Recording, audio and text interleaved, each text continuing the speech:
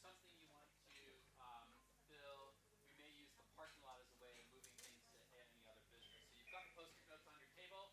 Feel free to make use of those, and I'm happy to try to answer any questions, accepting that I've only been here about 26 days. So you might not like the answers you get.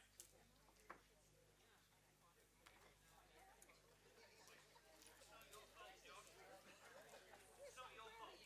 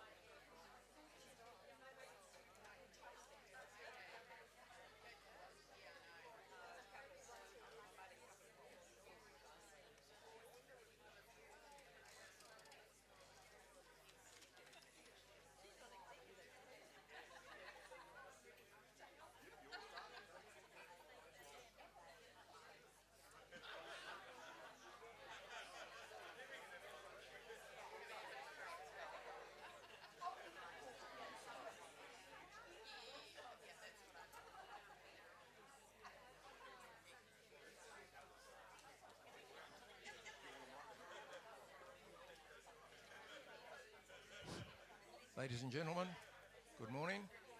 Can you hear me all right?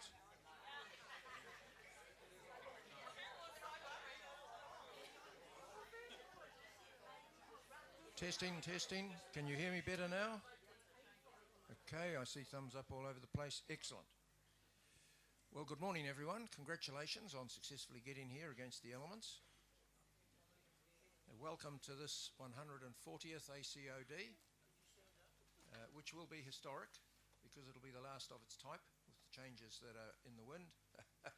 No pun intended, with the reference to wind. Next ACOD will be very different from this one. I'd like to start first with the required motion to agree that this is a properly constituted meeting under the rules of the New Zealand Kennel Club. Can I have a mover, please? I'll move it. Brian Harris moved, seconded. Jeremy. Jerry, yes. Geraldine Gilbranson. All in favour, please say aye. That is carried. Thank you very much. I'll now hand over to Steve Tate for some housekeeping. Morning all. Nothing particular here. Just a reminder to can you put your cell phones on silent, please. Anyone whose cell phone does go off will be doing a round of the bar tonight. Fire exits are all clearly marked. If there is a fire alarm, follow the rules, follow everyone out of the building. Don't use the lifts, go down the stairs. I know it's 17 flight, but just follow me. Earthquakes, again, drop and cover until the movement stops and then vacate the building. There are toilets out the door here to the right. And yeah, that's about it. Enjoy your day. Thank you. Thank you, Steve.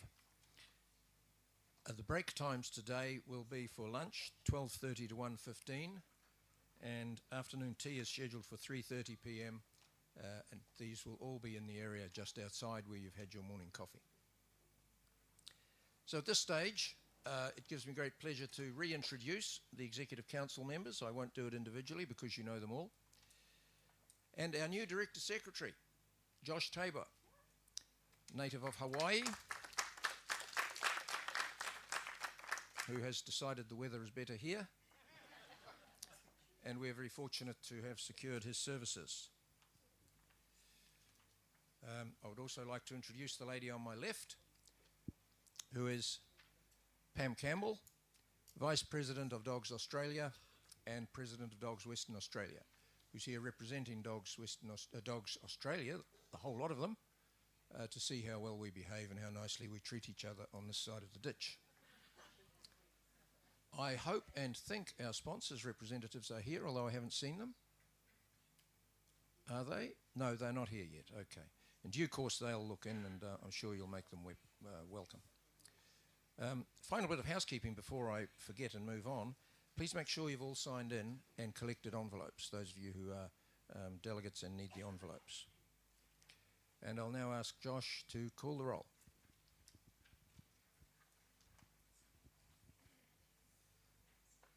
Ashburton Kennel Association. Yes. Auckland Kennel Centre. Yes.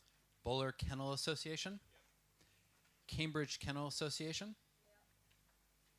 Canterbury Kennel Association. Yep. Canterbury Ladies Kennels Association. Yes. Central Hawke's Bay Kennel Society. Yes. East Coast Ladies Kennel Association.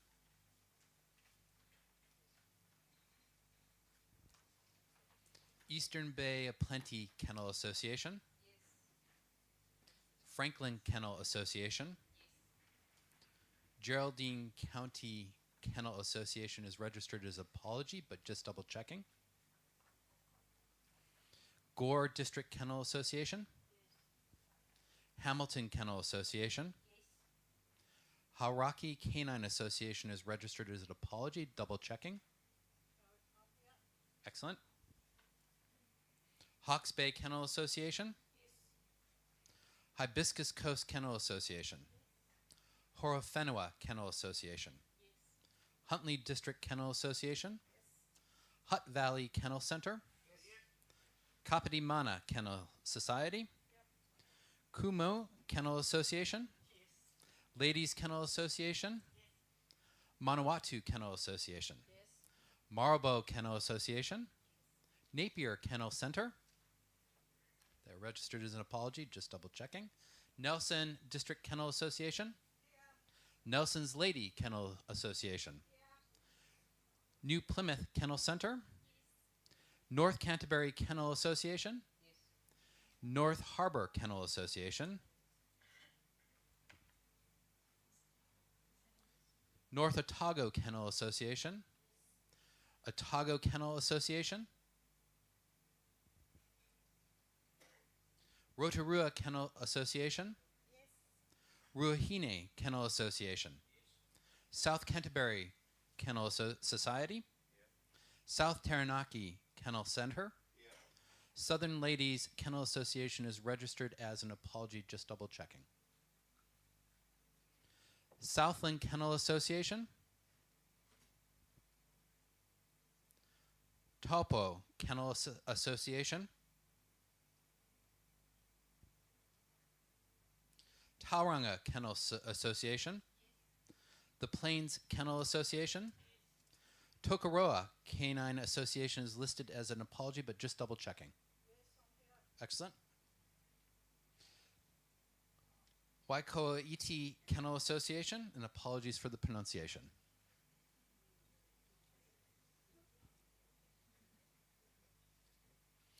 Waimakariki Kennel Association, Waimate Kennel Society, Waimate Kennel Society, Wairapa Kennel Association. Okay. Wairoa Kennel Association, listed as an apologies. Wanganui Kennel Society, listed as an apology. Wellington Kennel Center, Wellington Ladies Kennel Association, West Coast Kennel Association, Dog Training Committee number 1, Dog Training Committee number 2, Dog Training Committee number 3. Rosemary? Yes. I don't know who's 1, 2, and 3. You'll be number 3? Okay, well, I'm Dog, number 3 then, I'm here. Dog Training Committee number 4. Wendy. Okay. Agility Committee number 1, Chris Richardson. Agility Committee number 2, Kim Edwards. Briar, cool. Agility Committee number 3, Sherry. Thank you. Agility Committee number 4, Shelley. Excellent. We have an apology from the New Zealand Gun Dogs Trial Association. Just double checking that. We have the Auckland Group and Multi-Breed. Auckland Specialist. Waikato. Taranaki Wanganui. Hawke's Bay. Wellington Group and Multi-Breed. Wellington Specialist. Canterbury Group and Multi-Breed. Canterbury Specialist. Otago Southland. Registered as apologies, double checking. Right. I believe that is everything. North Harbour is an apology. Cool. You want to do apologies? So just a minute, we need to announce the voting strike.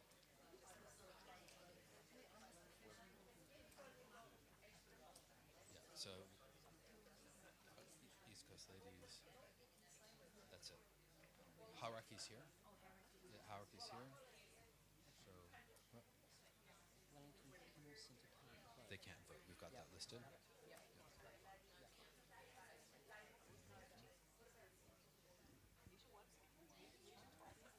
We'll go on with apologies while Sita does the sums and works out the voting strength.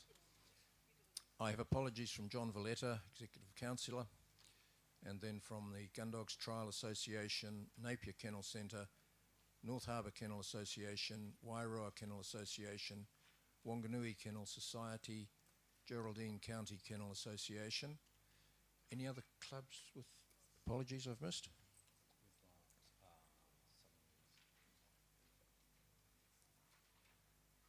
Southern Ladies. and from the following life members: Bernard Fears, David Fifield, John Muir, John Perfect, Shona Preble, Mari Dickey, and Betty Parker. Also Beth Warman, Keith Brown, and Pat McDonald. Does anyone else have any? Sue? Pat McDonald. Okay, thank you. Oh, she's there. Okay, can I have a, excuse me, a mover that we accept the apologies? Angela has moved it. Seconded by Rosemary Cleater. All in favour? Thank you.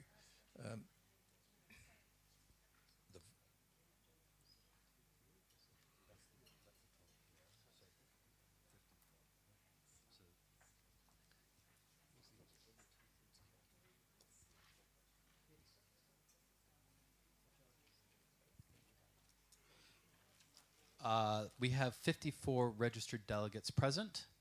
That means for constitutional changes under Rule 36A, voting strength is 2/3, and that constitutes 36% under 36 people. Under Rule 36C, the simple majority would be 50%, or 27. 27.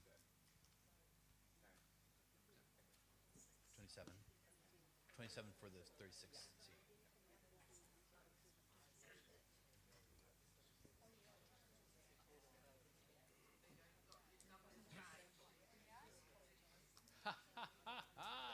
How are we going to get a half person in here? Wrap up. Yeah.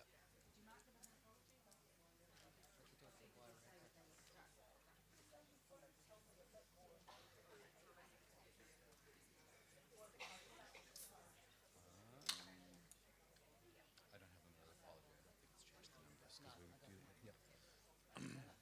Cool. I'll do it. No, I've got it. So for the 25-26 year, there are 3 disaffiliated all breeds clubs: Pencaro Kennel Association, Hutt Valley Kennel Association, and Poverty. Upper Hutt. Upper Hutt. Upper Hutt. Sorry to disassociate people who are otherwise duly associated. And Poverty Bay Kennel Association. Disaffiliated clubs, there were 3. The Central District's Doberman Club, the Northern Doberman Club, and the Southern Doberman Club.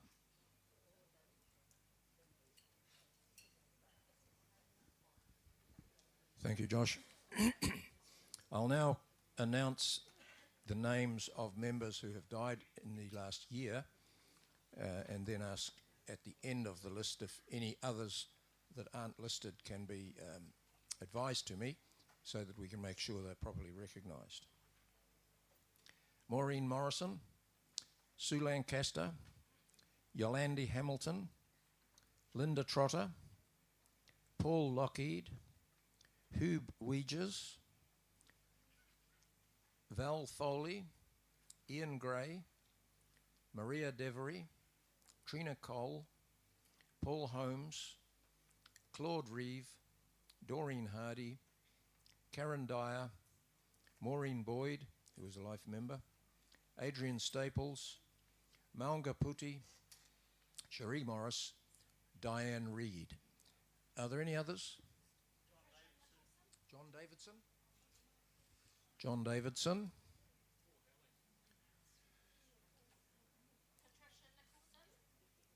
Tricia Nicholson. Margaret Gibbons.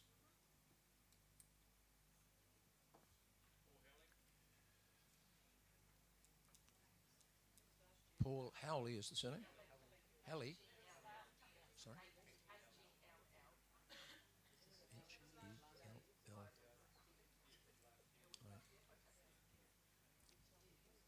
Right. Okay, any others?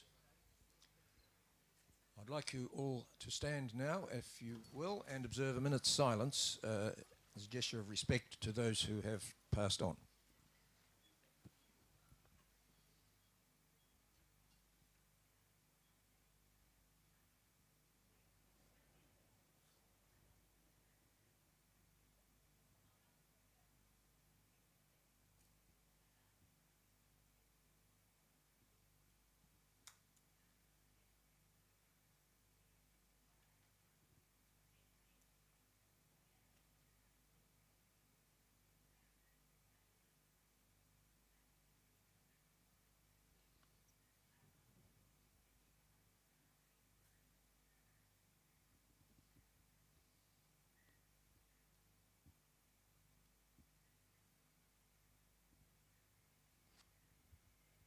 Thank you. Please take your seats.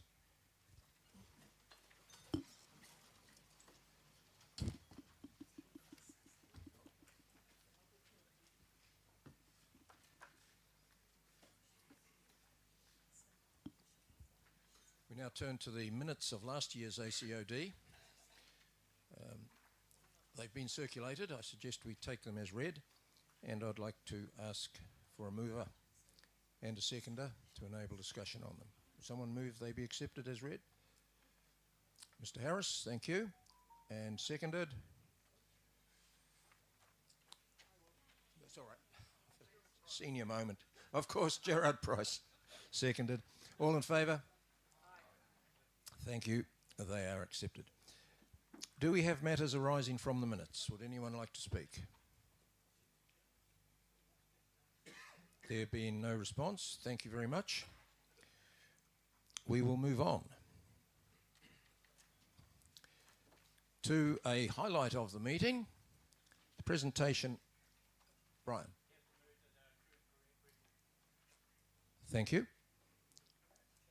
Can I have a mover that those records are a true and correct account of the last meeting?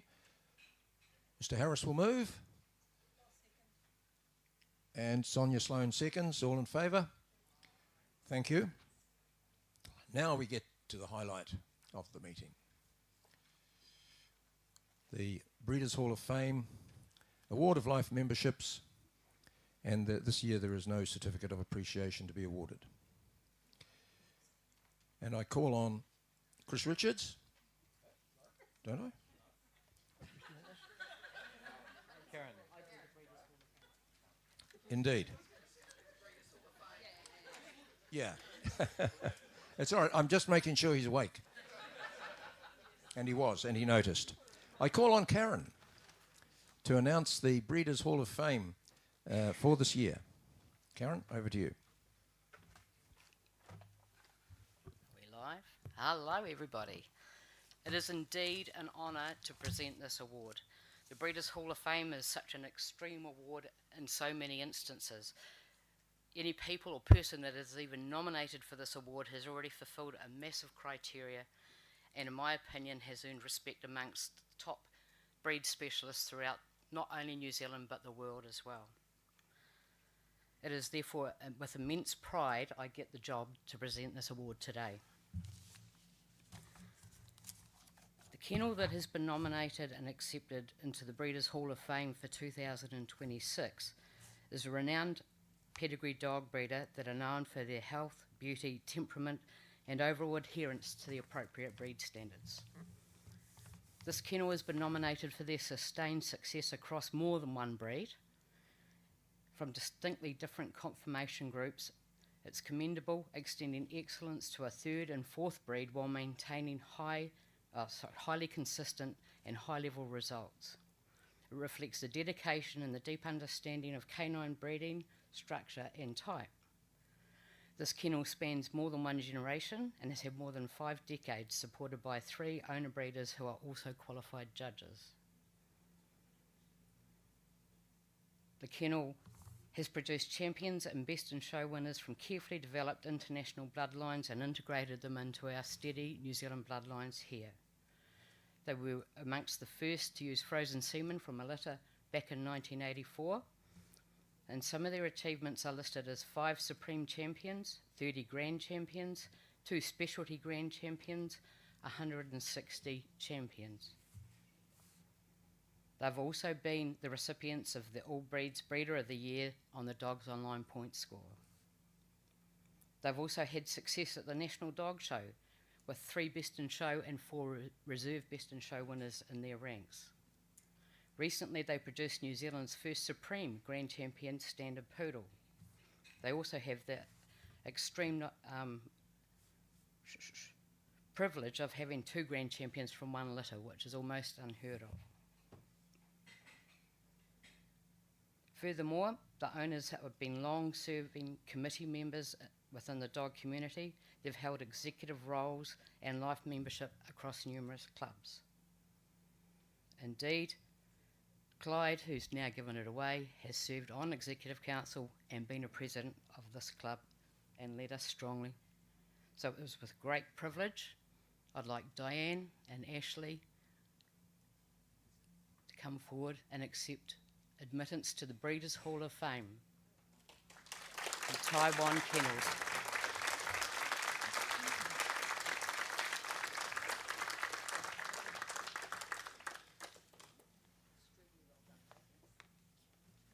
Congratulations.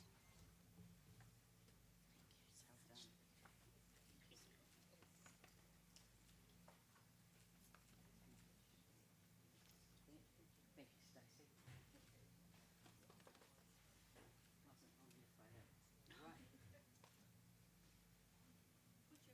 Turn it round. Make it proud. Okay.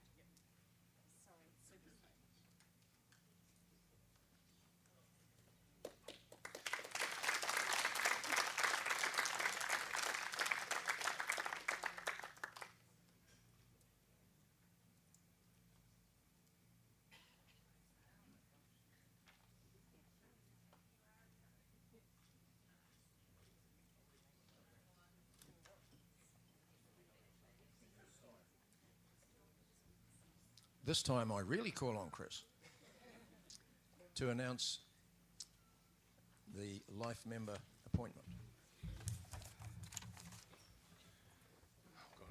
Thanks. Good morning, everyone.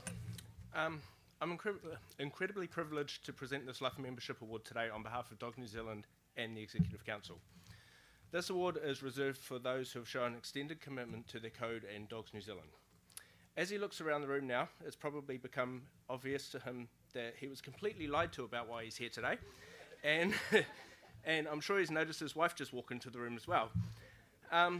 He was brought here under the guise of demonstrating some features of the Agility website to our committee. So while he processes the shock of being misled, I'll tell you a little bit about him and his journey and what he's done for our sport. His journey began in the 80s in Christchurch during the sport's infancy. While many of us in the agility world enjoy the polished professional sport we see today, this person was one of the founding architects who saw the potential for what it could become. In 1990, he made the trek from Christchurch to Taupo for the very first agility-only event, and he didn't just participate, he drove the sport forward.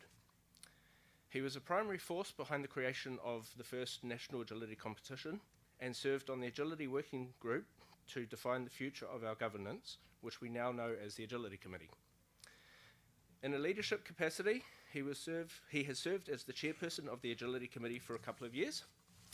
His commitment to the grassroots of the sport has never wavered, further evidenced by his life memberships that have already been given by agility clubs that he's been involved in.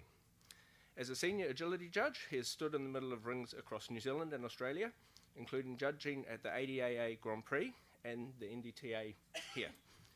As a competitor, he was a member of the first Kiwi contingent to travel to the Australian Nationals in 2007, and more recently has had standout performances for the Poor Blacks in Adelaide, where he took first place against a field of 270 odd dogs.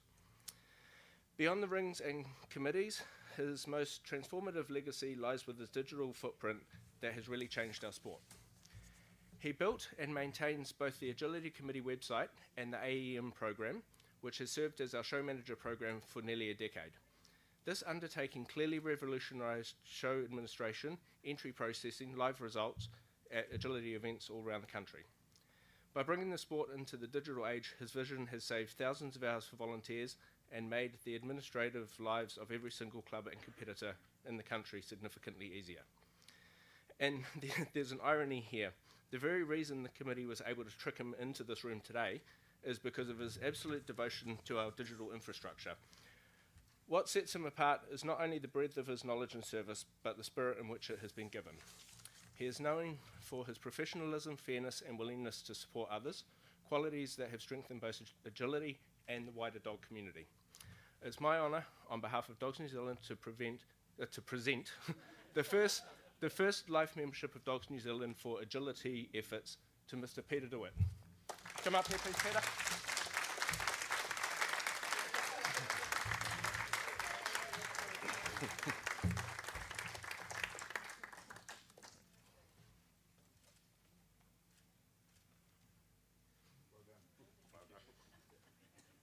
sorry for all the work you put into this thing that doesn't exist.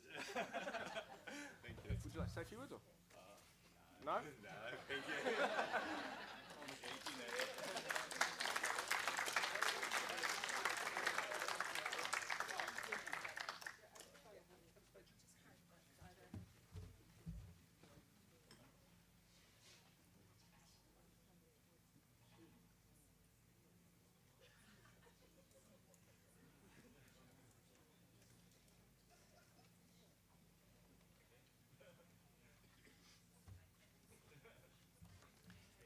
And it falls to me to have the huge pleasure and privilege of announcing the second life membership that we're awarding today. And by way of a piece of trivia to distract you, I should tell you that our lovely Susan van der Pol, on Executive Council, is a professional winemaker. She has a bottle of wine in front of her that she made with her own lovely hands or feet or whatever they use last year. And I'm going to use that in this announcement because the challenge is always to keep the name of the recipient secret until the last moment. And that's impossible to do with this person because their involvement in the dog world has been so long. They have done so much in so many areas and are so well known that I could not think of a way to talk about this person without virtually giving their name out in the first sentence. So I'm going to make a wee game of it. I will simply read some historical facts, and the bottle of wine goes to the first person, apart from the person themselves, who works out who we're talking about and shouts out their name. Executive councillors are, of course, not eligible. We're talking about someone who comes from a family in which the previous two generations had bred, shown and raced whippets, who at the age of 13 was given a German Shepherd by the policeman who lived next door, who was taught grooming by, I need it shouted out loudly enough that only one person's... Well, the first voice I heard was Christine's, so the wine goes to Christine. Let's keep it in the family. Was taught grooming by May and Norm Pratt, who had cockers and Irish setters back in the day, and became assistant treasurer of her area's kennel association. And I was so clever I deleted the area. Now I can't remember which it was. Southland, I think. For 10 years, she and her first husband bred pugs, and over that time, a friendship with Dorrie West was formed, and Dorrie mentored and assisted our new life member, who we now all know as Shirley, for many years. She went from assistant secretary of the Southland Kennel Association in 1971. She went from assistant to secretary and held that role until 1982. By the 1980s, she had accumulated Whippets, Dobermans and French Bulldogs that were imported with Dorothy Hat. And there's a name that only the more senior of us will remember. Dorothy was the last secretary of the New Zealand Kennel Club before the appointment morphed into the director secretary and became a full-time employed role. She became show secretary of the Auckland Bulldog Club for 5 years and was secretary of the committee that was organised to raise funds for what was then the new Auckland grounds. Became the secretary of Franklin and then in 1983 of the Whippet Club, a position which she still holds. She's long-standing secretary and show secretary of Northern and Classic Dog Shows and has held various positions on national dog show committees over the years. Around 2005, her involvement with Bichons began, and that was a journey that led all the way to the Eukanuba World Challenge at Crufts.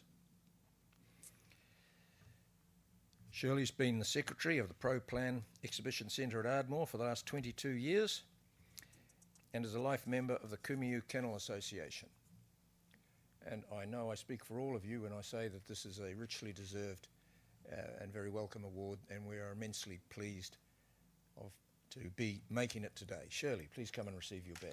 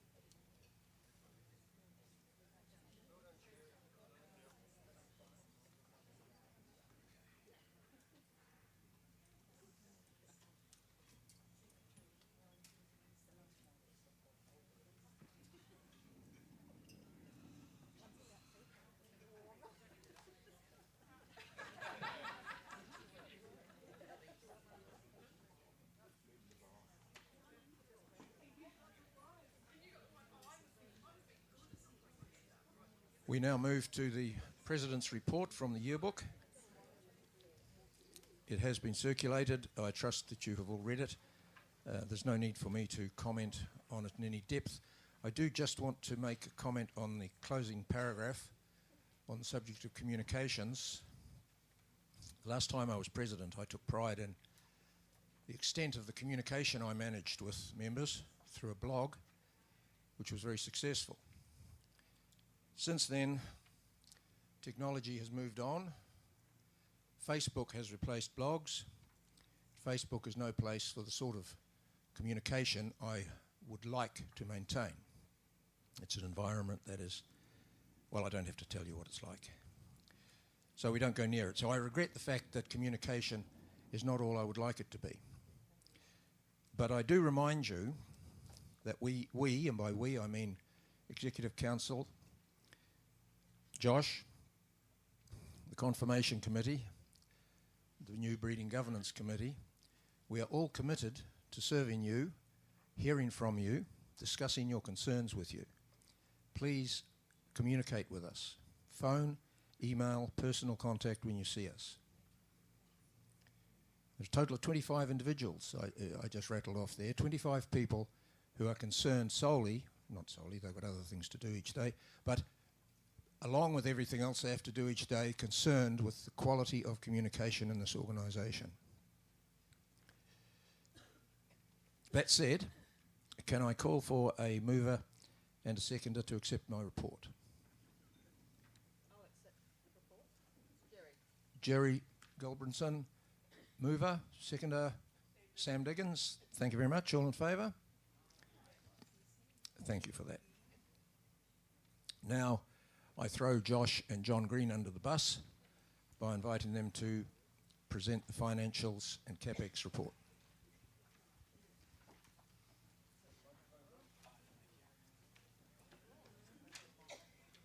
I'm just going to grab the remote control.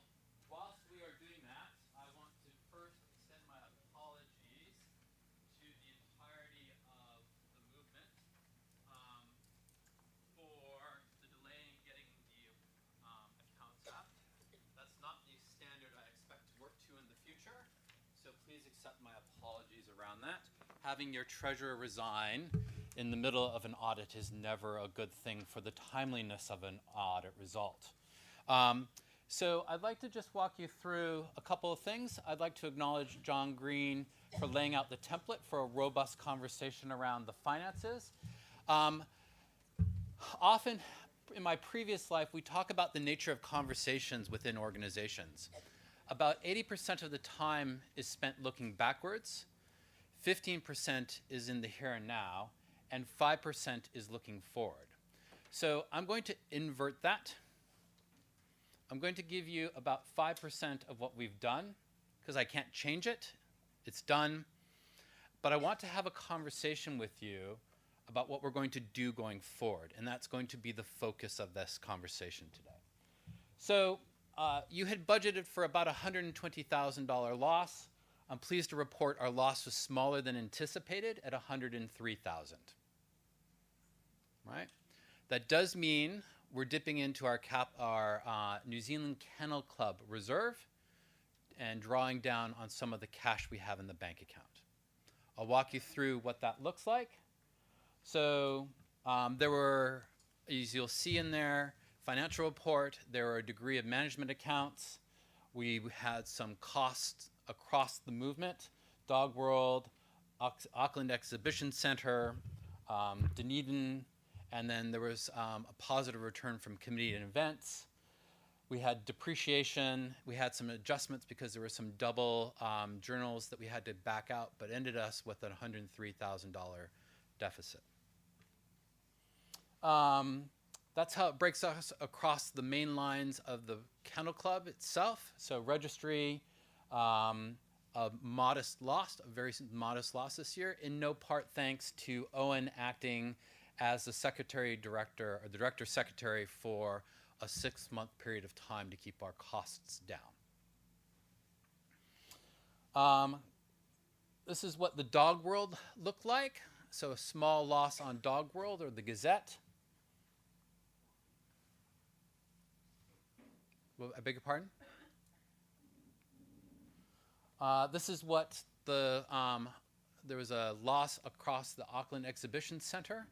And I want to acknowledge the volunteers of the Auckland Exhibition Center who worked tirelessly to maintain a venue at great personal cost.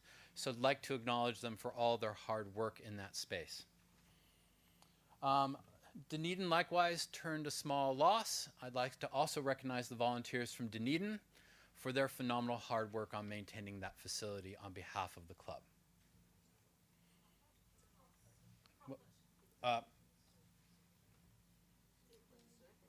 Sorry, thank you, Roz. A modest profit. We'll get that corrected. Committees, this is how the committees broke out. There is some question, and I was challenged at this at EC yesterday, around the nature of our financial reporting, and I'll come to that in just a second. But this is what we've reported across the committee structure. And the audit. The audit came back and said, A, we have too many bank accounts. We need to revisit our financial policies, and I would acknowledge and a hat tip to the team at the Risk Audit and Finance Committee who've been trying to lead that conversation for the better part of 2 years and have not met with a positive response from management. I want to acknowledge and say I look forward to getting us an updated set of financial policies this year. And it's time for us to revisit our statement of investment policy and objective that governs the Procer Street funds. We've not looked at that since 2022, and it's time to look at that again. Now, it may be wholly fit for purpose, but we need to do a bit of due diligence to make sure that's comfortable. Term deposits, as of the writing, we had about 71K in the New Zealand Kennel Club account. And we've made some okay gains on the Forsyth Bar account this year, 4.02% return. This is a recalculated estimate based on John Green and my work to figure out how much is in the Forsyth Bar and what is attributed to which entity. EC voted last night to remove all of the New Zealand Kennel Club funds that were the reserve for the New Zealand Kennel Club from the Forsyth Bar account. We will process that this year. Before we do that, and to give members assurance, I am going to do one of two things. I'm going to commission an internal independent review of where the funding sits so members can be assured that we're not dipping into the proceeds of Procer Street. If that's not sufficient for members, I'm happy to commission an audited review with a note that that will have costs for us to bear. But at the end of the day, I think the concern of members is that we're drawing down on the capital from Procer Street, and I want to give you assurance that that's not the case.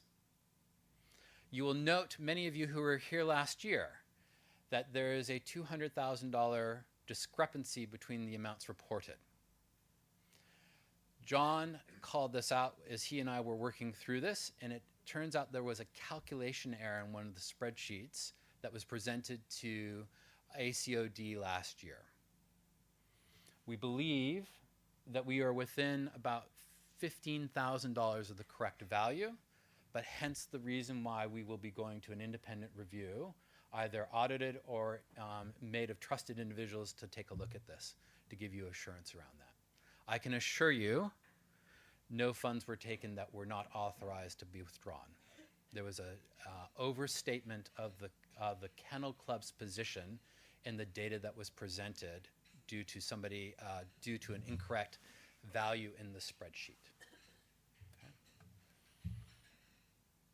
This is the rate of return. The blue line is our overall rate of return on the Procer Street funds. The green line is our real rate of return after we account for inflation.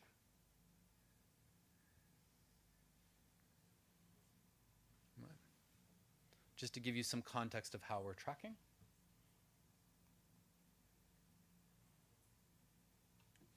So we have a budget that's signed off. Before depreciation and capital expenses, that budget is at a $504,000 deficit. Some of you will just note that I told you we have about $700,000 in the bank, right? By the time you add depreciation and capital cost, it takes us to $614,000.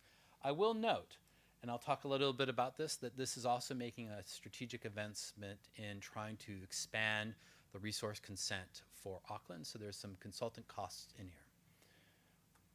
Right. So this is the draft or the budget that's been signed off by EC at this point in time.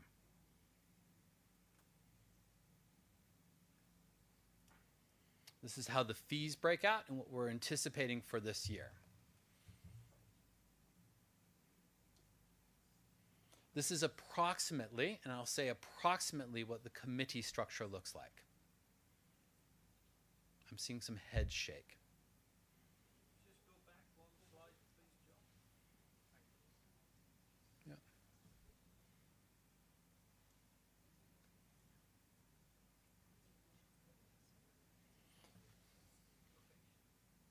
So this is individual committees.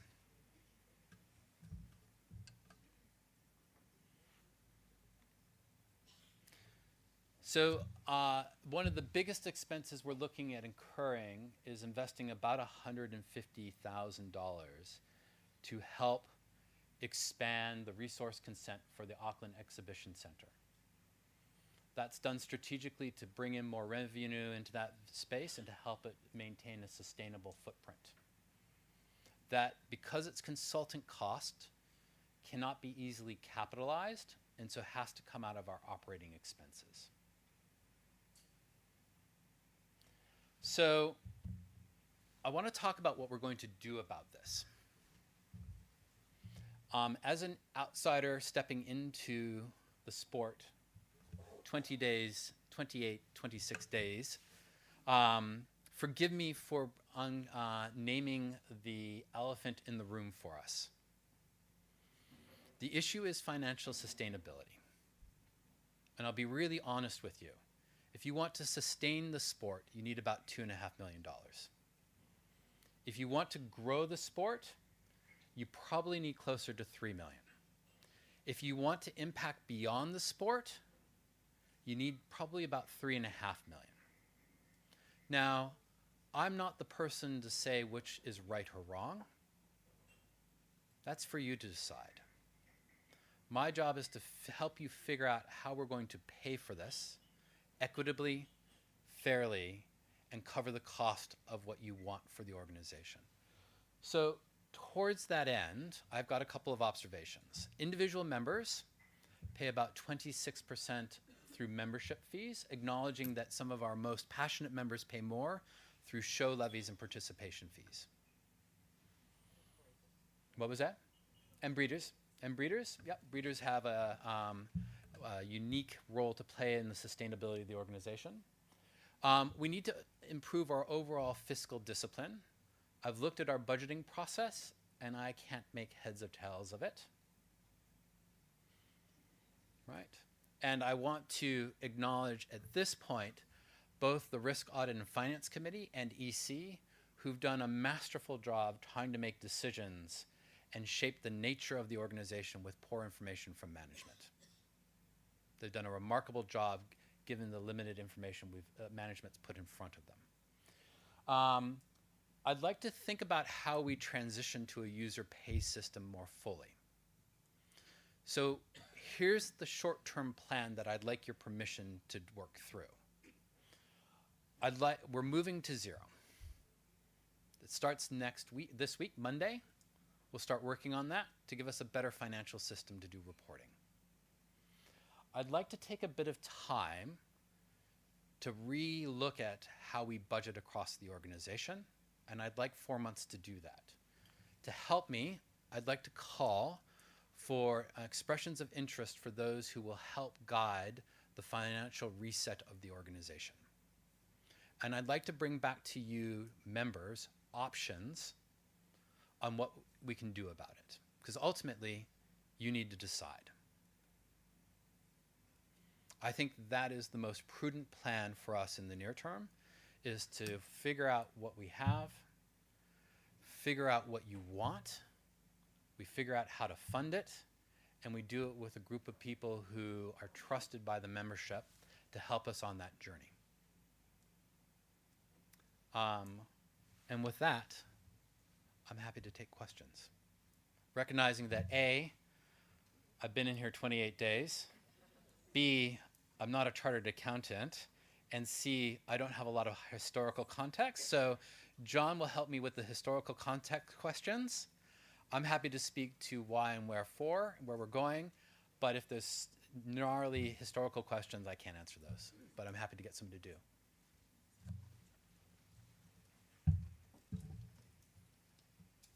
Thank you. Rob Ellis, Hutt Valley.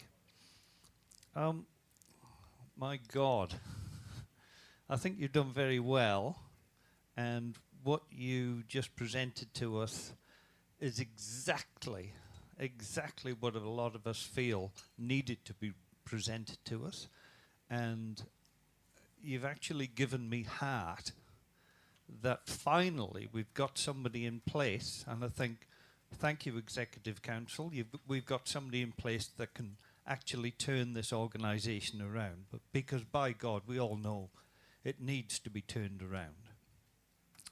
I've got some comments on the financial report that John Green put out to us, because at that stage that was all we had, which is understandable. One of the things I was concerned about, income from interest is being presented as revenue, and I think you touched on that. You were also including depreciation as an expense, but this fudges the account somewhat in terms of just day to day, how the operation, how it's working, how much do you sell, how much do you make, money in, money out. It's very, very simple. Once we start using these other accounting terms for some people and some of us, it gets a bit fudgy. So while interest is income, it is unearned income. In other words, you didn't sell anything or provide a service for that income. Likewise, depreciation is money set aside to replace or maintain assets, the building or stuff that you're buying. Whereas simple money in, money out gives us a picture of the actual performance of the business. Unfortunately, this shows a much more serious picture, which obviously you've picked up. So I just looked at from 21 to 26. 2021, $189,000 profit. 22, 130. 2023, there was a presented as a loss, 75,000, but that was an investment loss. Actually, there was a $62,000 profit. But then 2024, $170,000 loss. 2025, $288,000 loss. 2026, the numbers that I were given so far were $399,000 loss.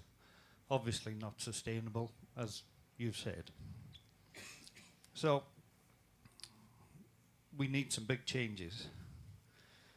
The financial report from Risk and Audit and Finance, this makes for very sober reading, but I do commend John Green on an honest and realistic job.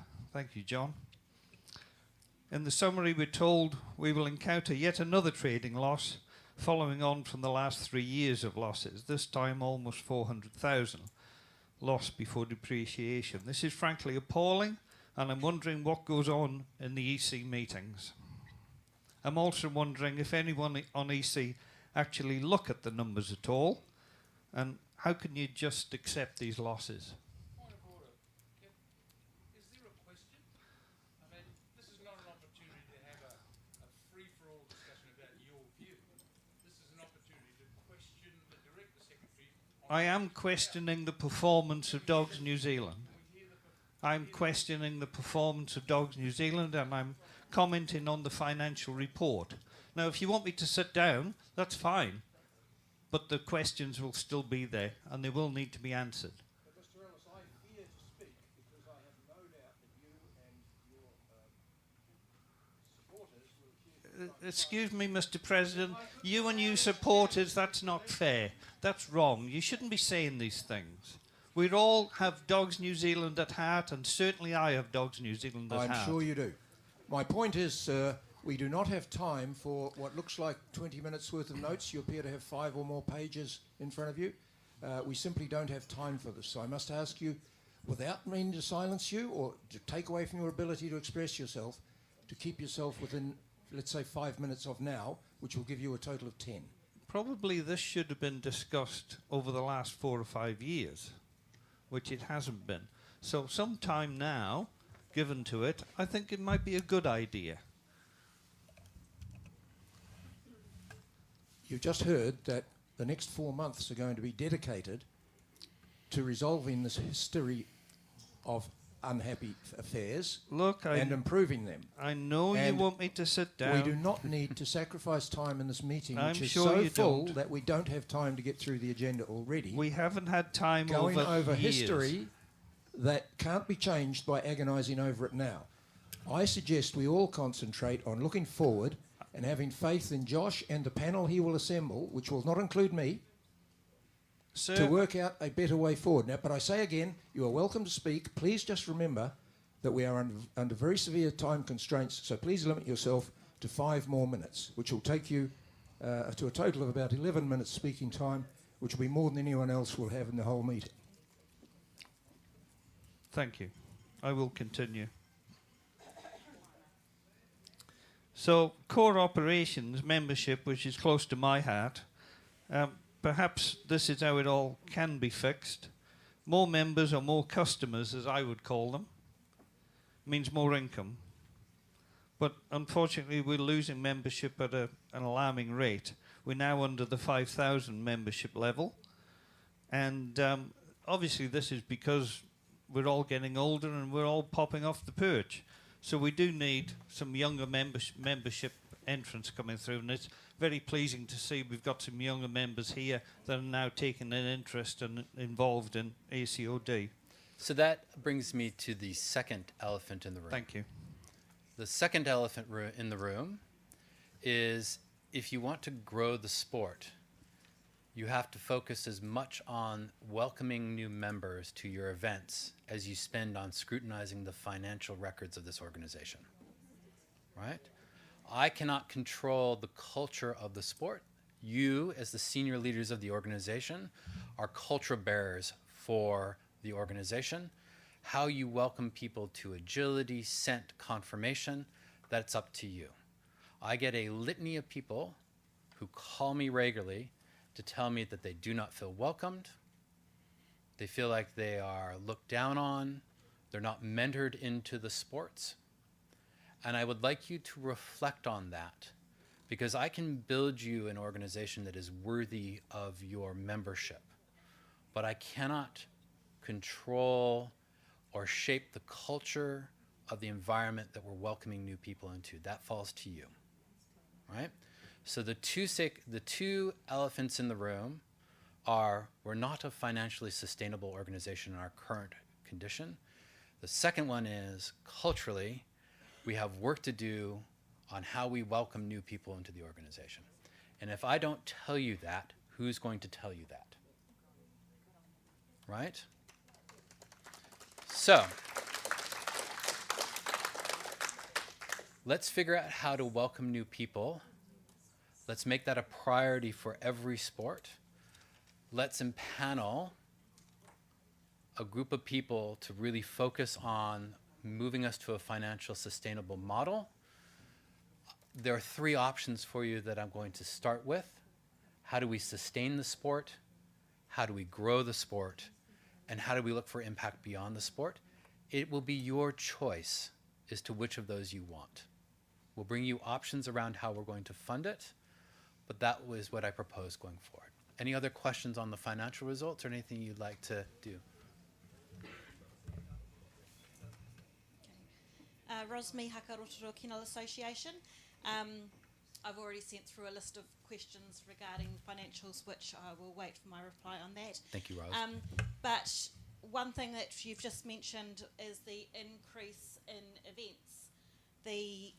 You had recorded an increase of events from 431 up to 761 events. That doesn't really seem to reflect on the income. Can you tell us what that increase comprised of, and what sort of money generated was from that increase? So Roz is referring to the statement of performance on the front of the report. That was a hand counting of all the events that were notified through the Dog World magazine. We hand tabulated those. I suspect the previous year may have omitted a group of people, and I think therein lies the discrepancy. I think last year's was undercounted, but I will need to do some work to actually give you a definitive answer. I'm merely speculating at this point in time. So I think it's actually I think this year is a fair representation of the numbers. Now, as an aside, one of my pieces of homework is I've been told by Deloitte that we're not to do that again, because we're basically counting club effort as Dog New Zealand effort. So it's not a fair representation of the value add of Dogs New Zealand, if you want to use fancy accountant speak. So they've given me a do better, Josh, let her, and think about how we're going to actually add value to members and to put that in next year's statement of service performance. So you'll see something different. I just haven't had time to come up with what that is, but we'll get there. Right, we'll get there. Yes, sir.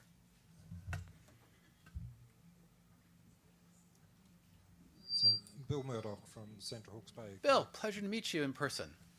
Thank you. We have been exchanging emails, as was requested by the President prior to this meeting, and I thank you for the replies you gave me. Before I get to the point I want to make, I will just say I do agree with Rob about the focus on the deficit, and the numbers we've been shown.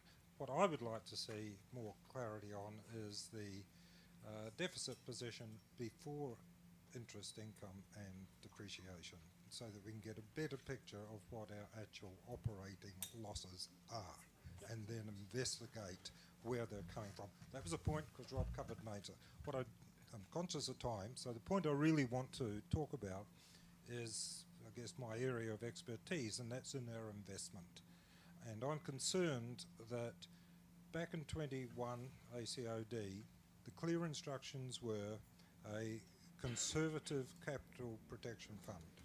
Now, in the 5 years, we've seen a lot of volatility in the income that's come out of that fund.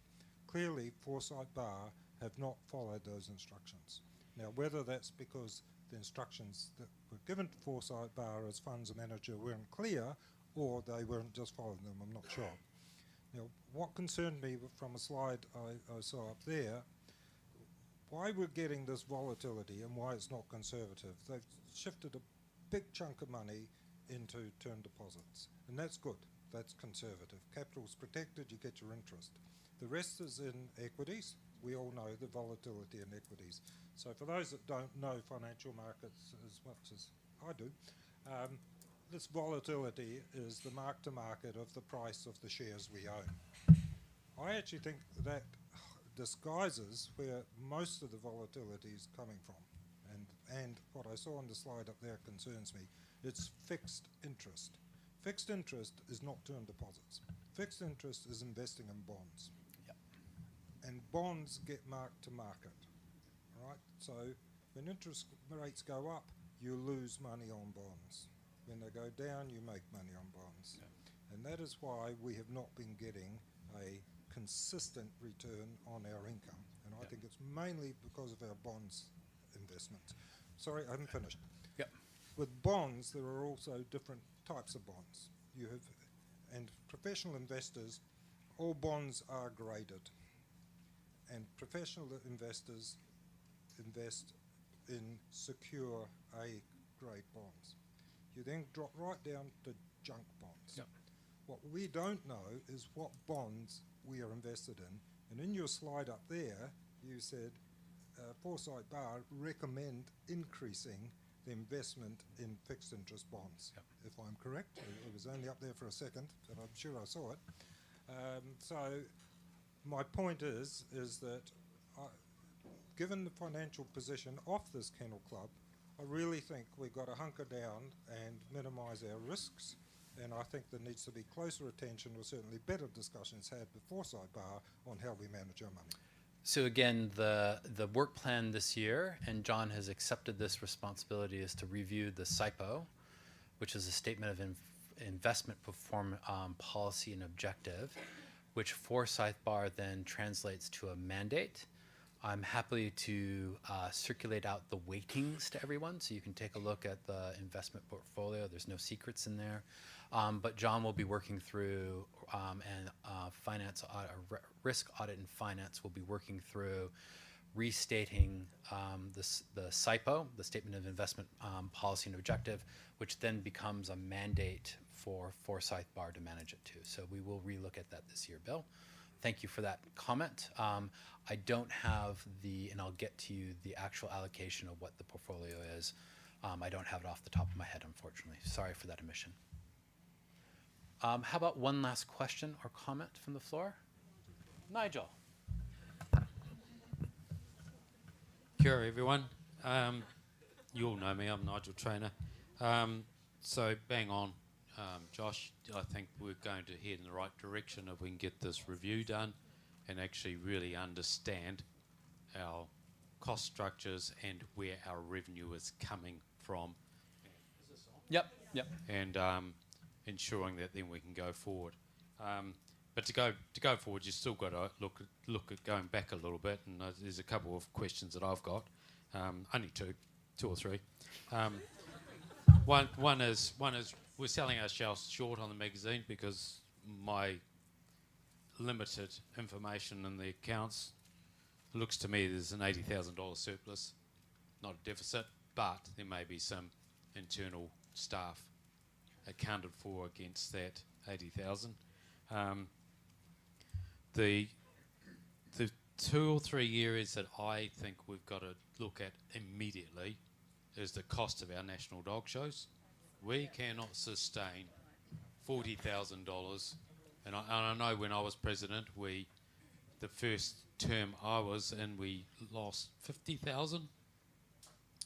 I valiantly tried to cancel the facility, but we were committed. Now we've really got to think hard about what's the investment proposition of losing that amount of money on those dog shows when, quite frankly, all of us as club members break even. So that's and you were so tantalisingly close to break even. 44,000 of your 100 would have been down to 60. Yes, I can understand that the governance costs have gone up, and we are understating that as well. It's actually more than the move from 92 to 65. It's actually higher than that. It's actually 166 down to 108, because if you ever look at your other committees, and that is about 10% of our revenue and governance. That is too high, far too high. Of 200 of having that amount, 200,000 on governance. So we've got to really think that. Or if we choose to have that level of governance, then they're going to have to work. And those 4 committees, agility, dog training, conformation and breeding, they need to move, they need to work, but also we've got to give them the delegation to damn well do it. And also we've got to give this man the delegation to become the director secretary again, whom used to do a lot of the business for us, and for some reason we morphed into a management committee rather than a board. So I think we really got to think that through. Budget, 504,000 loss. There's a strange, and John might be able to answer this. The last sentence, the increase in the services has been, sorry, I need glasses. Old. The increase in services fees is expected to generate an additional 400,000 in revenue and meet the cost of delivering these services. So if we didn't lift our fees by that 400,000, is this telling me we'd have a 904 deficit? Yeah. Is that the case, or? Yeah, basically, that 400 covers basically the cost of being fully staffed. Yeah, it's really as simple as that. But is that yeah? Is You're reading 504 less for actually the 100,000 deficit or 500 deficit? If you didn't increase those fees, you'd be looking at another $400,000 deficit. Yeah. Okay. Can we really challenge whether all of this is OPEX or some of it is capital, particularly the systems? Some of those systems could be capitalised. Think about our own registry. It's been there for probably 30, 40 years. It could be depreciated over time. Should probably be buried. Yeah, exactly. To be fair to Forsyth Bar, we instructed them to be conservative. Bonds are conservative, okay? But I'm really pleased that we're doing the SIPO review, because that will actually help us. And there's a note of motion that we've got to think about in terms of the 6 million. While we're hanging around thinking about a Lower North Highland venue, we are keeping all of that 6 million on a short-term leash. Now, if we could decide what we are going to do with that 6 million on a longer term, your gains will increase 2-3-fold. All right, so we've got to really think that through. And I think that's about all I've got. Yeah, thanks. Good job. Get on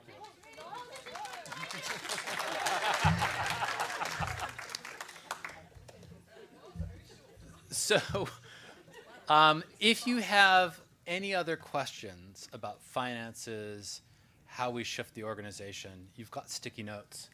I will promise that I will respond to all of you in due course. Please put them up on the question notes, and I will get to them, not today, because we're running tight, but I will get to them in due course over the next week or so.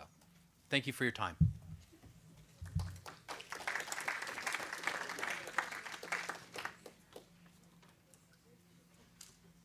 Thank you very much for running that for us, Josh. And I'm sure we all share the sense of optimism for the future that you conveyed. I'd like to thank everyone who spoke. We do welcome your feedback. We may quibble about how long it takes you to deliver it, but we welcome it. And we act on it, as you see. So this is all good. We're making progress. The future looks rosy. We'll now move to the notices of motion. Yes, but at this outset, I need to discuss with you, or more specifically Josh does, the question of electronic voting. So I'll pass the microphone back to Josh, who will talk you through what we propose to save a great deal of time in this meeting, we believe. So I know this is a bit of a departure.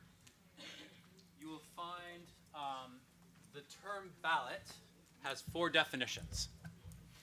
The first definition is a process for secret voting. The third or fourth definition is a piece of paper. Relying on the first definition, we would like to, with your permission, try to implement an electronic balloting at ACOD. We'd like you to test it first to get your comfort with it. If you're agreeable to it, we will ask you to vote whether or not you want to adopt it. We have a fallback position of paper processes for the entire thing. On your tables, you'll find a QR code, and there's a test vote. It's a QR code. You scan that with your device. If anybody's short a device, we've got teams who can help you with that. You look at that, scan that one, answer the vote, and I will tell you momentarily how the vote turned out.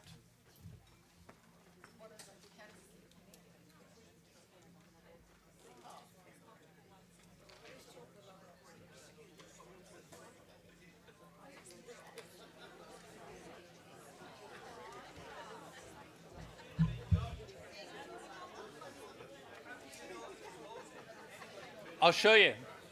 Show you.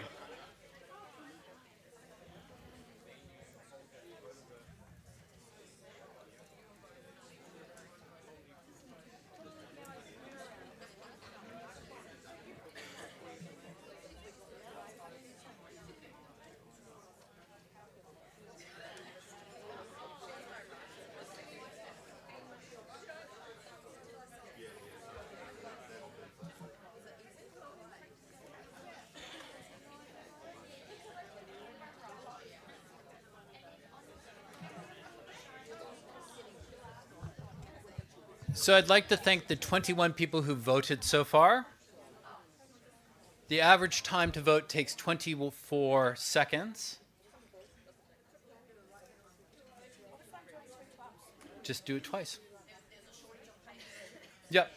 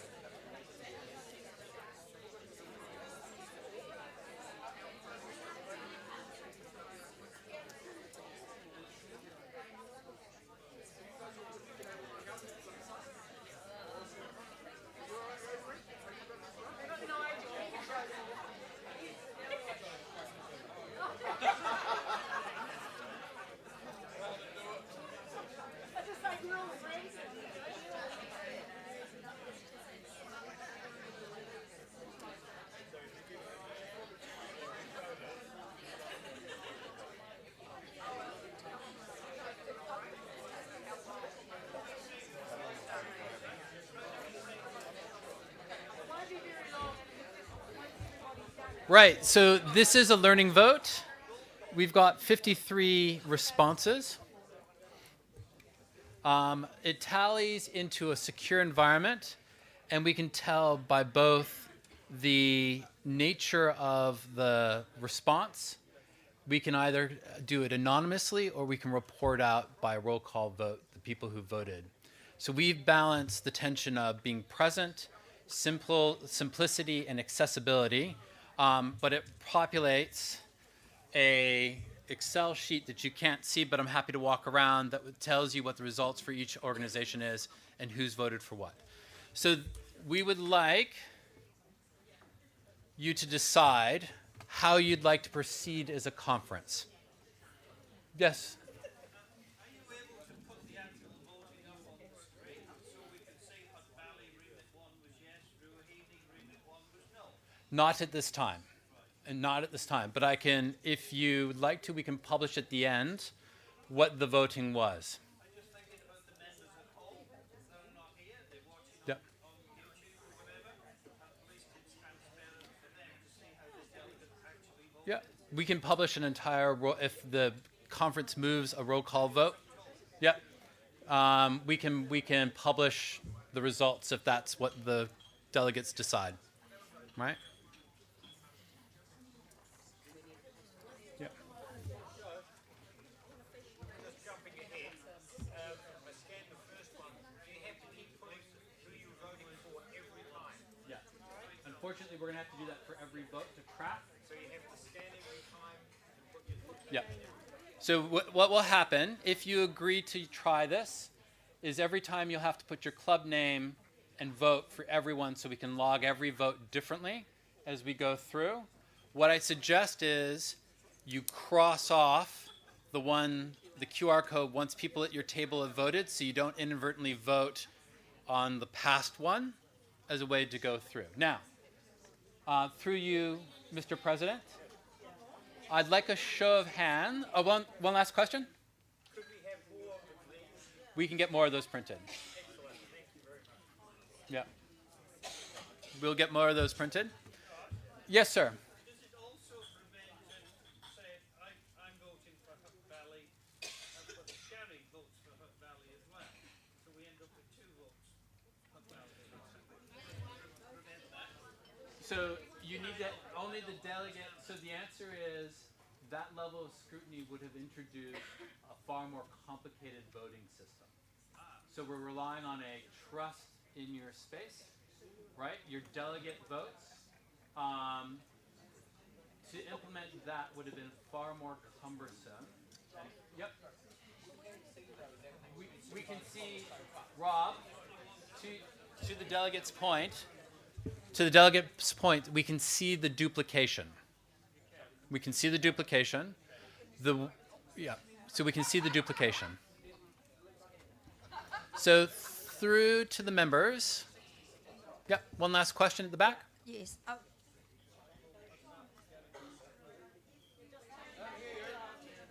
So,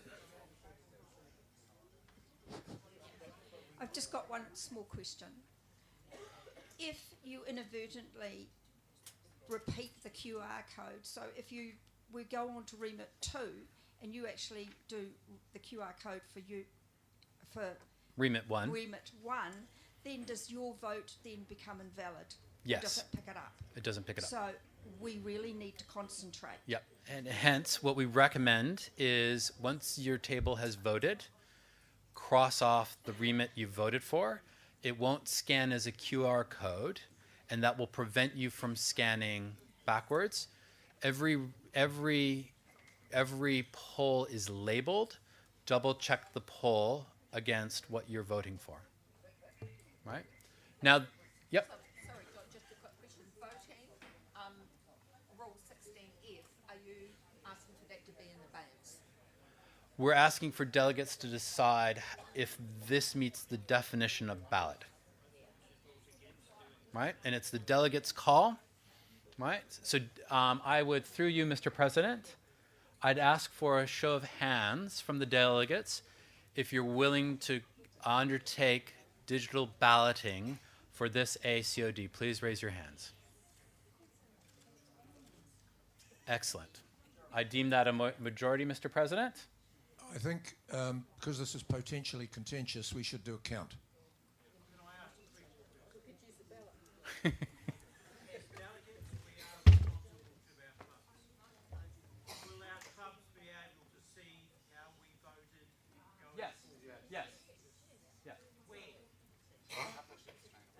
Straight away, we can publish it at the end of the day. Yeah. So I'm voting for 7 clubs being specialist 3 clubs. Do I do each club separately? Yeah. You only get 1 vote. So I've gone through what's been sent to me and I've worked out the majority, so I'm going to vote that way. Do I vote that way or do I vote for each single club? No, Majority. If you've got 1 vote, you have to decide based on the clubs. You can't split your vote, unfortunately. All right, let's have that show of hands again. It grew, so it looked more numerous once I finished speaking. Okay, my impression is that that is a clear majority. Does anyone in the room object to that and require a count? Thank you very much. Then we'll proceed with electronic voting.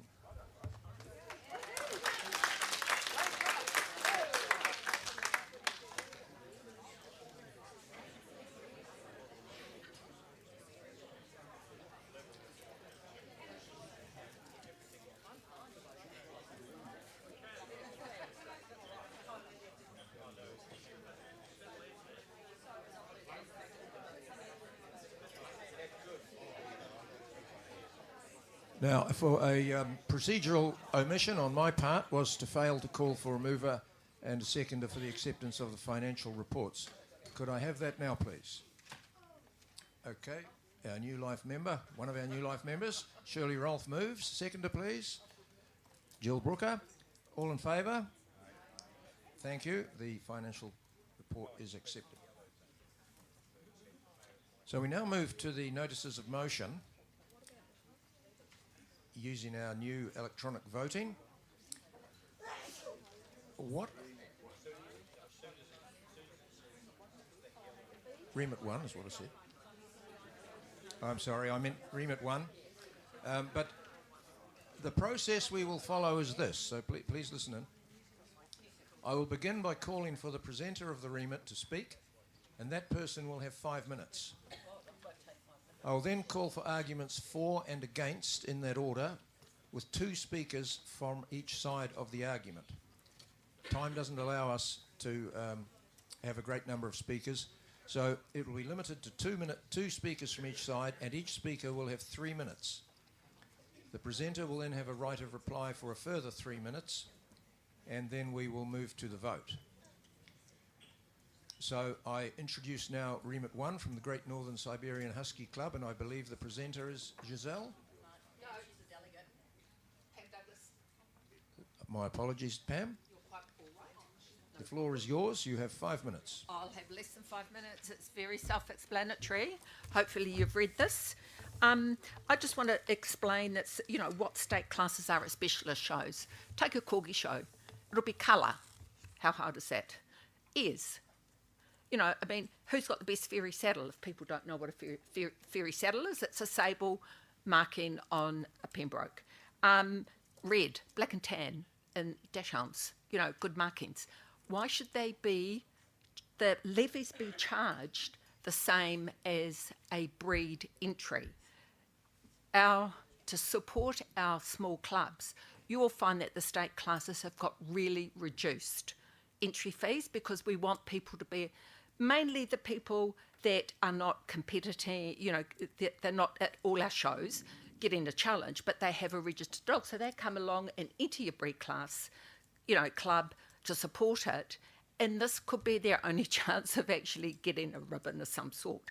So, why should a club be financially held to ransom to be paying those same levies that anybody does at any other shows? So that's my case. And the right of reply will be from Giselle because she has got a lot more passion, I can say, for her remits.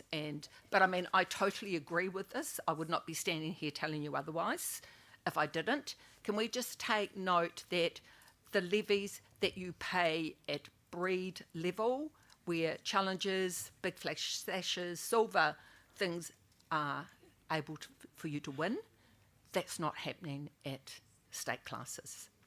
Okay? Don't fall off it. I'll stand up here. Yeah. Thank you, Pam. That was 1 3/4 minutes. Very impressive. Okay, Exemplary. so obviously my club put this remit through, so I'll speak for the remit. I'll take our Siberian Husky Club. We might get 20 entries into breed classes, but we have about 50 entries into the various stakes that we hold. Stakes are open show in nature.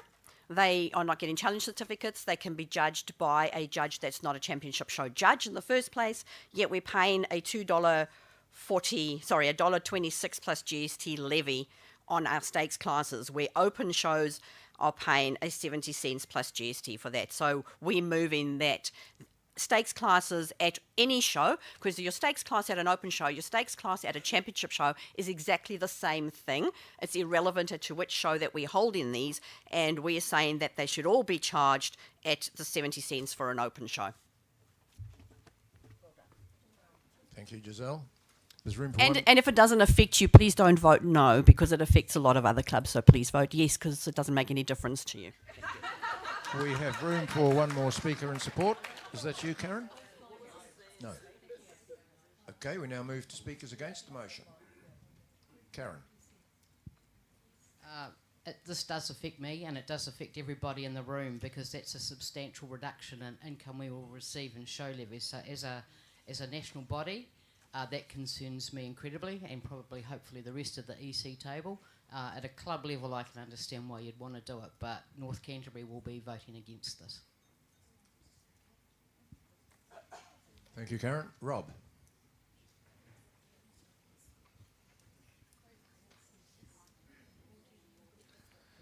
Yeah, likewise, Hutt Valley will vote against this remit for exactly the same reasons that Kaz just mentioned.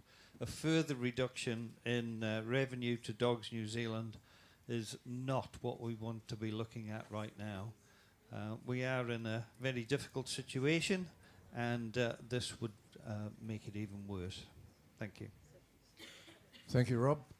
Giselle, you have the right of reply to conclude the discussion. Rob and Kaz, I appreciate what you're saying.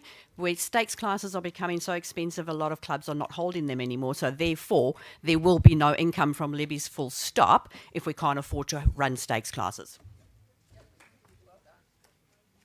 Thank you, Giselle, and the speakers. Reminding you, this is a change that requires a 2/3 majority.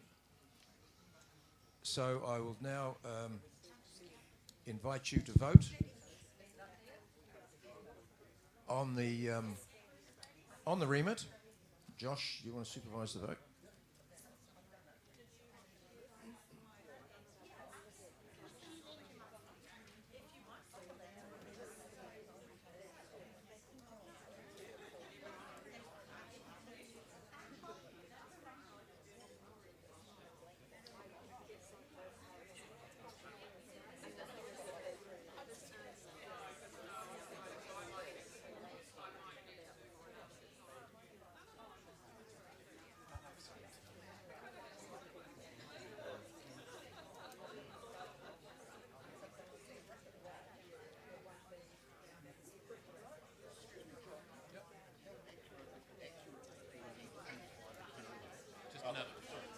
Just enough so I can know.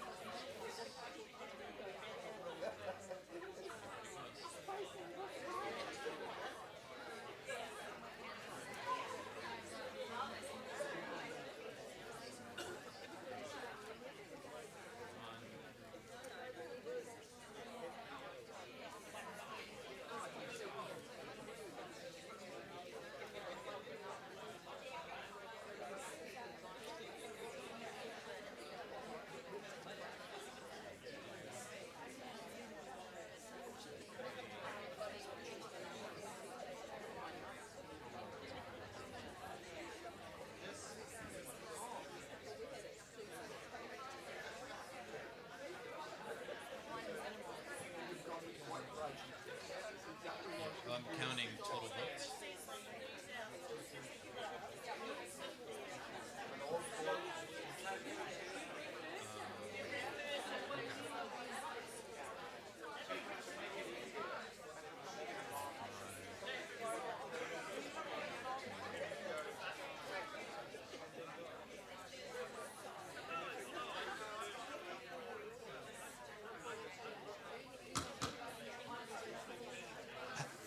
Making sure there are no outstanding votes.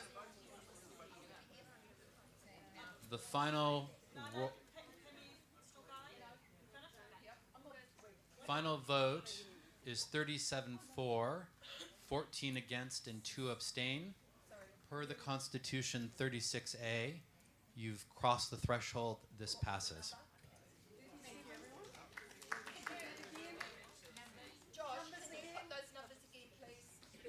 37 for, 14 against, and 2 abstentions.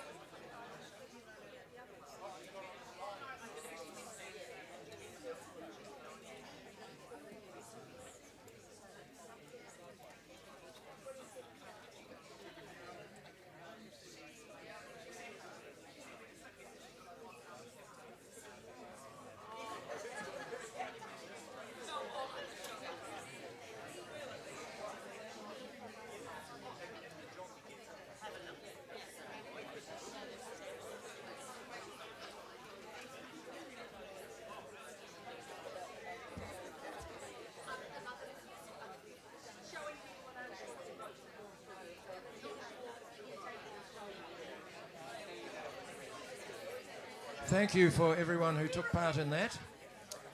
That's been successful, I think. We still have our training wheels on, and there's a little more time taken than I'm sure the next votes will take. But I think we'll all agree it's gone well, and it shows promise for the future. So we now move to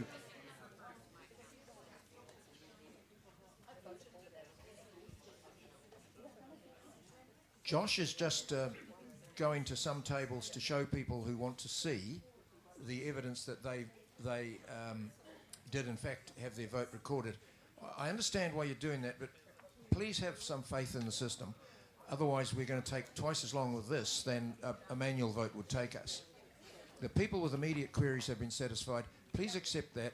We will publish the voting details within the next 24 hours, and you'll be able to see that it all worked as you were assured it would.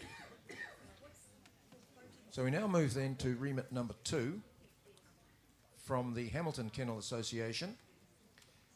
And now I look nervously at Pam because I've been led to believe Giselle is speaking to this too, but I'm not game to say so. Yeah, because I'm She is, I got it right. Wow. In that case, we will move to remit 2 from the Hamilton Kennel Association, and I would invite Giselle to speak to it. All right, so this remit is again about show levies. All breeds championship shows, championship obedience tests, Rally O, working trials, and companion dog trials are the only dog sports where we have a staggered rate of levies. For the first 250 dogs, it's $2.40 plus GST. Sorry, $1.26 plus GST per entry, and over 250 entries, it's $2.40 plus GST. The other dog sport events across Dogs New Zealand, agility, open shows, open obedience trials, scent work, lure coursing, etc., a lot of these events attract big entries over 250 dogs as well, especially the agility events, yet they pay a flat levy fee. So there's only this small portion of events that are paying extra money for the more dogs you have. Everything in life you buy in bulk, you usually pay less. So the question is why, when you run a good show, you get good judges from further afield, you pay a lot more money to have these judges come in here, you are then paying twice the amount for every dog over 250 at your events. So clubs that run shows of 500 dogs are paying twice as much money as any other club who has less than 250 dogs. And yet your costs are the same. Your judges' accommodation, your ribbons, your whatever it is, your base costs are the same no matter the size of your show. And so we move that there's a flat levy, the same as every other dog sport in Dogs New Zealand. Now, to raise the point that the other two have brought up about a reduction in levy, if everybody is in favour of Paul Robinson and QMU's recommendation going forward that all breeds clubs can hold 3 shows, there will be a massive increase in levies to compensate for this.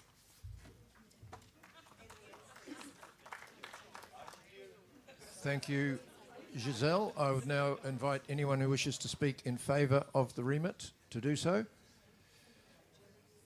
No hands. Anyone who wishes to speak against it? Okay, Nigel has a question.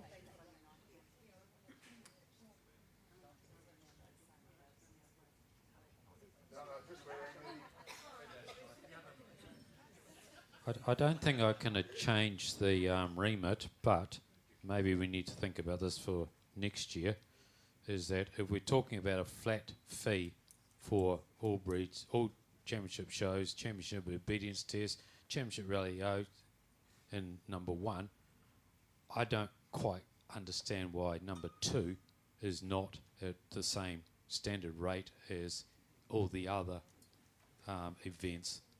They are championship agility events, and I also note that we seem to give these agility areas and also training areas grants, and when you look at the financials, I don't see where that revenue comes from. So I just wonder whether, I don't think I can change the motion because I'll probably change the context of the motion, but if I was allowed to, I'd want the motion to be changed that championship agility events including jumpers, hoopers, and games fees be included at $1.26 like everyone else.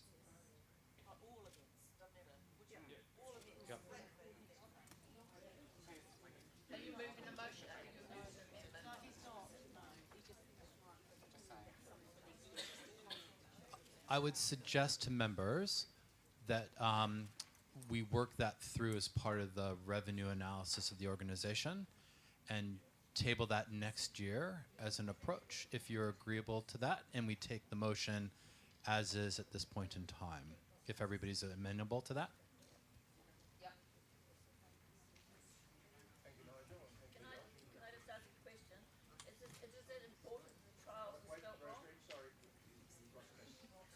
Yeah, I think Rob Ellis, Hutt Valley. Yeah, I think that's a very good idea, Nigel and Josh. Hutt Valley would be voting against this this remit too, for the simple reason that we believe the two-tier structure was meant to help smaller clubs like group or breed clubs by reducing their costs, as they usually get less than 250 entries for their specialist breed shows or group clubs. Then the idea obviously was for an all breeds club that has in the past 600, 700, 800 entries, then they pay a little bit more. Again, this remit will further reduce revenue to Dogs New Zealand at this critical time. Thank you. Rosemary, do you want to speak? Just a minute. The word trials is incorrectly spelt. Is that important or not? I don't think so.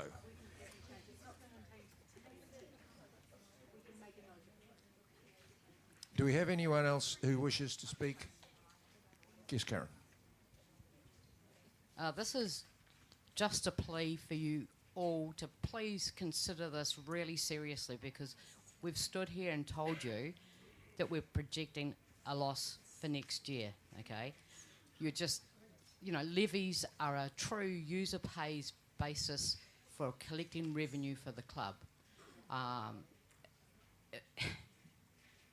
No one's even come up with any figures about how much this is going to affect our income for next year.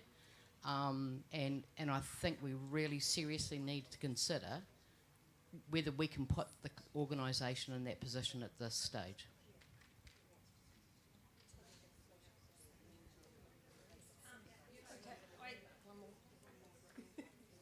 Angela Dryden, Taranaki Manawatu. Angela Dryden, Taranaki Manawatu, multi-breed clubs.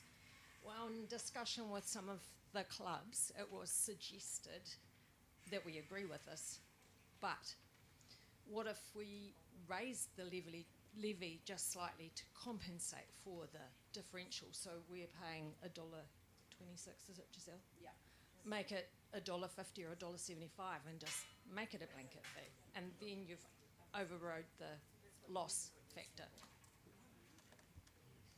I'm sure this is something that will be in the mix in the forthcoming analysis of our situation and planning of a way out. I don't think we should mess around trying to change the remit or the figures in it at this point. I suggest we vote on it as it stands and deal with the result as it stands.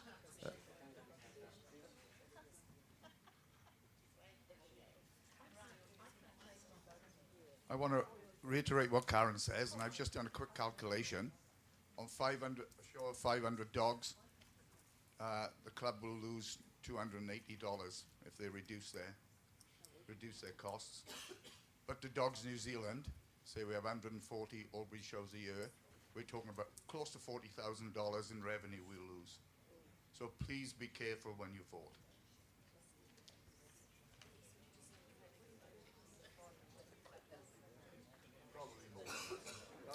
Thank you, those of you who spoke, and thank you, Hamilton, for your remit. We will now go to the vote. So please cast your votes, indicating whether you support or oppose the remit.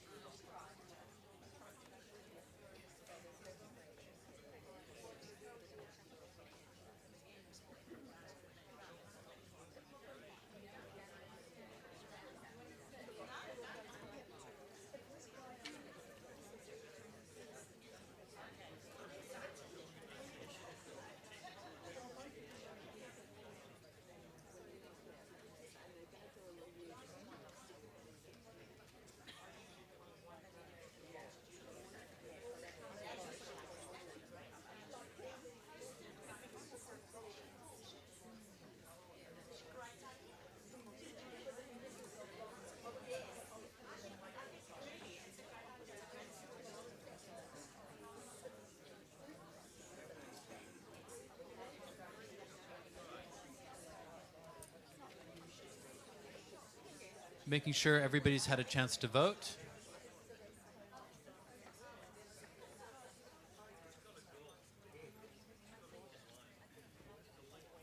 We're registering 50 votes.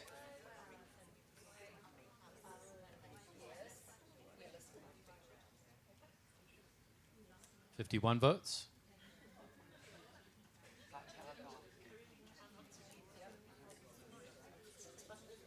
The outcome is 26 votes for. There you go, 52 votes. 27 for, 25 against. Because this is an editing of the text, it requires a 2/3 majority to pass. Therefore, it does not successful.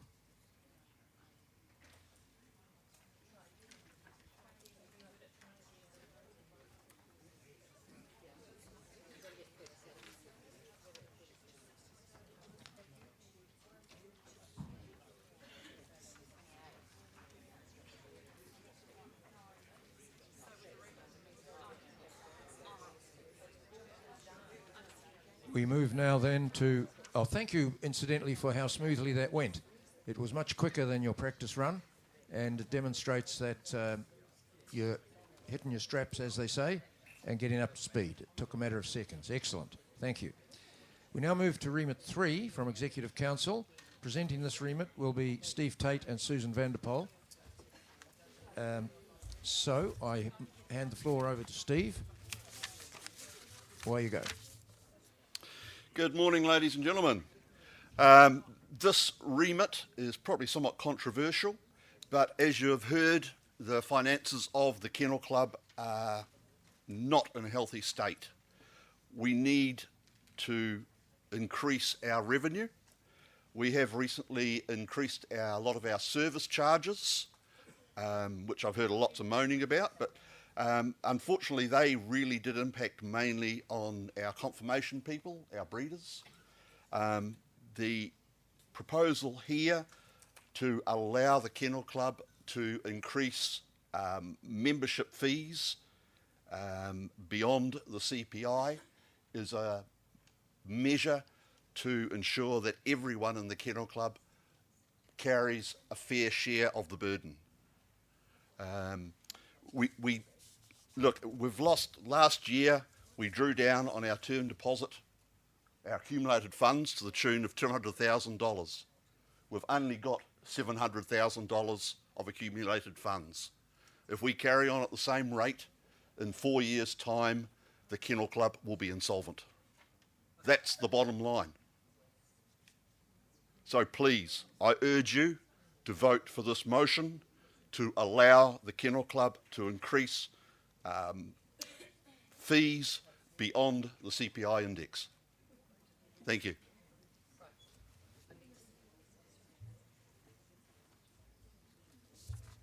Thank you, Steve. Can I now have anyone who wishes to speak in favour? Bill.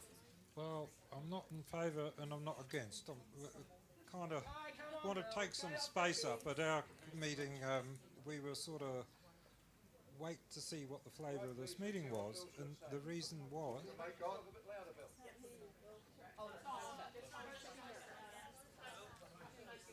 Sorry.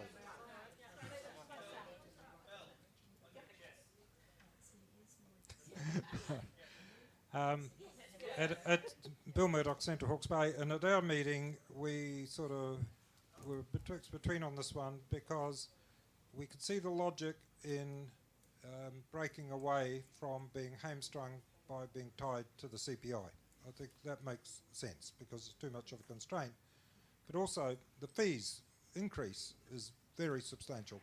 And Josh and I have exchanged emails again on this, and I think, Josh, you came through in the quantum sum would be just on the joining fee and the membership fee an increase of $94,500.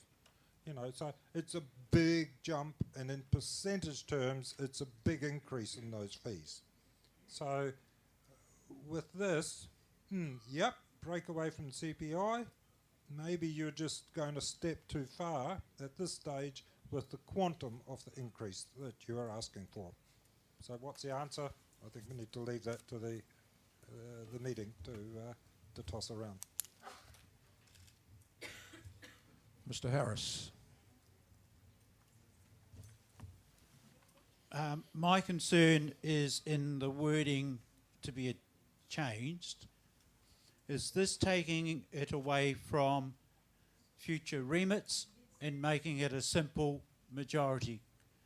If so, it's much more intense than simply changing the amounts and moving away from CPI. The way I read it is it's taking away the fact that it has to be passed by a remit and taken to a simple majority. Am I correct? I hadn't considered that aspect of it, to be honest, Brian, but I would see the requirement is that the ACOD has to pass the increase, and just trying to think on my feet here, it would be a remit, so it would require two-thirds. So under Rule 36C, it's a simple majority to adjust the levies per the Constitution. That already exists. So if you check the Constitution under 36C, any adjusting of levies requires a simple majority by ACOD. You already have that capacity. Any Constitution changes wording requires a two-third majority under 36A. So with due respect, there appears to be no change in how ACOD can pass the levies because it is a levy and it has an explicit carve-out under the Constitution. Point of order. The fees are in the Constitution. Therefore, currently require a two-thirds majority to pass them. I recognize your point of order, and I will read the Constitution. Notwithstanding the requirement of a two-third majority contained in subparagraph A, hereof, it is expressly provided that this requirement shall not apply in the case of amount payable for fees under Rule 11 hereof, for show levies under Rule 35A, 1, 2, and 3 respectively, which may be altered at an annual conference or special general meeting by a simple majority of those delegates voting in respect for such proposed alterations. Dan, if that's the case, why is it in this remit at all, if it's just not required? So it's in the rationale to change the Constitution, and this changes the Constitution. It changes the language of the Constitution and removes an explicit limitation that under 36A requires a two-third majority. To change the actual levy is a simple vote under 36C.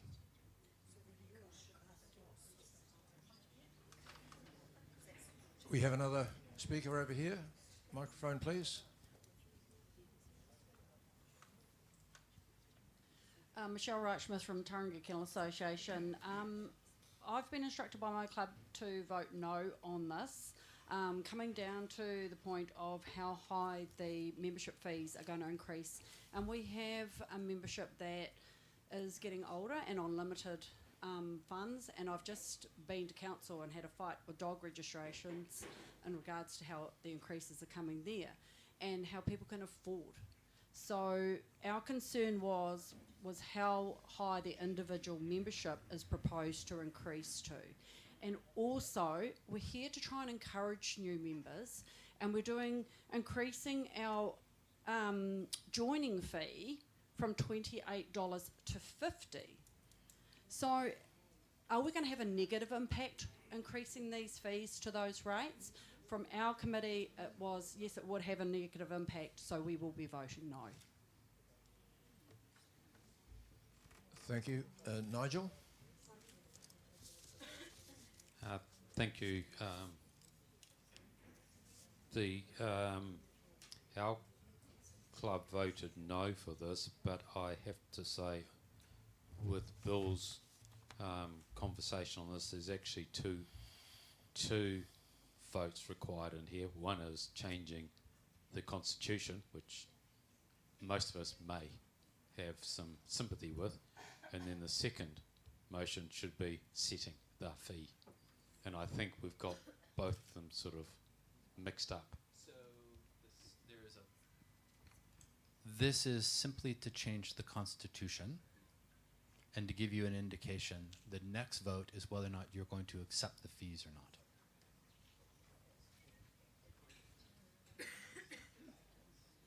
I'm aware we've exceeded the number of speakers for each side. However, Rob, for you, anything. But please be quick. Thank you, my son. Okay, remit 3, Hutt Valley will vote against this remit. For similar reasons that Michelle just mentioned, we have an ageing membership and a large percentage now of pensioners.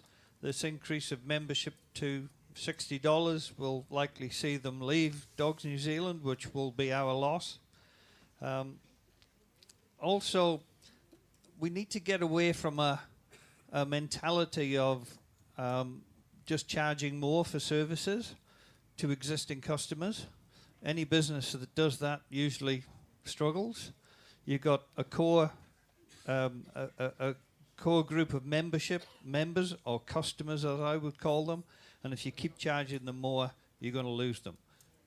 Obviously, what we need to do is increase the membership, increase the customer base, and that's something that I think I'm taking heart from, that is going to be focused on.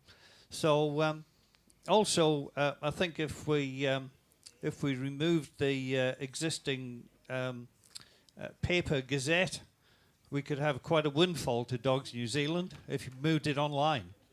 That's a different topic. I Please know. Don't go into it now. We don't have time. We're I talking just about a did. particular issue. Thank you. All done. I'm in favour. You should keep the money. You need the money. Thank you, Rob. We'll now move to the vote, but I will make one comment, if I may, and that is to draw your attention to what Nigel very rightly said. There are two issues being tossed around here. One is the question of freeing up executive from this requirement to stay within the CPI when setting fees. The other is whether you accept the fees that are proposed this year. There are two issues, and you're only voting on the first one of those. You're voting on whether to remove that CPI cap. Please bear that in mind and vote only on that, excuse me, that issue. We will next vote on the fees themselves. So that said, I invite you now to vote. Wait, I'm sorry, I've just been reminded there's not been a right of reply offered.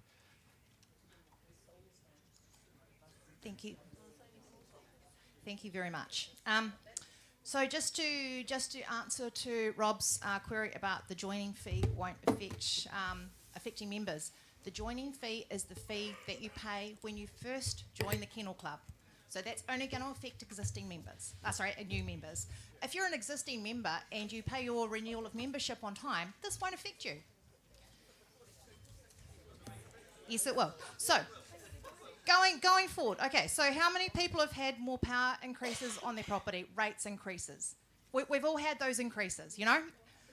Dogs New Zealand is not exempt from those increases. We've got to keep the power on in the building. We've got to keep the power on at some of our venues, you know, supported by Dogs New Zealand.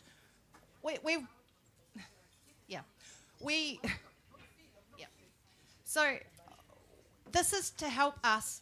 So currently we can't reallocate or proportion costs or funds, which ties our hands, and it's inconsistent with shifting to a member-based organisation versus a club-based organisation. So we've highlighted the financial sustainability and the shortfall that's there, and this is all about trying to make our organisation sustainable. So please support these motions, these remits. Yeah. Oh, and I'd just like to have a final say on this one too. Sorry, one right of reply, one speaker. Okay. Thank you to the speakers. I would invite you now to vote.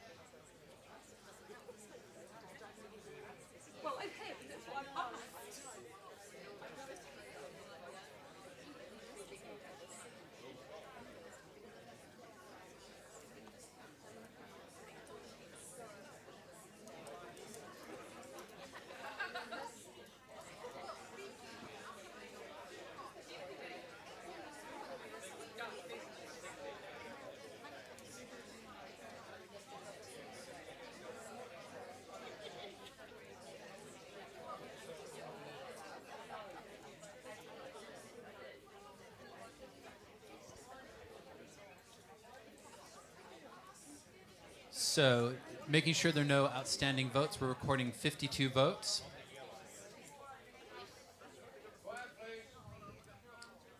53 votes.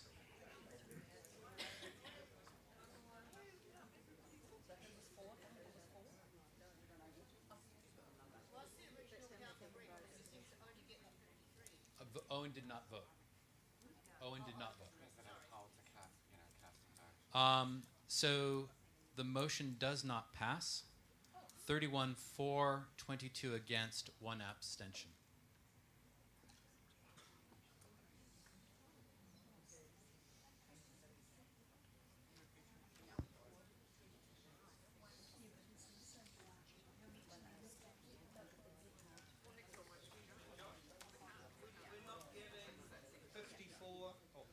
We don't seem to be getting 54 clubs voting. Ah, okay. Thank you.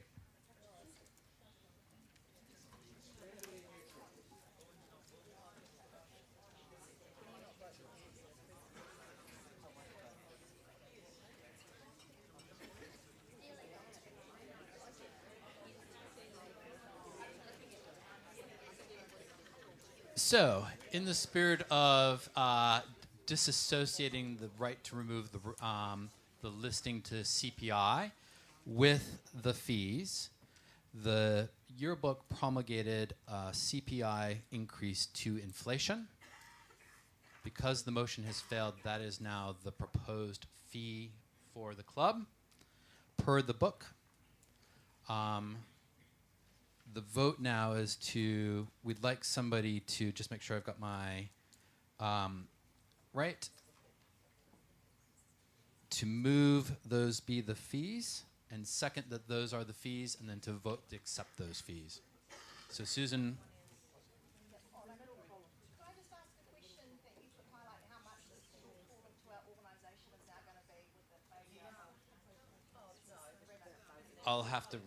I can't calculate it. It will be a significant shortfall, but we can address that. Yeah. So column 1, CPI March 26, 3.1% fee increase. Chris moves it. Who'd like to second? Jill seconds. Could you please vote for motion 1, the fee increase? Motion 4.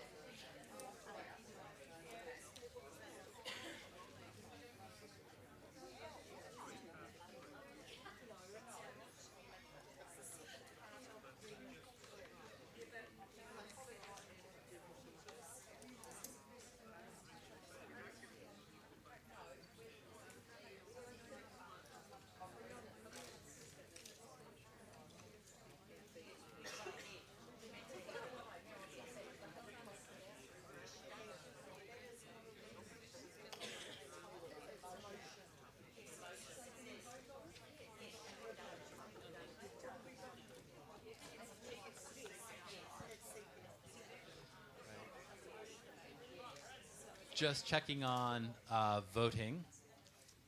Under Rule 36C, because this is adjusting levies, this needs a simple majority to pass. At this point, with the vote still inconclusive, there are 50 votes, 49 for, 1 against.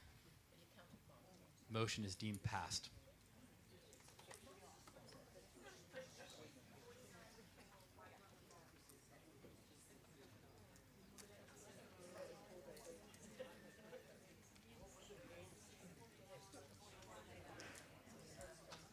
Thank you very much for everyone who took part in that process.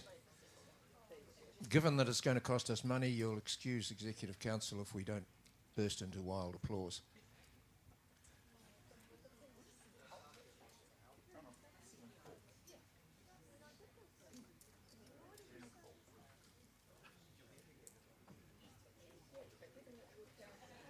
We now move to remit number 4 from Executive Council, and presentation on our behalf will be by Stephen Meredith. Away you go, Stephen. Good afternoon, everyone. This is going to be hard not to start singing a Welshman in front of a mic. So this motion is not controversial at all. It's just a tidy up for us to go forward with our change to the way that we're going to run Executive Council going forward. The motion reads to reduce the size of Executive Council from the year 2027 and thereon from 11 members down to 9, including the President.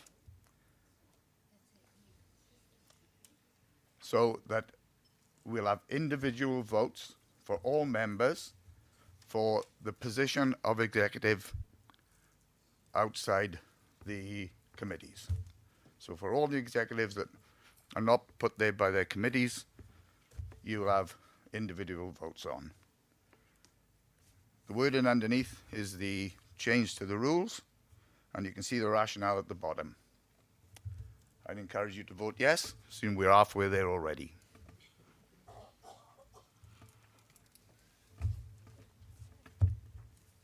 Thank you, Stephen. Can I have speakers in favour, please? So I recognise Bill. Right. Thank you very much. This actually, I think, is quite a significant remit, and I think you downplay, in my view, because of where I socio-politically come from, what I focus on here is, first of all, there's actually 2 votes in this one like the last one, and you've merged them into one. So that's one mistake you've made, because we're actually voting, one, on reducing Executive Council, so that's actual composition of Executive Council. The second part is we're voting on how do you vote for Executive Council. 2 distinctly different issues. But where I'm coming from is it's on this reduction of Executive Council. Currently we have 11, exclude the President, was 10. And out of that 10, 2 are appointed from the subcommittees from training and agility.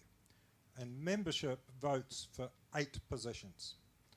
Now last year that was changed, and the 2 new subcommittees got automatic seats. Fine, democratic process went through ACOD last year for that. But what that did was it reduces it where the members had the right to vote from 8 positions down to 6 positions. You're now looking to reduce EC by 2. So you're going to have 4 positions on EC by appointment and 4 only by voting. 5 by voting. Hold on, but it doesn't quite stop there. I got prompted to send email to Josh and then got into correspondence with John on this, because looking further forward... Approaching 2 minutes, Bill. Okay, I'll speed up. The President's report. Very significant comments within the President's report, where he states that the Executive Council may reduce further with experience. Also, there may be the appointment of an external director. So we're reducing EC, and we're also looking forward, potentially reducing it further, and we're looking to appoint an external director. The percentage of the number of people that are going to get voted on by the members in EC is going to be a small minority of the total of EC. We could even get down to the point where we've only got 2 or 3 people that we've changed the voting system and it's one member, one vote, which a lot of people want. But what are you going to have to vote for? An EC of 6 people and you're only voting for 2 of them? So 20 seconds. I think this is careful. Be careful what you vote for, because you might be reducing your opportunity to have influence as members who is on EC. Thank you, Bill. Before calling on the next speaker, I will just take the liberty of making a point. You don't get to vote for who is Minister of Finance, Minister of Defence, Minister of Health. You vote for the individuals to go into the mix, and there is a process within Parliament to appoint them. And I'm suggesting that where we have these subordinate committees that send a member up to Executive Council, you have an analogous situation. Brian, did you want to speak? Just one thing I'd point out. I understand Mr Meredith is moving it. You didn't call for a seconder. So actually, we're talking about a remit that hasn't been moved yet. Thank you. In that case, it's just been seconded by Karen, so we're all back on an even keel. Margaret. Thank you. I think there's a little confusion here about how those other people get there. Bill, they are all voted for. The 2 dog training and dog agility are voted for by their members and have been for a very long time. All of their members have had the vote for them. The 2 positions that come through from the new committees, they are voted for by all members. The fact that then they select the councillor means that that we entrust any one of those people we vote for to be that person. We're not reducing the vote. I understand, correct me John if I'm wrong, that any exterior appointment would be in addition to the voted councillors? Yeah? Oh, okay, all right. So we're not reducing your ability to vote, and because all members will get a vote, actually we're increasing everybody's opportunity to have a say in it.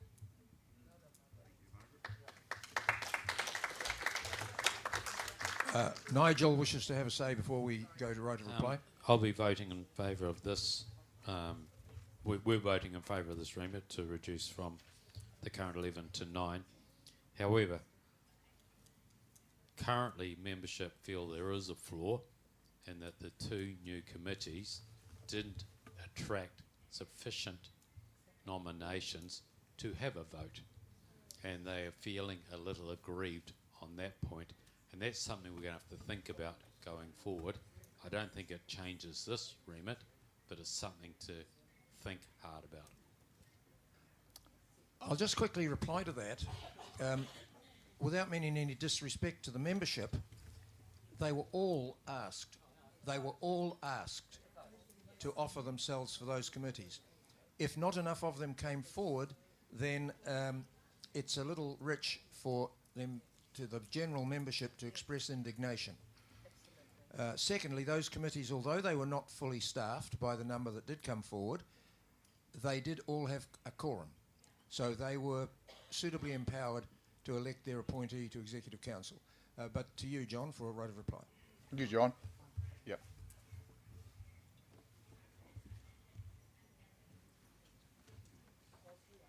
There are a few more slides. We can see. Good afternoon. Just to speak on behalf of the Government Review Working Group. Can we go to the next slide? Oh, okay, cool.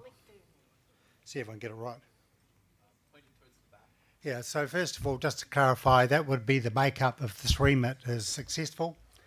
The makeup of council, as has been talked about, but it's hard to keep track of, what it is this year, what it would become next year. There is no recommendation to go beyond that.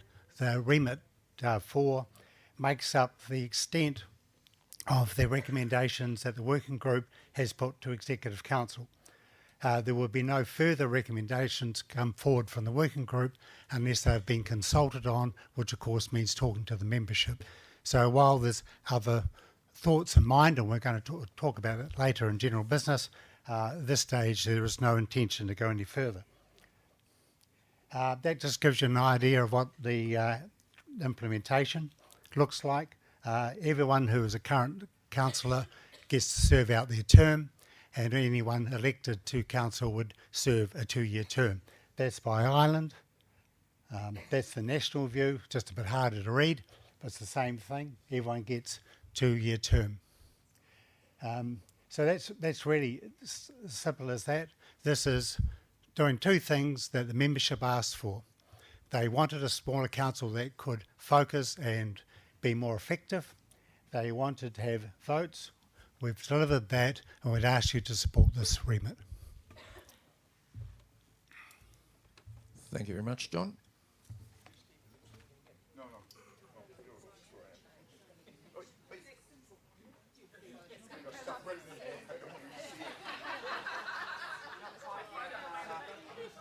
Thank you to the speakers, and thank you for your attention. So please now turn to your devices and cast your votes.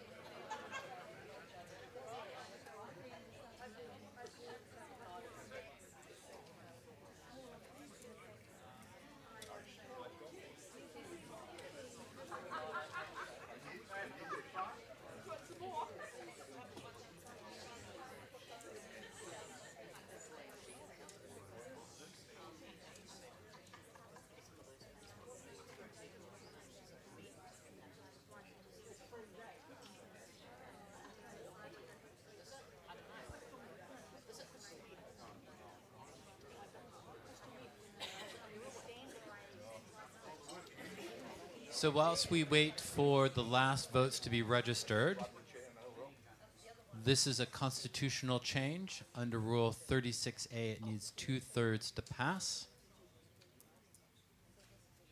And at this time, there are 45 votes for and 6 against.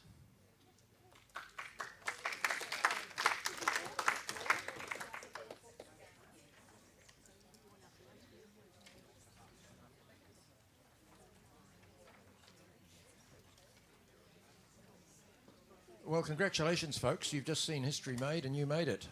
It must be 40 years since people started talking about one member, one vote. Whoop, whoop. Congratulations, guys.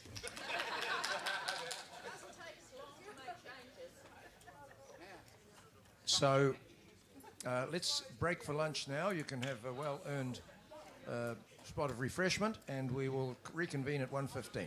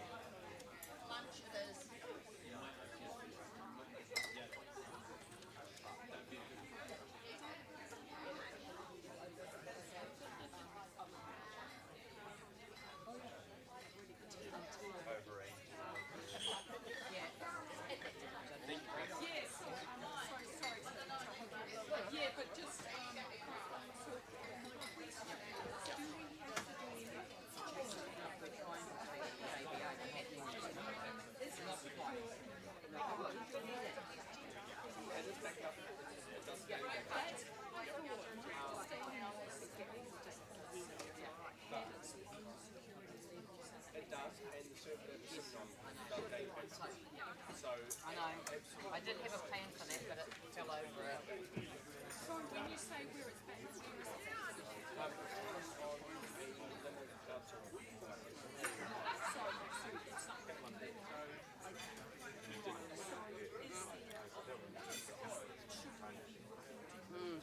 Yep.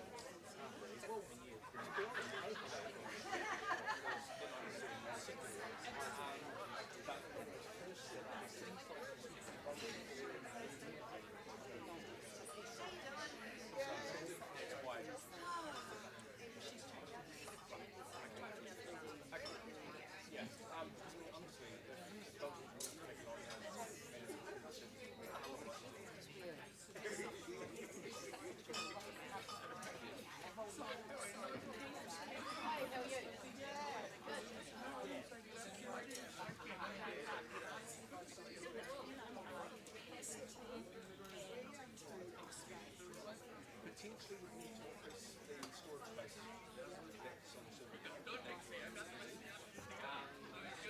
ideally, I don't know what version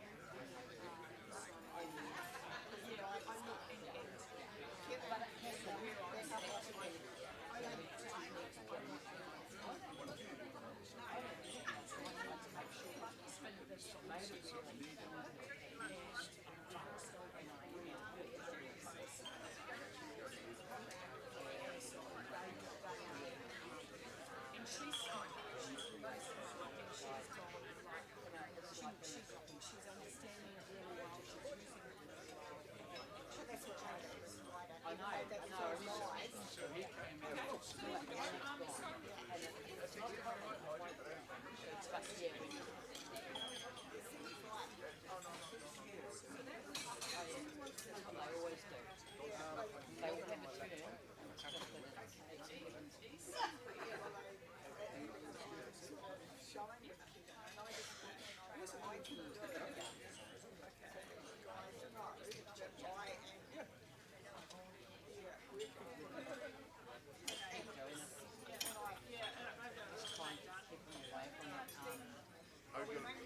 I'll wait till the end, but I'll have a little bit.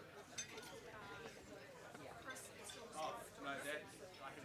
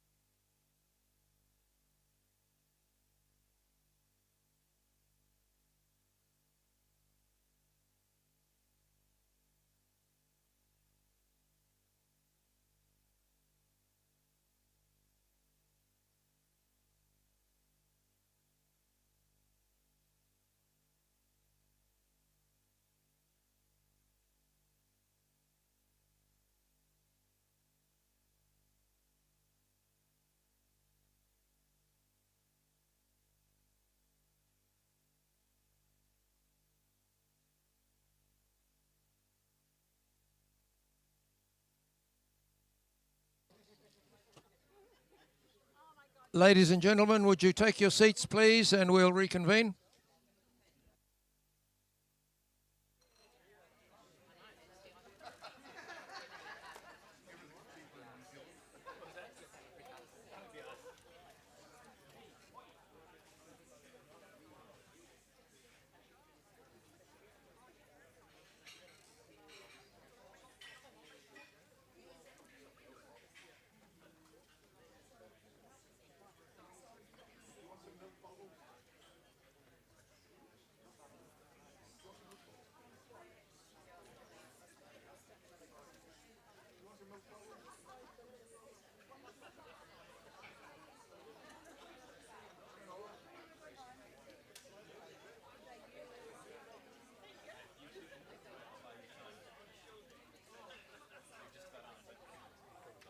Right. Before we officially reconvene, I'd like everybody to stand up.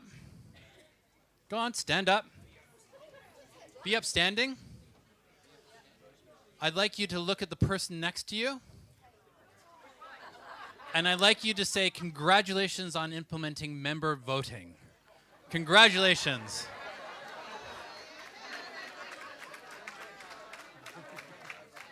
You may be seated and we'll resume.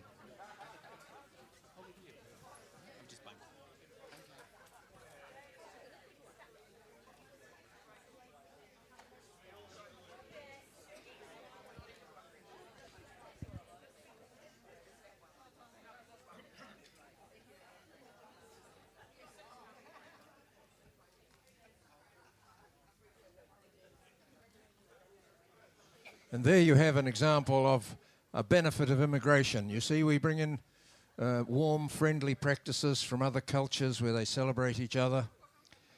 So we're going down the Hawaiian way in future. We'll be wearing floral shirts at all championship shows. And ladies will wear 2 half coconuts on their tops.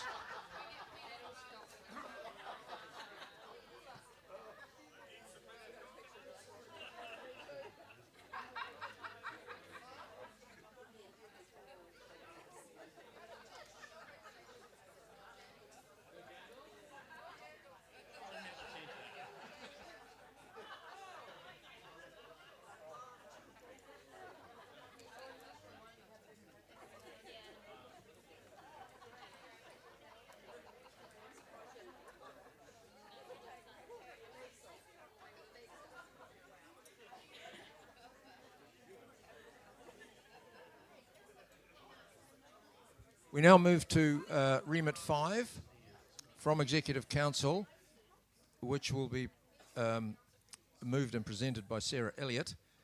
Before she speaks, however, I'm aware that there's an amendment to the remit to be proposed. Rosemary?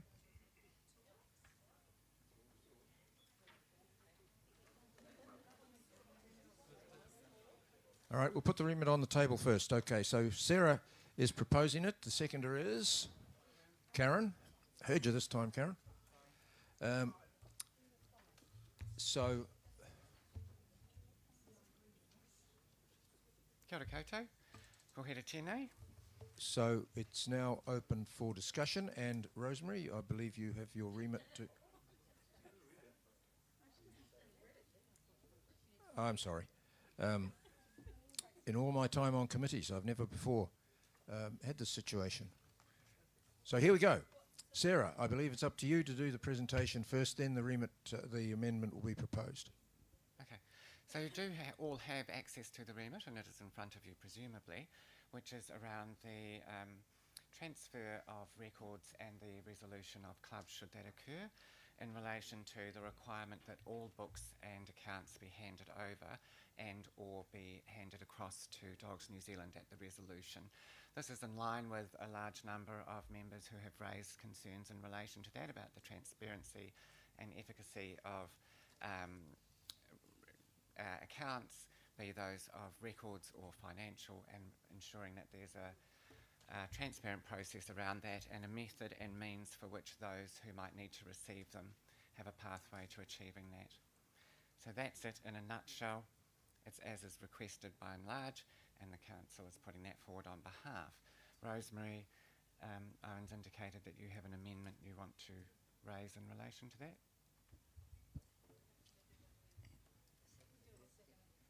Thank you. So Jerry seconded the remit in its first iteration. Oh, so Rosemary Cleater, dog training. We'd like to have an amendment to this. It's just been done on the fly, just reading it now and being aware of a problem with it. We'd like to have it amended that it covers all dog training, all dog committees. There have been issues with committees of Dogs New Zealand, and in particular the CGC and the Scent Work Committee, where records are not being handed over. So therefore, if an amendment to make it all dog, sorry, I need my glasses as well. So you amend, where it reads, to amend the Constitution to create a new Rule 2037 to cover a requirement for all outgoing Dogs New Zealand committees to hand over all records to the incoming committee after an annual special general special general meeting or appointment to the Dogs New Zealand in the event of winding up.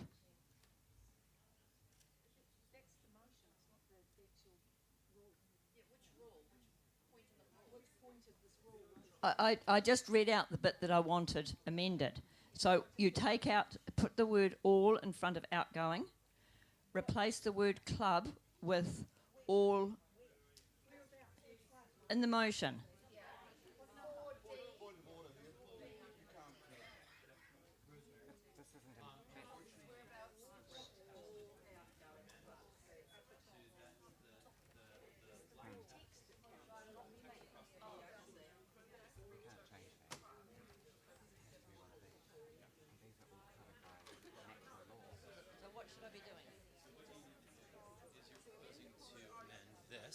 That's the motion. These are actually the rules. So you need to go through and decide and hear which rules you need to change to be able to do it. So you would do 37(1)A. Which is fine. By definition, So they are we would suggest included. Just let it go and we do it next year. Get it as iteration of it next year. So you can withdraw the motion. You can withdraw it because this is the motion to move and make changes to that, and this is where you need to make your changes. Okay, it appears that I cannot do it because I have to make all the changes through the rules, and since it's only come up to light in discussion now, I'll just withdraw that. But just bear in mind that it's not just club committees that cause a problem. Thank you. Thank you, Rosemary. So we're back to discussing the remit as presented. May I hear from anyone who wishes to speak in favour of the proposal?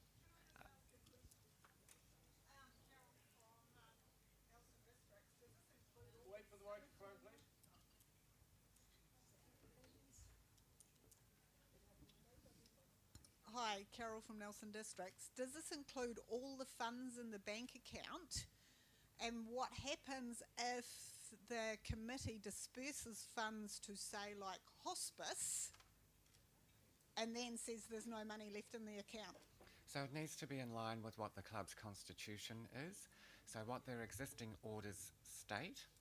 So, and the club is entitled to do as per its own running rules and constitution. So if within that there is measure for a donation to another cause, the only time that is by default is if there is nothing standing, or if that is the direction within the constitution for the club, whether that's through incorporated societies or their own standing rules and regs.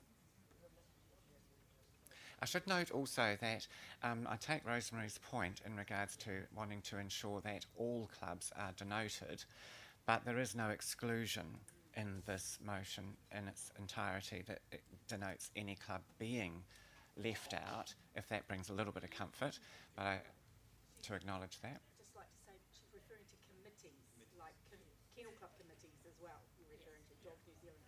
Yeah. Right. That's the intent, so I get it.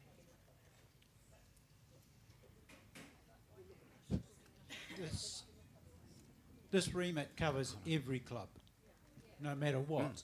So with that in mind, Rosemary, can I ask you to withdraw your amendment and then we can move on to the...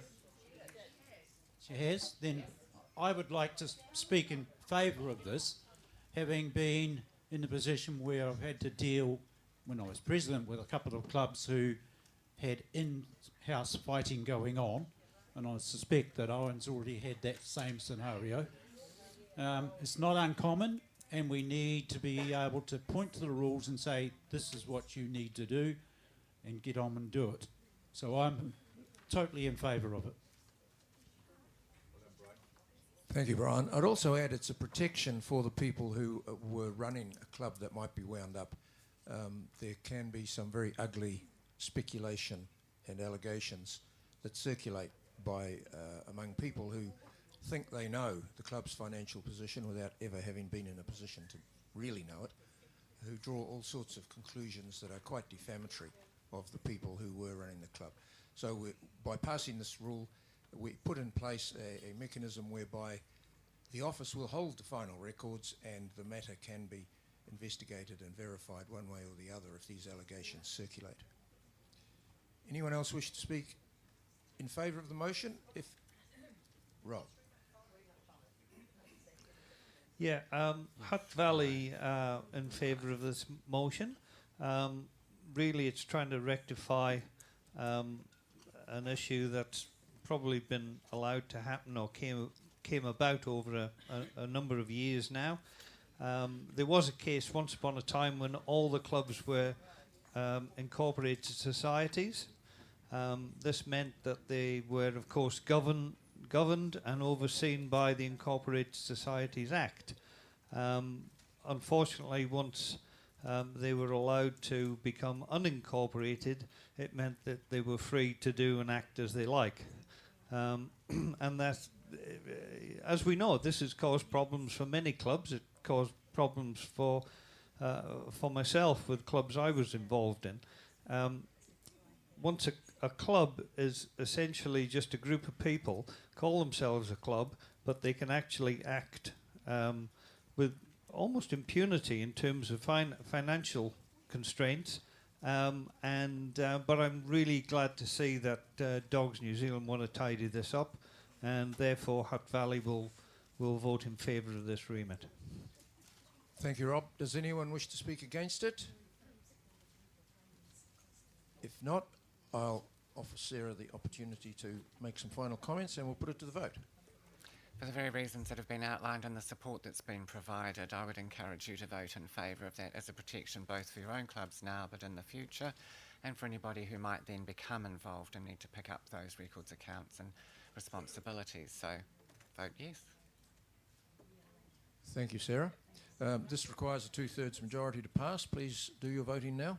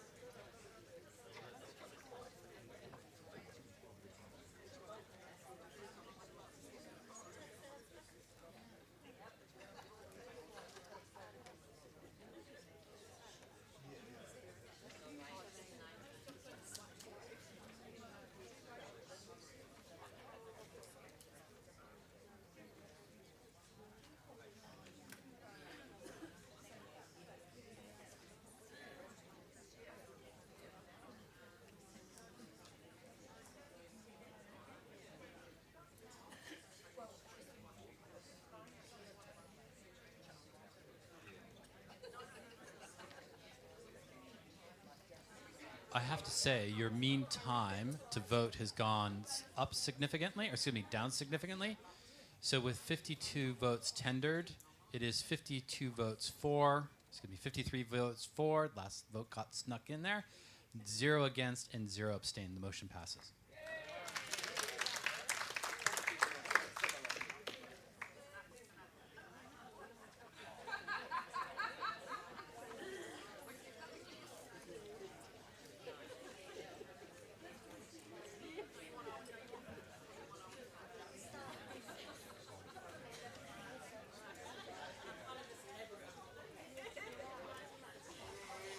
we now move to Remit 6, which is so simple I won't bother standing up because I anticipate this should take only a matter of seconds. The Remit proposes that the name of the Discipline and Settlement of Disputes Regulations be changed to Discipline and Disputes Regulations for the sake of brevity. That is the motion. Could I have a seconder, please? A voice from my left, but I couldn't identify whose it was. Steve Tates. Okay. Thank you. I think the proposition is very simple. It's a big mouthful. No one says it. I'm sure that very few people write it. I don't, unless I have to. I just write discipline, etc. regulations. It's unnecessarily long. It serves no purpose being that long. We cannot really, if we want to be accurate, just call them the discipline regulations because they do contain provision for settling disputes. So I recommend that you vote for the change of name to Discipline and Disputes Regulations, and I'll now invite anyone who wishes to speak in support to do so. No comment. Anyone who wishes to speak against, please do so.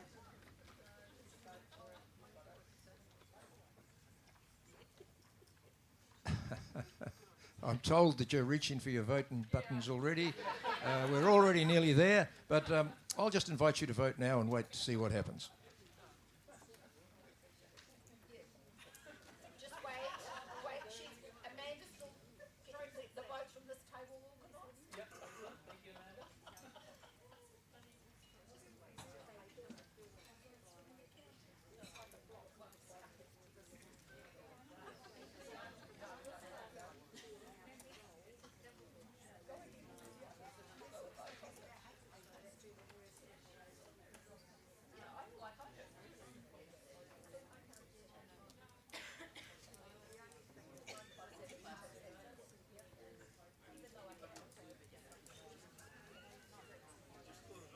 With 54 votes tendered, it is...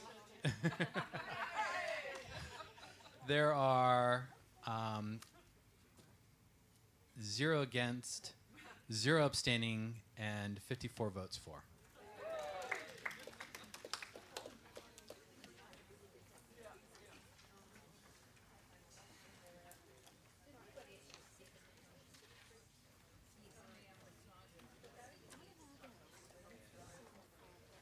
So we now move to recommendations, and a reminder that a simple majority is all that's required to pass these.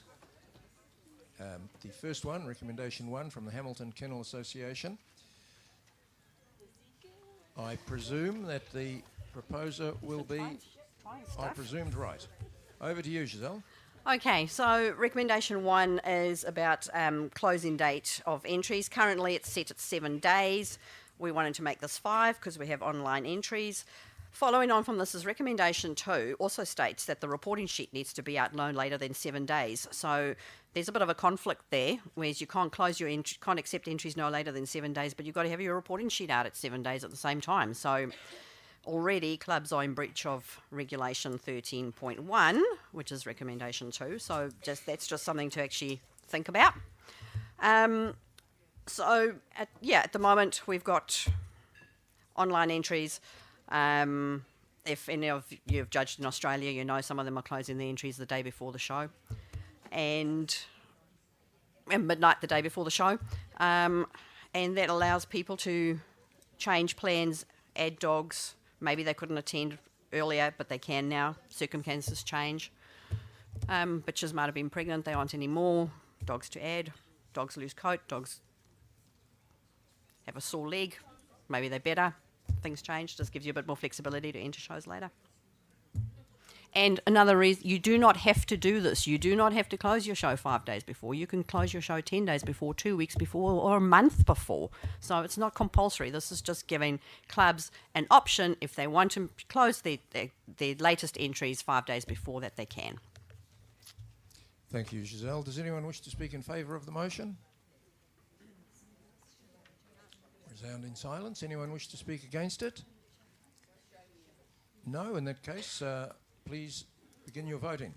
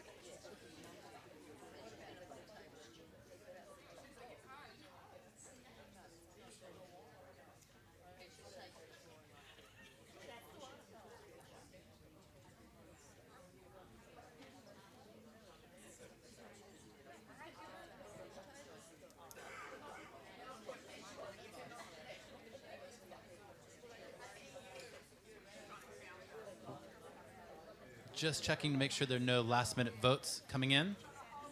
Yep.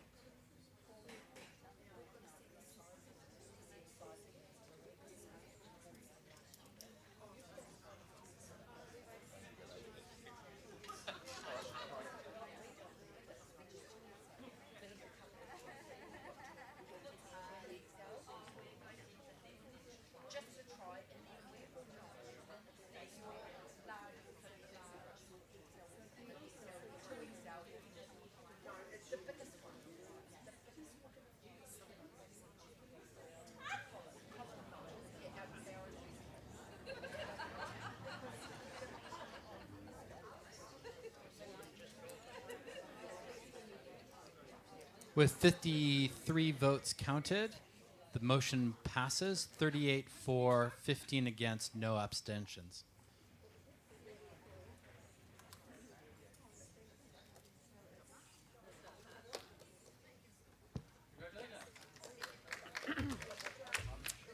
Thank you, everyone, for your support.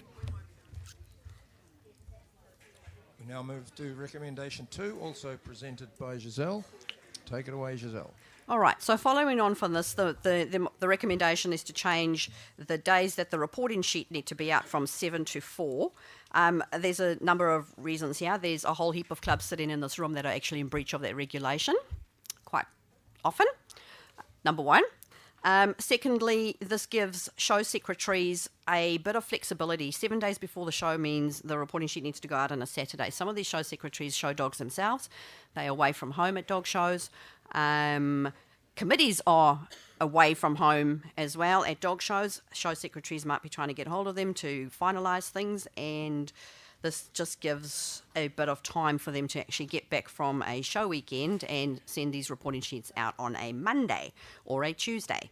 Again, it was 7 days and your entries could close at 7 days, so that was a reason why quite a few of the clubs are in breach, and nothing ever gets done about them that are in breach of that regulation.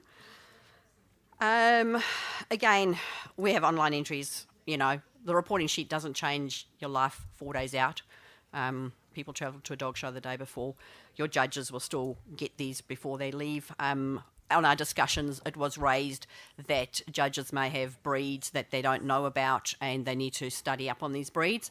Again, I'll bring an example of going to Australia where you actually don't get the reporting sheet until the night before, and we seem to all cope quite fine with that, as do all international judges that visit those countries because they are already flying from around the world. So this is just to help people that actually run shows have not a lot of pressure on things to do on weekends when some of them actually have full-time jobs.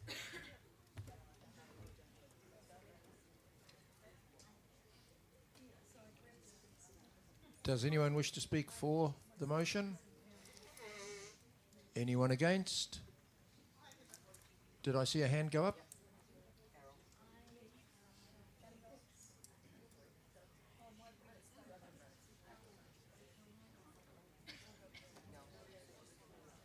Hi, Carol from Nelson Districts. I just have an observation as little closer to your mouth, please. I have an observation is that when you're travelling, you quite often don't have the ability to print the reporting sheet out, which makes it quite difficult for us. Like if we're going up to the North Island, it could be a 4-day trip. We have to leave early, catch a ferry, get to wherever we're going. So, you know, what you've just done is you've made it hard for people travelling, not being able to, yeah.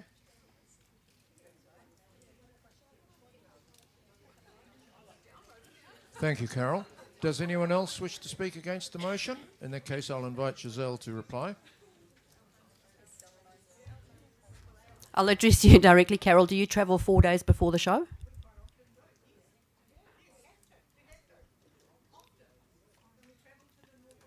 Often. How many shows do you attend in the North Island? It's just a question.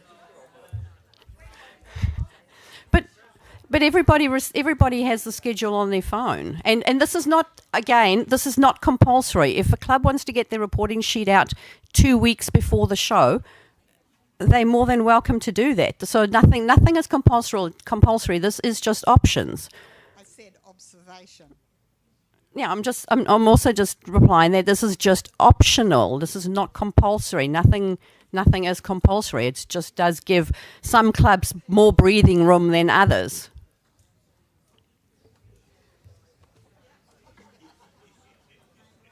Thank you, Giselle. Well, the discussion process being complete, I would invite you now to vote.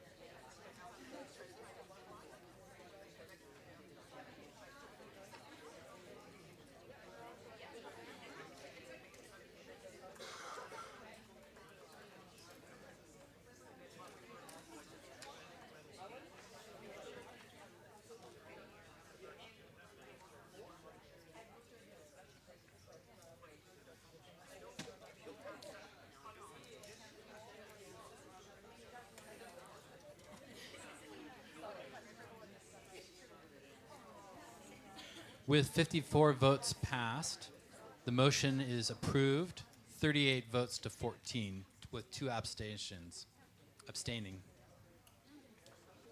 Congratulations.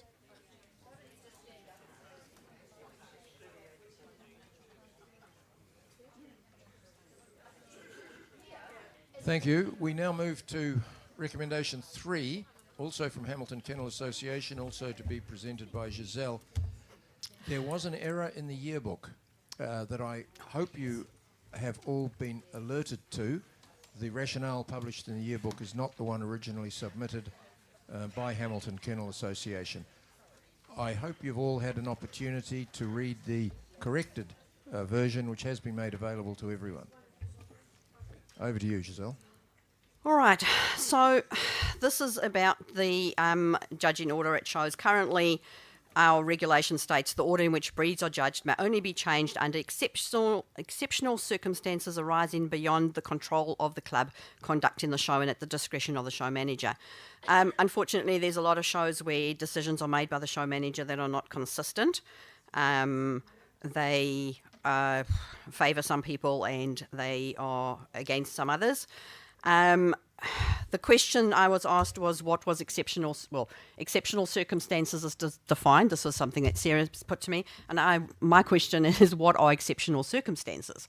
So, to me, exceptional circumstances beyond the control of the club are things like an accident, a judge breaking a leg, somebody, falling ill at the show where they need help from an exhibitor, to revive them, etc., where a club can then, look at changing things.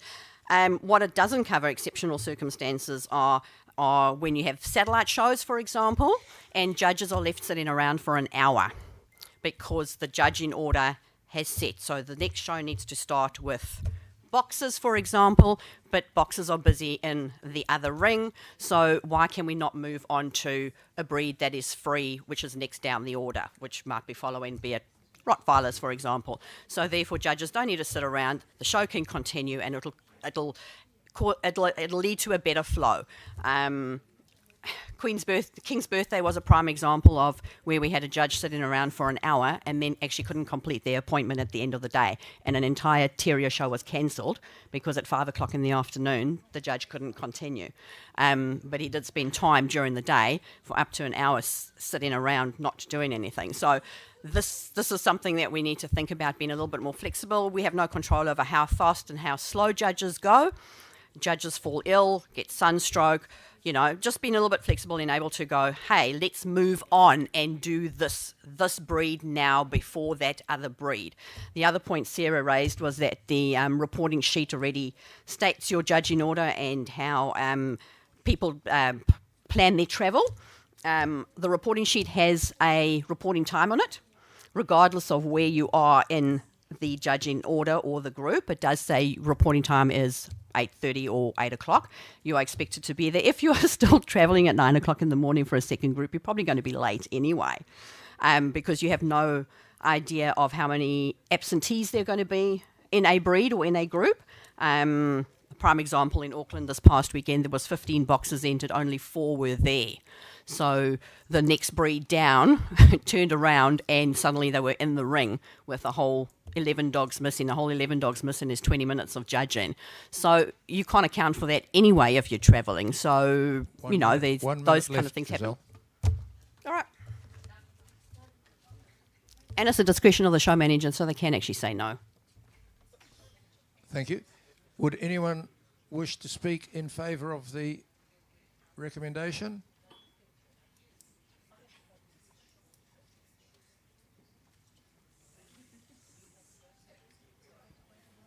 Angela Dryden, and I'm not speaking on behalf of my clubs. I'm speaking as an exhibitor. I have 3 breeds, and I will always clash between my toy breed and my non-sporting breed, no matter how I try or how I ask for to get their order adjusted before I enter, when I'm entering. So I hear what Giselle was saying and what we're asking for, and she's right. Some show managers will break the rules a bit and move things, some won't. Think about the income. It's a lot, eh? Thank you. Anyone else wishing to speak in favour? Anyone wishing to speak against?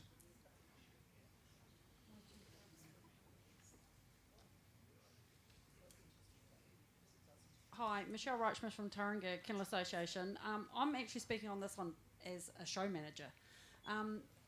We run fairly big shows at Tauranga, and with you having to get talking with your show secretary, who might be right down the other end of a very, very long field, to sort out a situation where you could actually go to a judge, hey, you look like you need to go to the restroom for 5 minutes, and we can sort that out then and there, and it works. This is a communication thing.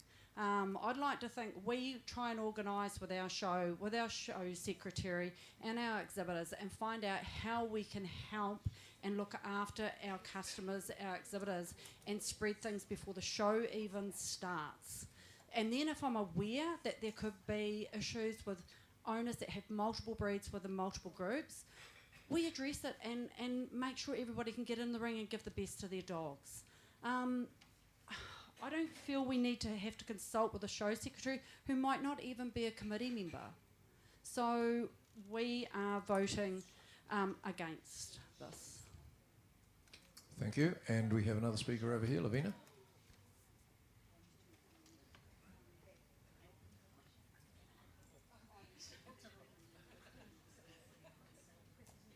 Thank you, Lavina Diamante. I'm here as an observer, but I do understand that I can have speaking rights. I just don't have voting rights. I look at this from the perspective of having been a show manager on a number of occasions, and also having been a situation where I've shown dogs in different groups, and The problem that I have with this is potentially it creates a precedent for show managers to do whatever they like. And as you know, as a show manager, for those who have been show managers, if you make some changes for one exhibitor, it has a snowball flow-on effect. And all of a sudden, instead of having one clash, you've got clashes all around the show. And that is the difficulty with putting in a regulation which is going to allow whatever they want to do. We currently have regulations, exceptional circumstances, that's fine. As a show manager, I have said, Mr. Judge, you're going to need to take a break for 2 minutes or whatever. You can do that. But if you start changing the order, it is not fair on all those other exhibitors. I think you need to think very carefully about the flow-on effect of this regulation. Thank you, Ludwina. Okay, then. Okay. Yes, Rob.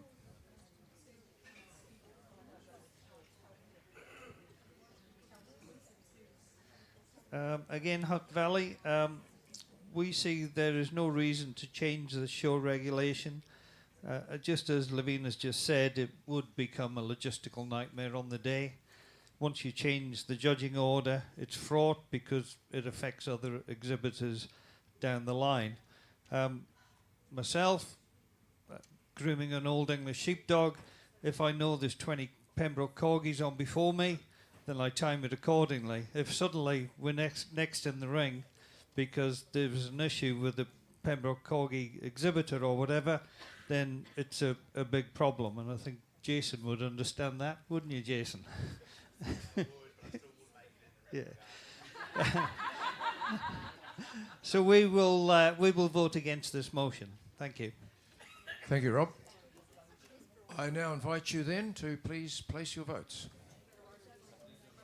Oh, I'm sorry, Giselle, do you want to reply?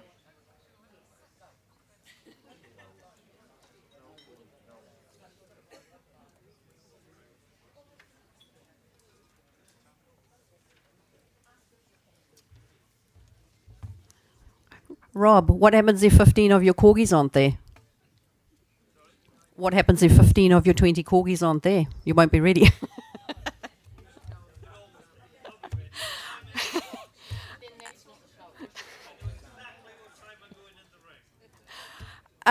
I do, and I'm not too sure really about the process here, I do have a recommended amendment to this, so I'm not sure if this is the time to bring that up, or is it too late? It's too late. Too late okay. to bring it up. That's fine. Oh, that was the reply. Okay. In that case, I now invite you to vote. Thank you.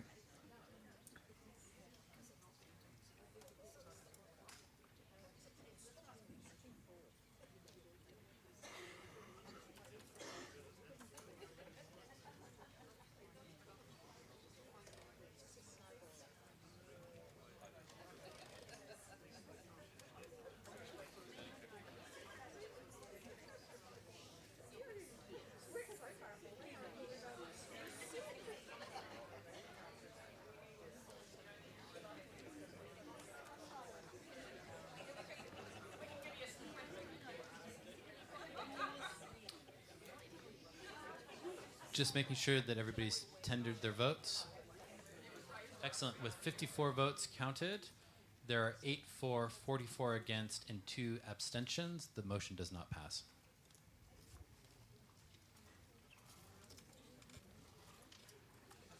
Thank you, Josh. So we now move to recommendation 4 from the Hamilton Kennel Association. And just for a change, we'll hear from Giselle.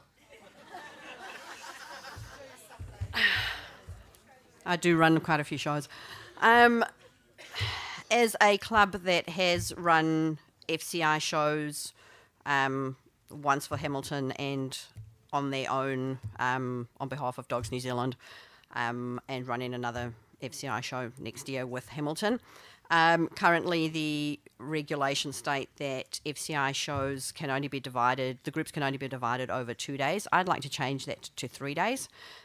This doesn't actually affect any of the clubs sitting in this room, unless you're planning to hold FCI shows. But it does give the flexibility, and I'm looking at a cost. If everyone saw the accounts, that generally FCI does not make money. However, this would enable an FCI show to be run with one international judge. So that's one judge, one airfare, one set of accommodation. There's a limit of 125 dogs per day that can be judged at FCI shows. So over 2 days is 250 dogs. If there was the ability to run it over 3 days, being a long weekend alongside and other weekend of shows, this would enable entries greater than 250 dogs to actually be judged by one judge. The benefit of that at the end of the weekend was that judge would have judged every single dog in the show when they come around to doing their 10 group best in shows. So that's fair, a lot more fair for exhibitors because you've been judged by the same judge who's awarding best in show. There isn't really a downside to having the ability to do this over 3 days because you don't have to. But it does mean there is a little bit of flexibility if for some wonderful reason we get a huge entry of FCI shows and you do have one judge. And all I'm thinking about is trying to make the appeal of FCI better and a little bit more flexible. Thank you, Giselle. I'd invite anyone who wishes to speak in favour. Brian Harris. No, I'm not in favour. And the reason why is currently the regulations say that you can judge the group over 2 days. And the reason why, as someone who does run FCI shows, if I decide that we'll do the Dachshund Group 4 over 3 days, we'll have the standards on the first day, we'll have the minis on the second day, and we'll have the conventions on the third day before we can do the group. This is totally unnecessary. To be able to run a group over 2 days is quite sufficient. If the judge is going to draw an entry in any group in excess of 250 dogs in a group, then he's doing very, very well indeed. So it's totally unnecessary. It's a regulation for the sake of a regulation. Thank you. Can we go back to looking for speakers in favour to keep the sequence as is conventional? Anyone who wishes to speak in favour of it?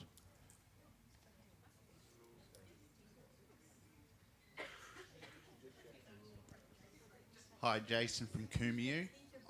We're going to vote in favour of this recommendation only because it allows someone to run it over 3 days. It's not stopping a club running it over 1 day or 2 days. And as Giselle makes out, if they want to fundraise and bring in one international judge, it allows them. And to be honest, I wouldn't know any club that would want to run one group over 3 days. So for that reason, it doesn't impact anyone else running their FCI shows. So we're in favour of this recommendation. Thank you. Well, that's one from each side so far. Does anyone else wish to speak either way? Let's be liberal about this. Lavina?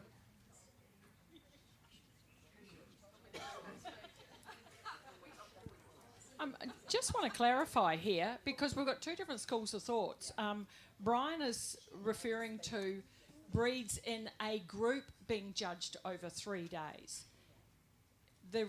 The regulation says at case-up shows a breed must be judged in one single day, and the breeds of the same FCI group should also be judged in 1 day.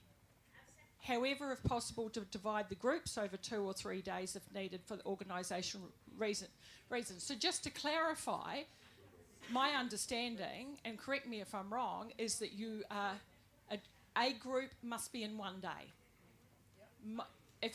But the other groups can be over 3 days. Is that to clarify? Okay, thank you. Thank you. Giselle, would you like to reply, please? I think Lavina actually just had said my right of reply. So currently, the The breeds and the group have to be judged in one day. However, the show can be run over 2 days. So you can have five groups on Saturday, 5 groups on Sunday. What I'm saying is that the ability that you could actually run this over a long weekend. So you could have 2 groups on a Friday, 3 groups on a Saturday, and 5 groups on a Sunday, or whatever it is. So it just gives you an extra day if you have a nice big entry without needing to get an additional judge. Thank you. Now, we'll have to... The right of reply has been given, Brian. That's the end of it. We're going to the vote. Please vote now.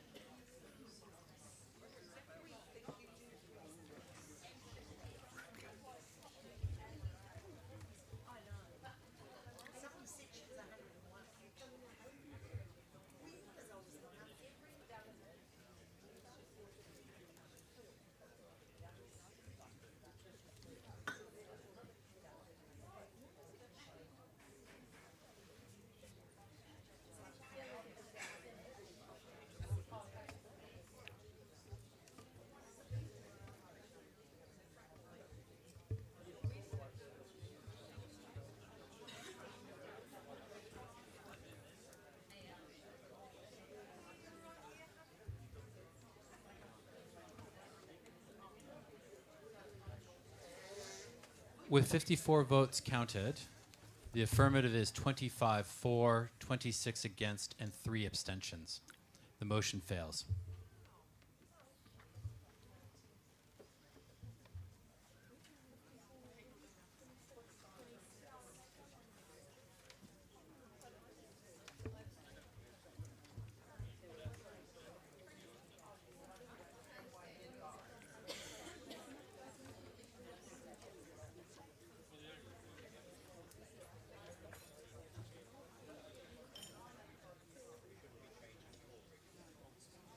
So we now move to recommendation 5 from Kumiu Kennel Association, and I invite Paul Robinson to present the recommendation.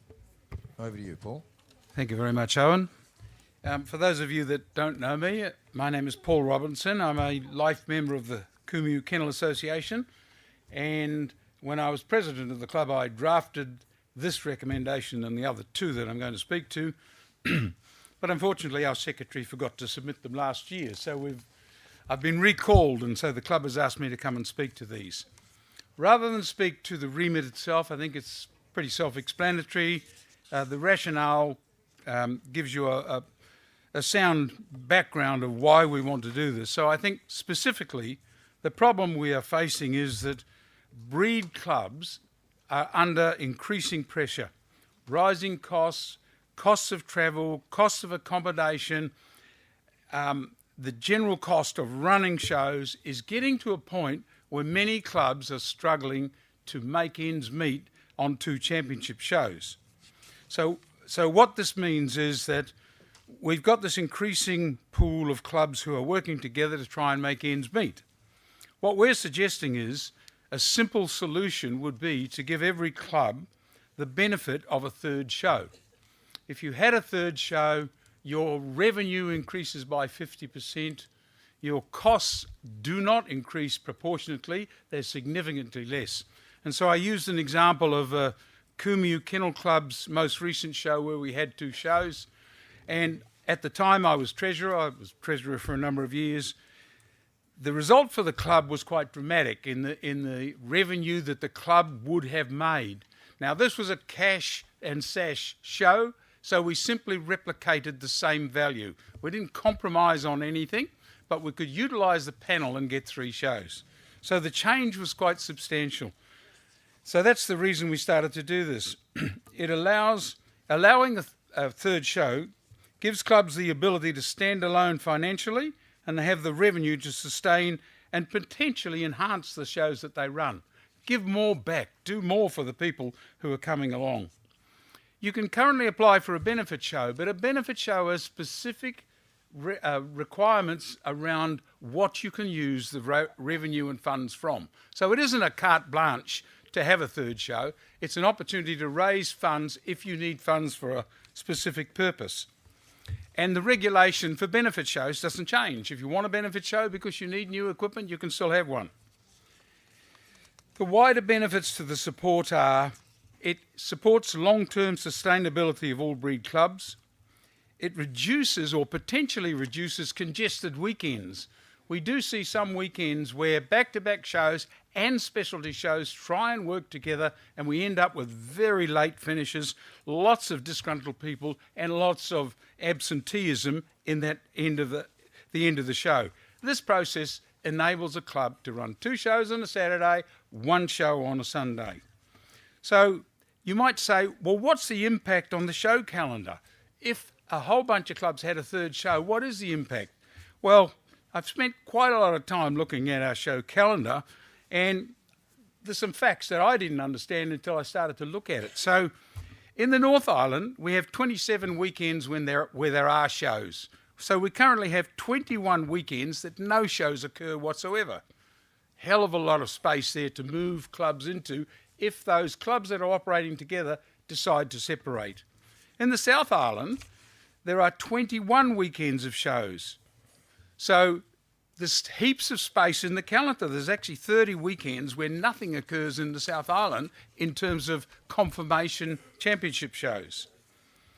If you look at the calendar, it's a real mess, and I've got a little thing running in my brain about we need to sort the calendar out. The calendar is killing us as a sport, but what's also killing us is the fact that we have these back-to-back-to-back shows in particular regions. So we're forcing people to make the decision, can I afford to travel? Do I want to go and visit the bottom of the North Island 3 or 4 weekends in a row, or vice versa, come to the North Island? So what we're saying is this is an opportunity. The Kennel Club benefits because they get 50% more levies from all those clubs that go to a 3rd show.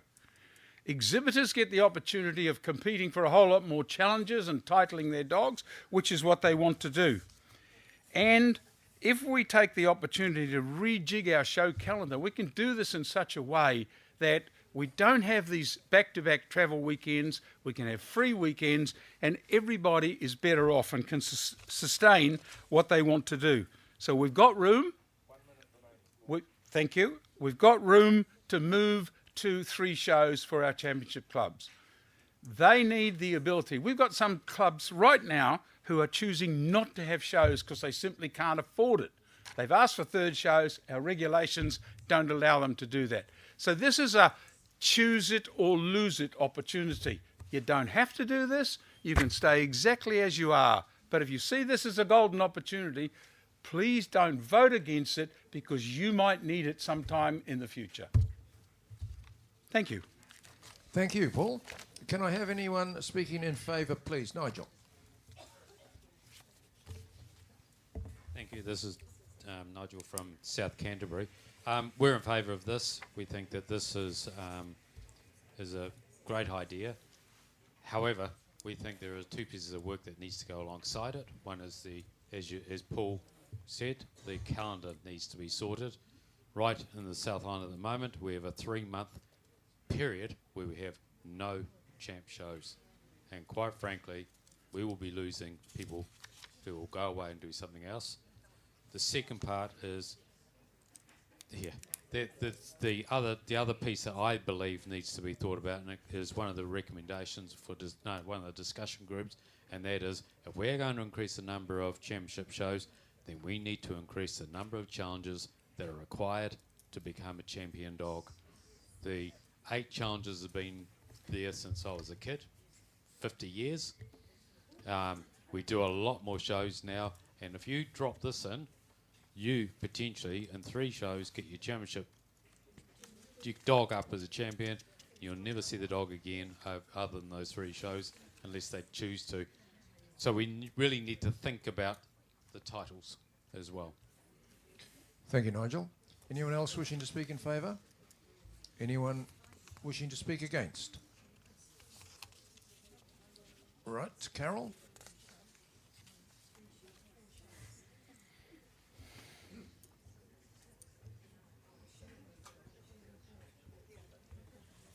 Hi, Carol from Nelson Districts.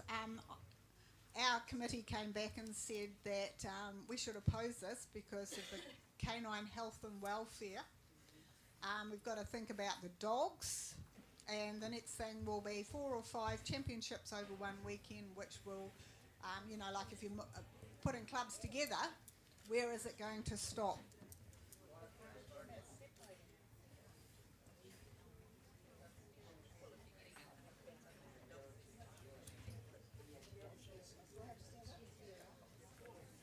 Lavina will be next. Can I ask those of you who are not speaking to, when someone is speaking, can I ask those of you who are not speaking to not speak?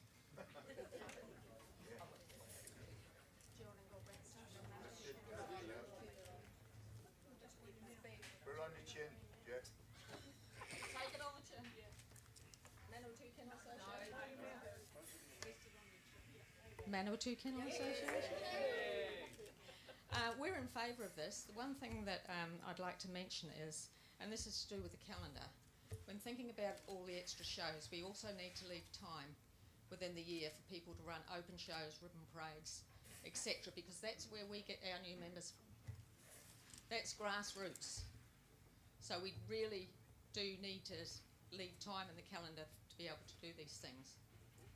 It's not always about the show people that are showing all the time. It's about the new people coming on and how we can encourage them. So, yeah, if we can leave time to have ribbon parades and open shows, that would be great. Thank you, Geraldine. Lavina?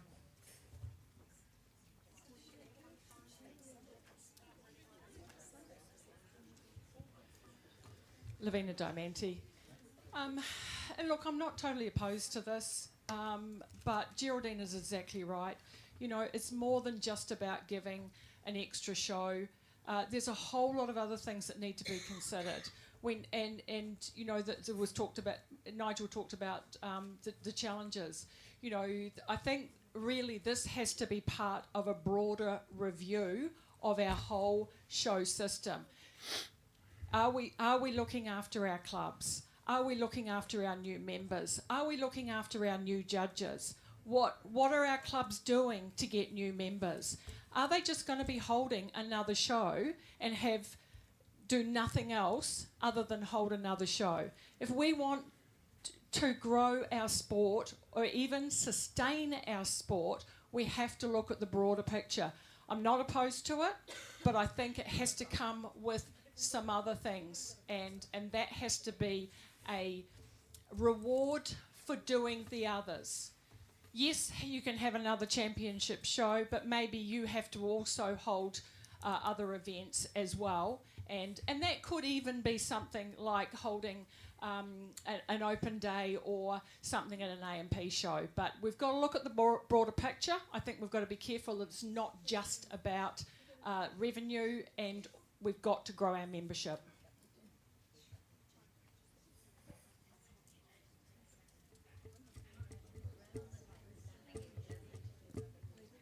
Hi there, Karen McIntyre from North Canterbury Kennel Association. On the first review of this, we were opposed to it.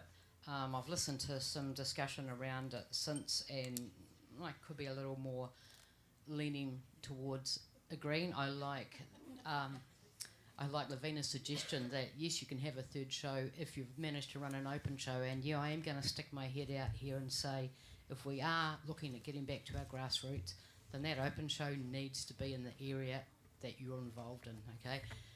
Not shipped all around the country to fit in with someone else, okay? When you're talking about doing grassroots stuff, you're talking about doing it in the paddock where the little kids come and play rugby first time. It's got to be in your area. But the other interesting point I've got is we've all talked about how Dogs New Zealand can help you, but you also need to help yourselves as well, okay? We can't go out there and grow the membership if they're not being serviced. And one final point I'll make is, while we're talking about running an extra show to make better money, in 2015, the show entries were $15. I just popped it into my calculator. If we were keeping up with CPI, every one of our clubs would now be charging $19 for entries. So don't just expect that we can change regulations to help your life. How about we have a conversation about increasing our entry fees as well and making life easier? Because if I want to go back even further, when I first started showing dogs, Nigel, you remember when that was, when it was about $3.50 an entry. We should currently be paying about $80 an entry if you've kept up with inflation. Okay, so a lot of clubs are, a lot of clubs are doing a lot of good things to keep their costs down, but there has to be a stage where we recognise we actually have to increase our entry fees to help us as well. Okay, so don't just look to change a regulation to achieve that, look a bit broader as well.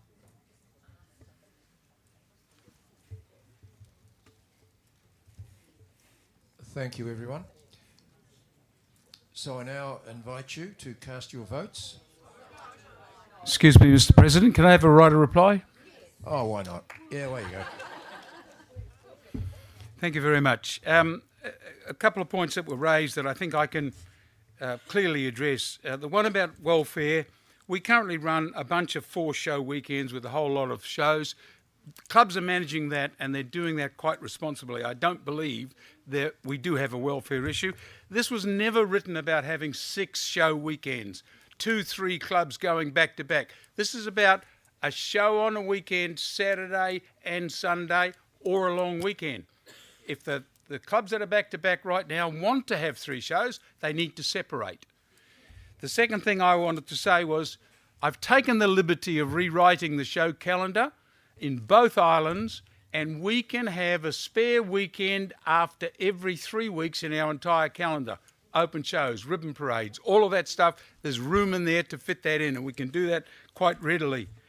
These back-to-back shows with the 3 shows gives you the opportunity for an open show on a Friday backing up to your championship show. So you'll get a lot more entries doing it that way.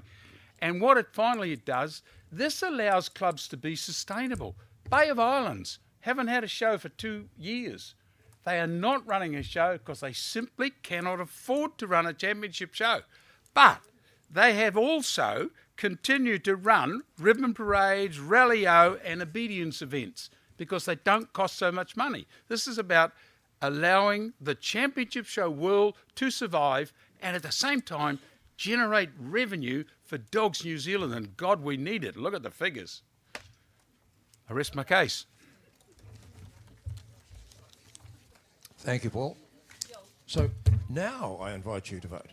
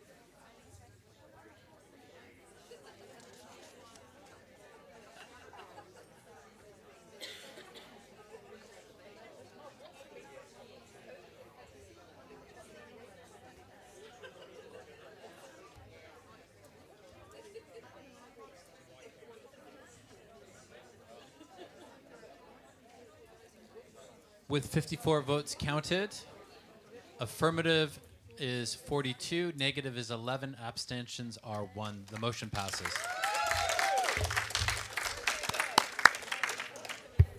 Thank you very much, everybody. I can see a good future coming.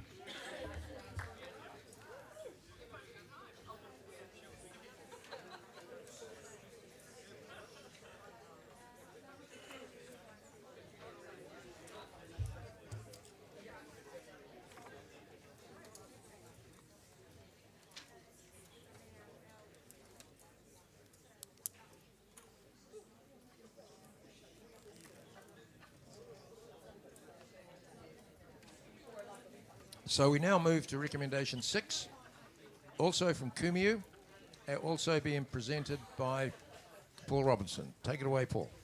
Thank you very much, Owen. The second recommendation that I have the opportunity to speak to is a recommendation to change the optional ranking procedure that we currently use. So we've got an optional ranking procedure. My recollection is, and those... Oh, am I talking to the wrong recommendation? Sorry. Okay. We'll switch on now. Sorry about that. That comes next. This one is about removal of reserve neuter awards at group judging. Now, before we wrote this, I took the trouble of going and speaking to everyone I could find who exhibits a neuter dog. Don't say I collected them all, but I got a heck of a lot of them. Some of them were quite feisty because they didn't want us messing with their neuters. This is not, but they're across the line now, and thank you, Giselle. But what this is about is saying reserve neuter does nothing. It doesn't present any opportunity for anybody other than it is a distinct and separate award. What we're saying is that reserve neuter doesn't have any impact on titles, championships, any of those sorts of things. But what it does do, it means that the exhibitor that wins reserve of group, neuter of group, has to remain until in-show judging and potentially get a chance. Most of the time they don't make it. Practice actually says many just ignore that and move away. And so what we've got is a regulation that imposes something that isn't popular, isn't necessary, and is not needed in order to secure it. So we're not wanting to take anything away from neuters. It's a fantastic thing. We should keep it. But what we're saying is, let's just scrap reserve neuter of group and leave neuter in show as an option. And if you use in show neuter reserve, then all you simply do is pick from the lineup. No reserves to come back. Pretty simple.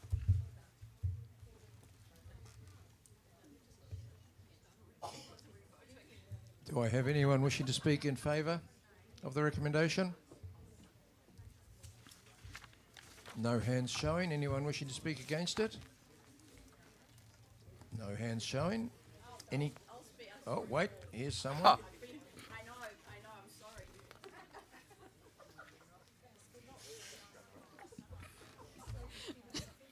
sorry. I'm sorry, Paul. Oh, hey, Paul, I'm sorry. I know I didn't agree with you. And whoever my committee has voted, sorry, they're going to say no. They are in favour of clubs having the option to hold reserves or not. However, they do agree with the part of your recommendation that the reserve neuter of group does not need to stay till the end of the day.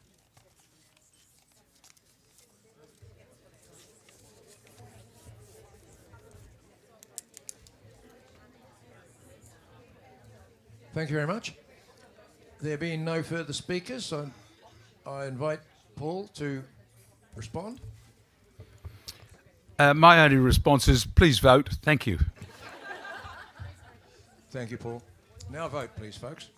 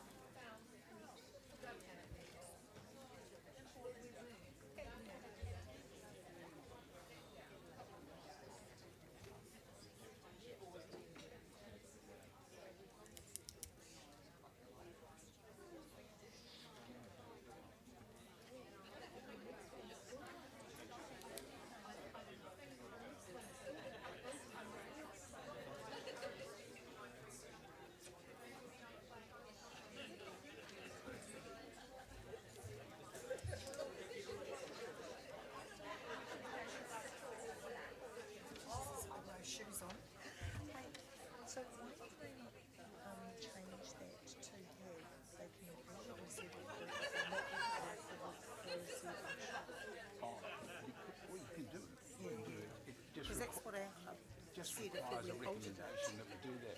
But I didn't want to muddy it by doing that.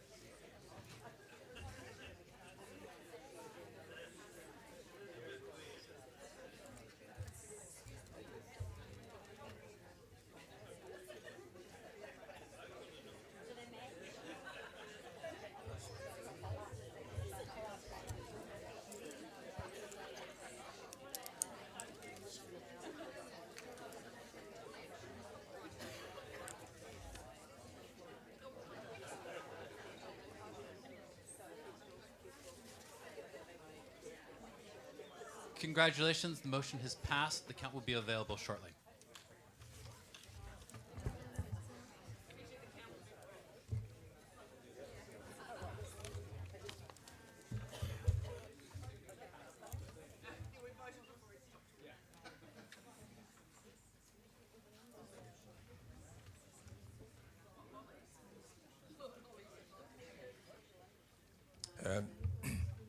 We'll get those numbers to you shortly, but be assured it passed. It was a big blue circle. We'll now move to recommendation 7, also from Kumiu, also presented by Paul Robinson. Paul, over to you. Thank you very much, Owen. If I could make a recommendation for next year, having listened to Giselle and you having to listen to me, can I suggest that if the same club is presenting something, you separate the agenda? But anyway, sorry, I don't want to bore you. Okay, so the optional ranking procedure, dear old Dawn Clark did a whole lot of work and got this up a long, long time ago now. And I think in my memory this has been used twice, the current regulation. And the reason it's not used is because, as it's written, Group 1, 2, 3, 4 only allows puppy as an option by the club, none of the other classes. What we're saying is this optional ranking procedure gives clubs the ability to run it just like we run our National Dog Show and have done for a number of years, where Group 1, 2, 3, 4 is placed, all the other classes remain alive unless they are eliminated by 1, 2, 3 and 4. If they're not eliminated, then those classes are competed for. So what this means is that the only dogs that go forward are the dogs that are placing first. Second, third and fourth don't have to remain. So in my mind, I see this as an ideal way for a club to run a Sunday event, because it means the event can be concluded nice and quickly. You can do it for the whole weekend, and that's an option. It's not a change that says you have to do this. It's a change that says if you would like to use the ranking 1, 2, 3, 4, and that's really designed to give judges the ability to place at a higher level. And oftentimes dogs are eliminated because they come from the same class. So if the group is placed first and reserve and they're both opens, then their third dog might also be an open, but it gets no recognition whatsoever. So this is about recognising in the breed, not complicating what we've got, and keeping the classes alive so we don't lose entries. Because history showed the 2 times that it was used, I could be wrong, I think it was only 2, both times the entry plummeted because everybody said, why would I go and do that? So this is about giving clubs the ability to hook on to their now approved 3rd championship show and do a ranking procedure so that there are more awards given and allowed to recognise more across the group entries. So that's it. Thank you. Thank you, Paul. Can I have an indication of anyone who would like to speak in favour of the recommendation? Gary? Gary from Hutt Valley Kennel Centre. In 2018, we brought this to ACOD and it was turned down. We have much pleasure in approving this year. I wish you had that power, Gary. Anyone else? Anyone wishing to speak against the recommendation?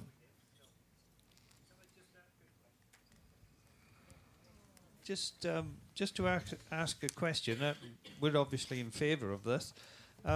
Does it mean that we would need 3 extra ribbons per group for Group 2, Group 3, Group 4? and then 3 extra ribbons for in show. Best in show 2, 3, and 4, plus obviously the classes. Yeah, I thought it did. A little bit of extra cost. Yeah, the answer to that is yes, and you can take it from the bonus of your 3rd championship show. Fantastic.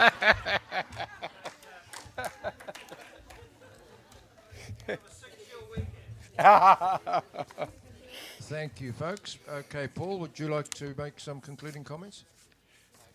No, I've got no further comment, thank you. Thank you. In that case, I would ask you all now to turn to your devices and vote. Thank you. I do have the numbers for recommendation 6. Thank you for asking. It was 43 for, 11 against, and no abstentions.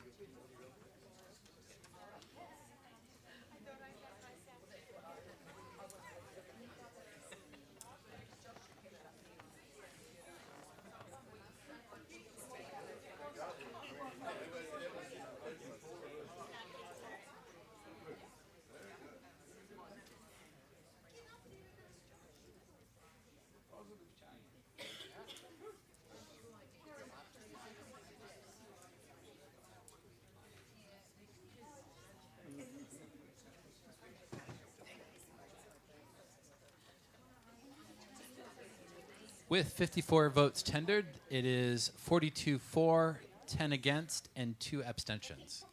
Congratulations.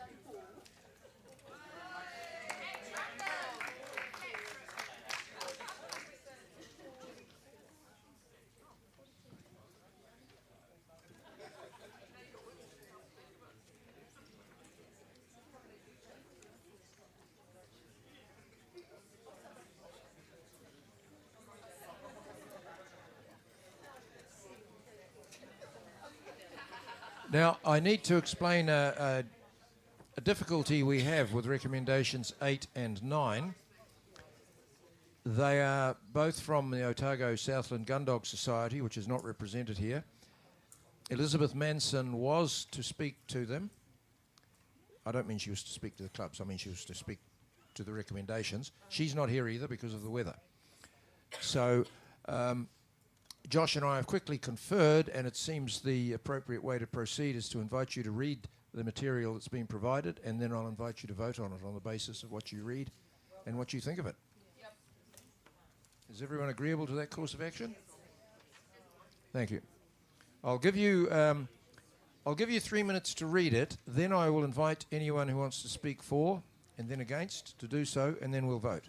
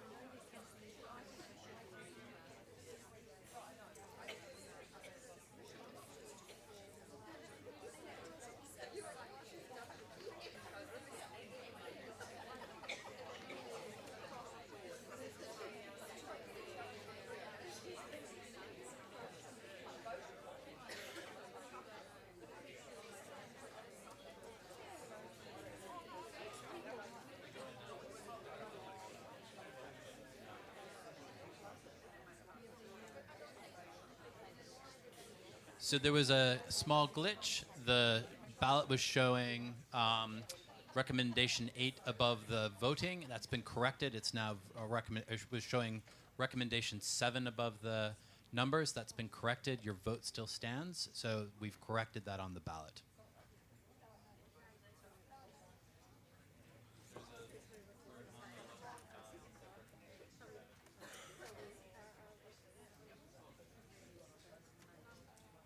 Okay, would anyone wish to speak to this recommendation? Firstly, anyone who wishes to speak in favour of it?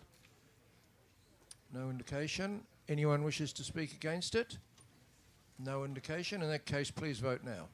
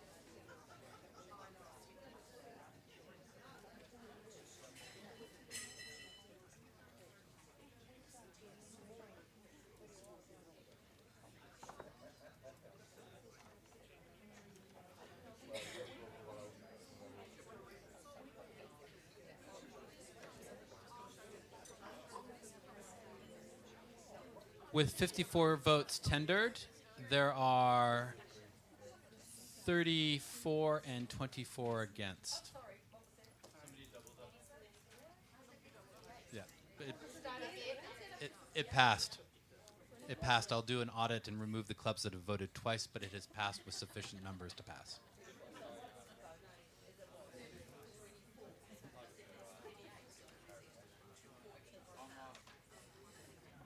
Would you take a microphone to Nigel, please?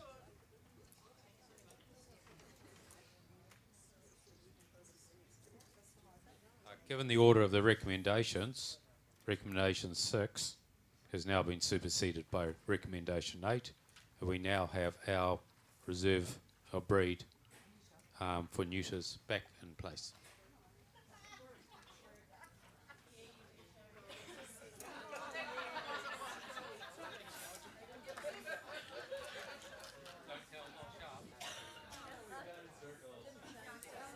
Democracy is a wonderful process, and it is not written anywhere that it has to make sense.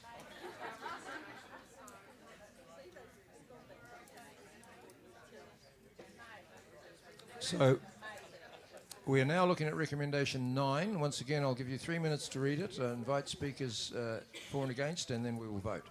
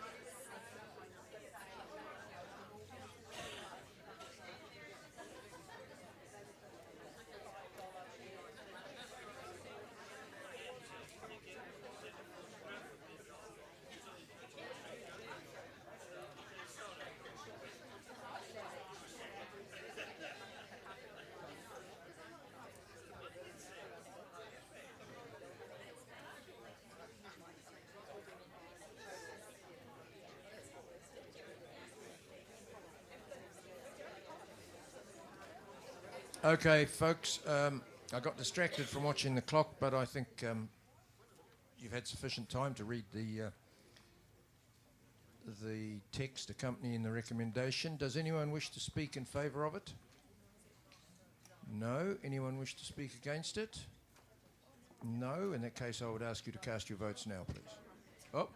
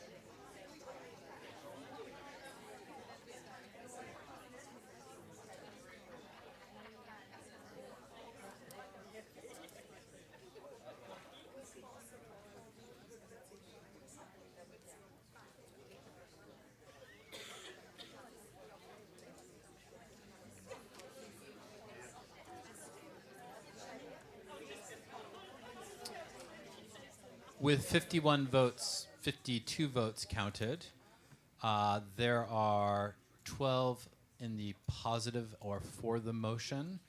There are now 41 against and no abstention. The motion does not pass.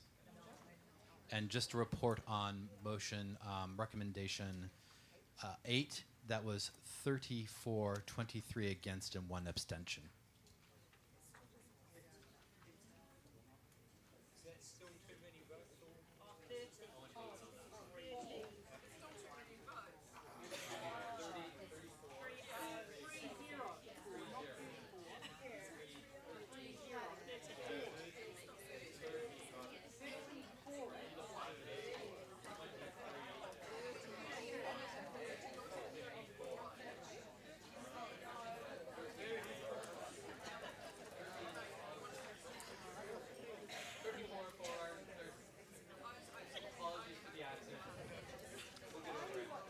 Okay, folks, we now move to another warm and fuzzy and pleasant part of the proceedings.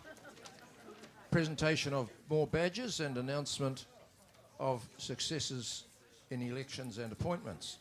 So I'll just make my way down to the lectern and ask my two colleagues to join me, and we'll do it all.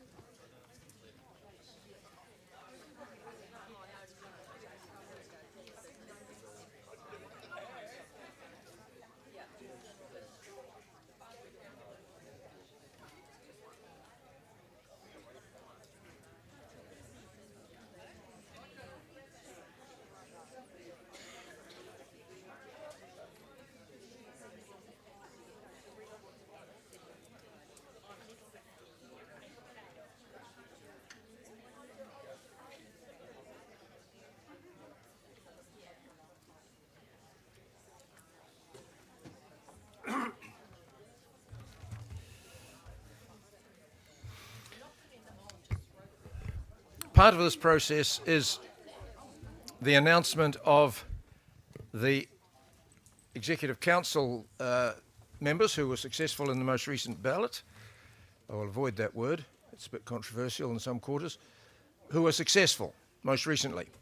And there's no need to get them out of their seats or make a big razzmatazz because they're in place already. Valuable members of the Executive Council, in for another term each, Sarah Elliott and Susan Vanderpoel. Let's hear it.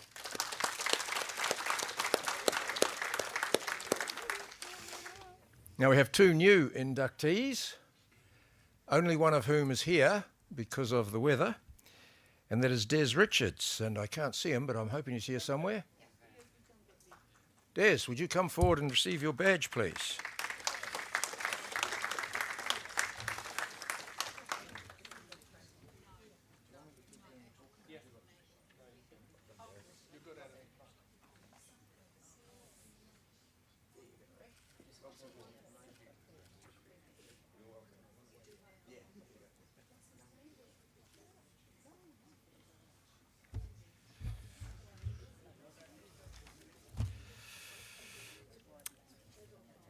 Four new members of the Agility Committee, and I'd invite them each to come forward as I name them to receive their badges. Briar Wilson.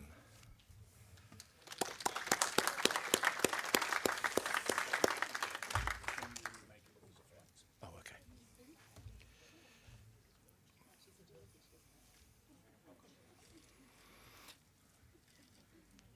Kim Edwards is not here, unfortunately, because of the weather. Shelley Bakey.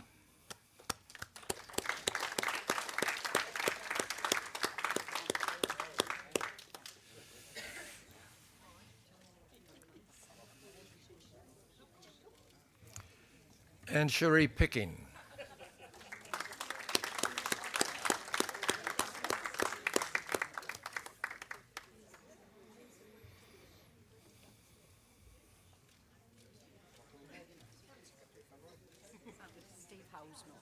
No, I know. Now, for the Dog Training Committee, the first name I have here is Steve Hull, but he's not here, so Tanya is accepting the badge on his behalf. But let's hear a round of applause for Steve's appointment.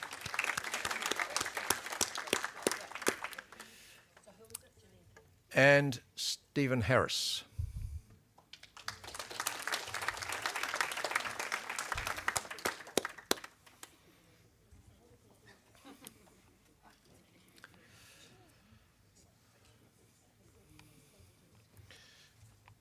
Thanks, folks. Now we move to the 50-year and 25-year badges, and I apologise that this is going to be a bit of mass production because there are too many of you and we can't do the big handshake and kiss and everything for each of you or we'd be here too long. Just a quick bit of background.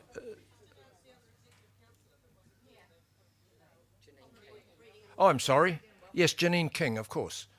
Yes, Janine is the other new EC rep and isn't here because of the weather.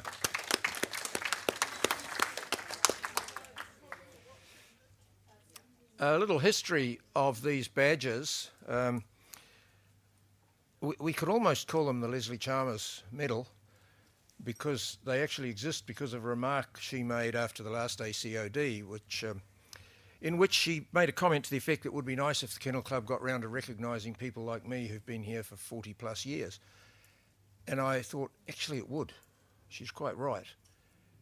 And I thought, well, it's not hard to achieve, so let's do it. It's a very appropriate thing to do in our 140th year.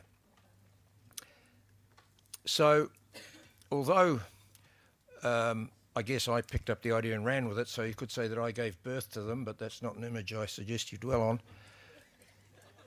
on.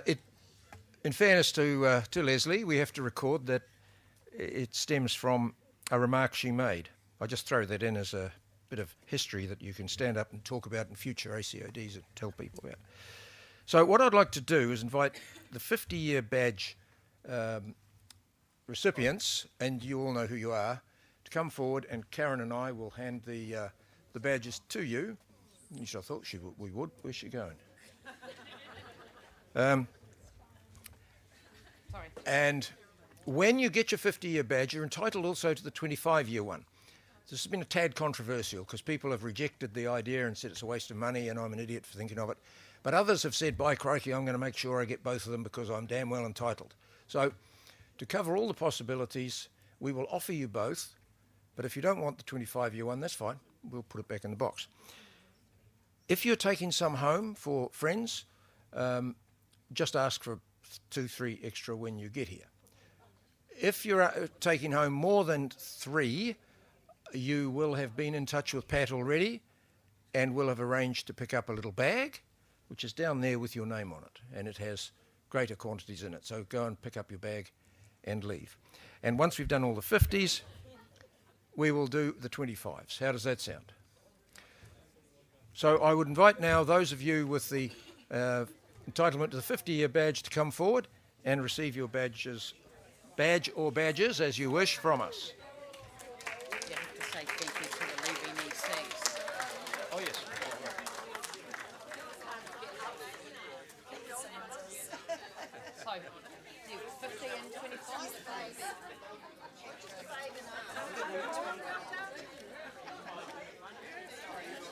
One of each. Somebody else can have this, can't they? Thank you very much. Just one. If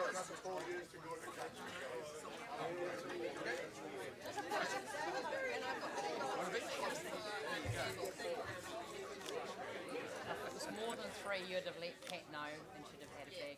Cool.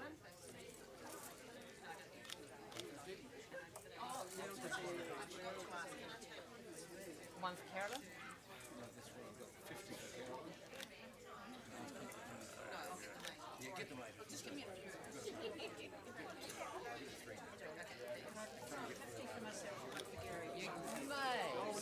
A silver as well.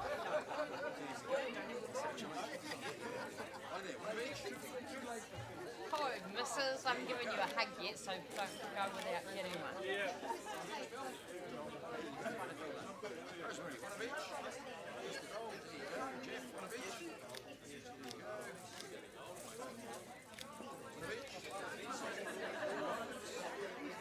We're going to go and pick your bag up. Done. Oh, silver. Diane. I'm not sure whether I'm taking the bank back or not. Otherwise I'll take Christine. Well, did you arrange it with that? I think no. One of each. There you go. John, one of each.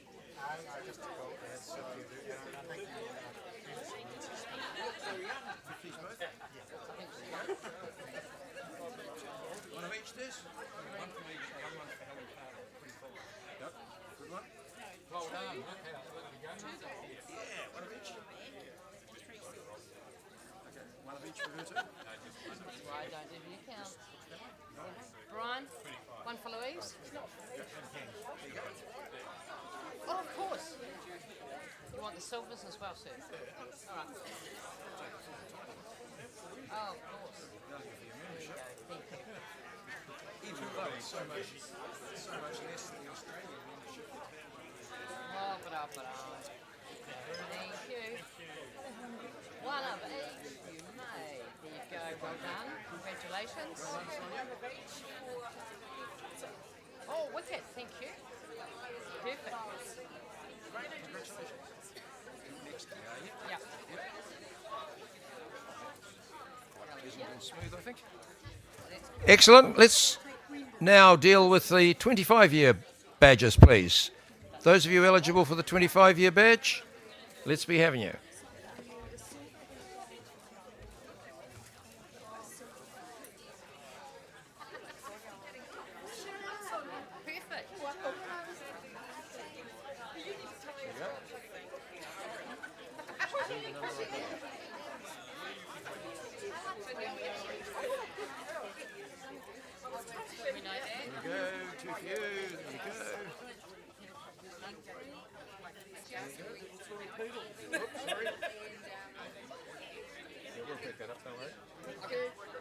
You're welcome. I've got a little bag. Oh, there you go. Well, there, take yours though. No, it won't. No, you get your own plus the bag. There you go. One of those. One of them. Carol, there you go. Rob, there you go. I can imagine. Oh, thank you. Oh dear. It's a riches for the bladder. I survived. Sam, Thank you very much. congratulations. You're going to move now? There you go, Ashley. Congratulations. Congratulations. Pardon me? 5. Okay, I guess.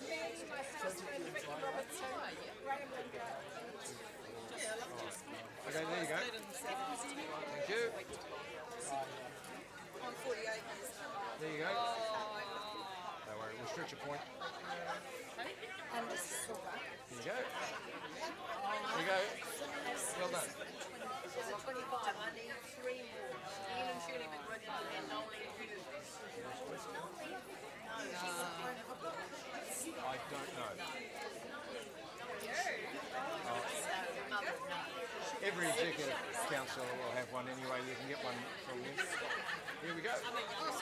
So you are. I can't believe it. 25 years you must have been a junior handler. Here we go.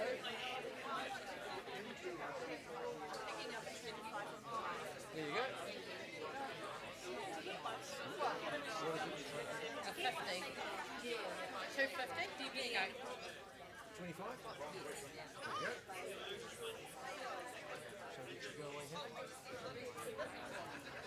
Where's your badge? Let's let her take hers. Silver or gold? Where's your badge? You haven't got it on. I'm going to say I'll pick it up. You've got to put it on. Where's your badge?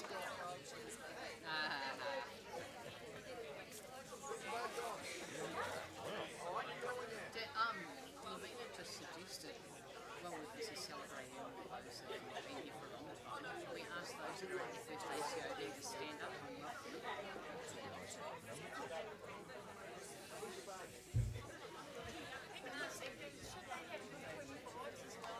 If they've got the 50, they're entitled to the 25 as well, yes?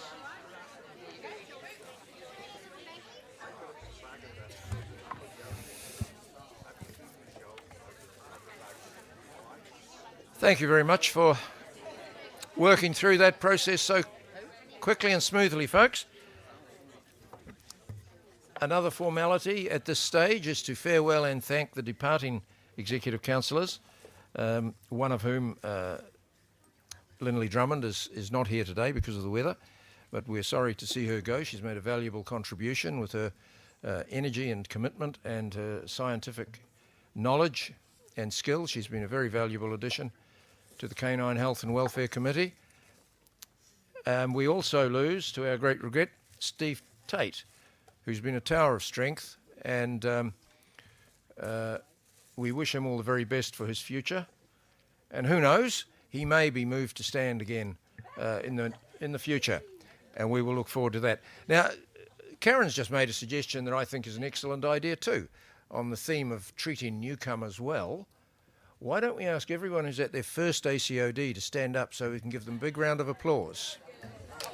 Up you get.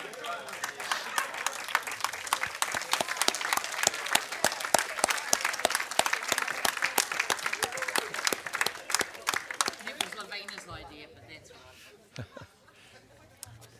Correction to the historical record, it was Lavina's idea conveyed to me by Karen.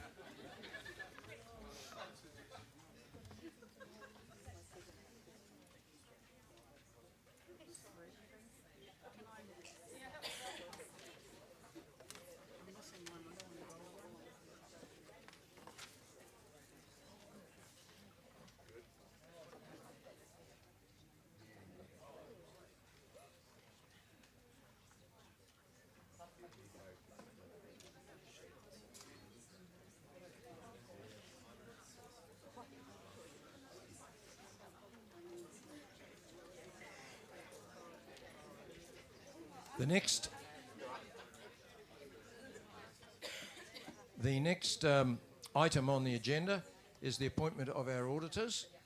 Can I have someone move that we reappoint Deloitte as our auditors, since we know from the delays this year how thorough they are? Is that a motion from Brian Harris? Thank you. And a seconder? Karen, thank you. All those in favour, please say aye. Any opposed? None? Thank you. Solicitors. Our solicitor is currently Gibson Sheet, and I would invite someone to move that we reappoint them as our solicitor for the coming year. Karen has moved it. Seconded by Andobi. Thank you. All those in favour, please say aye. Any opposed? No, it is moved. Thank you. And we don't need to do the fees and show levies since we have already done it. I'm sorry?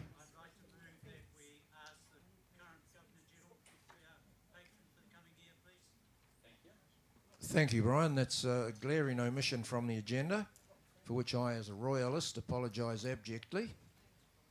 We have that invitation, that motion, I mean. Can I have a seconder? Diane Riley, thank you. All those in favour? Any opposed? Thank you.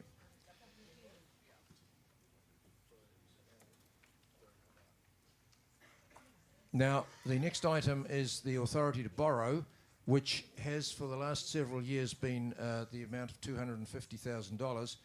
We are asking for an extension of that, and I'll pass the microphone to Josh to give you the reasoning. In October 27, the national office lease expires. So we need to start thinking about what we plan for and how we begin to manage that.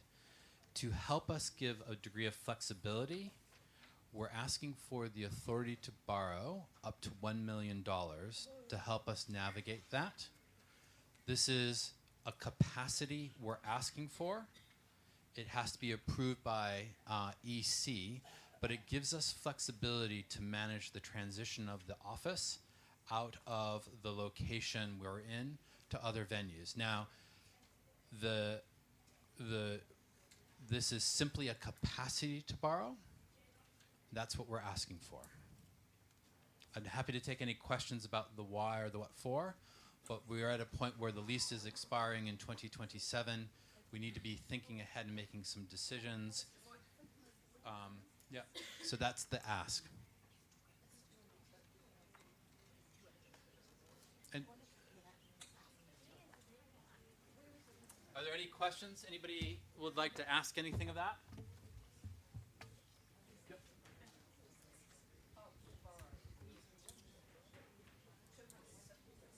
Yep, so we've asked, essentially we're asking for capacity to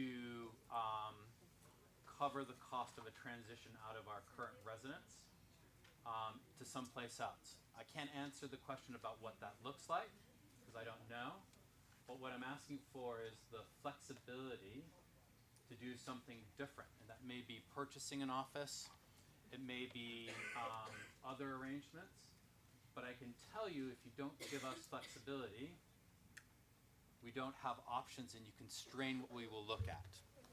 So what I'm asking for is flexibility to be able to do and think and look differently to return value to members in a different way. I think so. You're asking for the capacity, which is what you just said. Yep, capacity. Capacity to be able to borrow. Once you receive that capacity to borrow, who then decides how much you're going to borrow and when you're going to borrow it, and what goes around that in terms of safeguards, and how much do the members have a say, or the delegates have a say in that in a future ACOD, or does it just happen, excuse me, does it just happen at the next EC meeting? So the way I read this, because it's if it's a purchase of a building, there's a conversation that needs to happen with delegates. It's an EC decision to draw into that capacity. So it's an executive council decision, if I have my understanding correct. The intent is not to use this for operational subsidy. It's to provide capacity for us to make a strategic decision around what we do with our lease arrangements, right?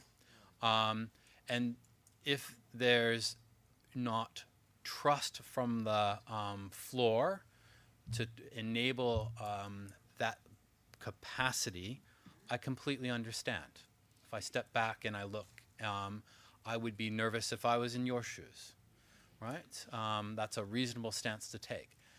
However, the old approach of us limiting ourselves and putting hardwired constraints in precludes our ability to be flexible and responsive and to take advantage of opportunities.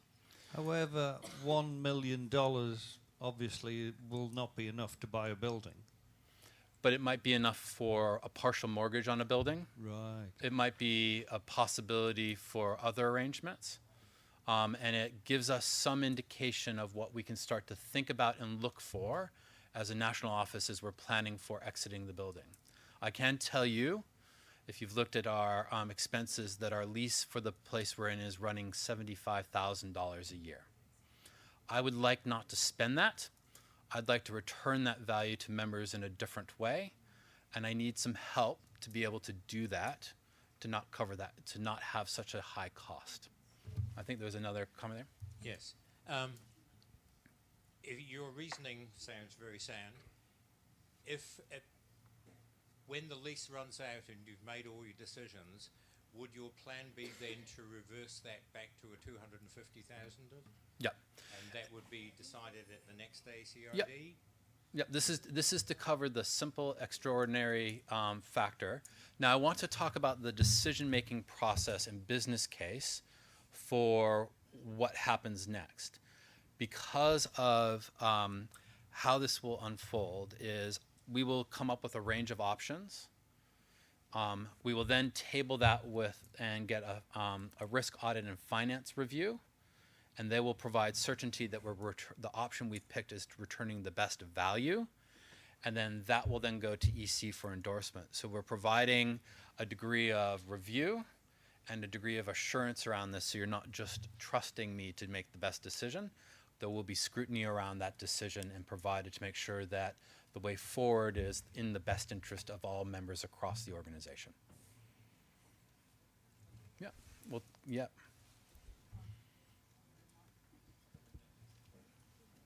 And then we'll come back to you.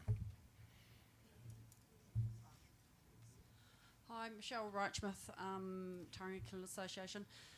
My question is, surely for the future we are looking to get the Lower North Island venue. I know that's been hugely discussed, and surely that shouldn't we be creating a destination for Dogs NZ, which I would, my vision, and I've talked to executive councillors before about this, would we not be wise in investing in getting a purpose-built venue that we have our offices at, our museum at, have a vet on board, create that, grow that, have dog grooming, have a facility that we can hire out to multi-purpose events. Broader spectrum, let's go get NZMA on with us, Motorhome Association. So you've got people going to use the ferries. Think big, and solar panels. You know, go the whole hog. Look, I've got a business that's running very well. We have solar. I live off grid. There's some of the stuff is no brainer, and you're going to make money for your members. It's going to create an income. Auckland venue, solar panels on it. It could create a lot of stuff. But if we go out and buy an office building somewhere else, and then what are we going to do? On-sell it and then create? So again, this is about the capacity and enabling flexibility in our ability to respond. We'll go back there. It's too early to preordain an outcome around what the leasing arrangement's going to look like. I can tell you these things take time, they take work, and they take effort. And for us to have the right option and to have the ability to respond with the endorsement of membership is what we're asking for, because I don't know where it's going to go. I can tell you that coming to ACOD next year is probably too late in the process, given how these things unfold. So I can't speak to the Lower North Island venue. I can speak to that if you don't give capacity and flexibility to the organization, that will constrain what we will look at, and it will force us to be thinking in a more traditional lens rather than in a more expansive way. Yes, sir. Excuse me, Bill, just before you start, I need to remind you that we have to stay on point, and the Lower North Island venue is not the topic we are currently considering. We have just invested 5 years in not finding a Lower North Island venue. We want you, I say this deliberately because it's contrary to a lot of the stories that are going around out there, we want you to find one. We have never said you cannot have one.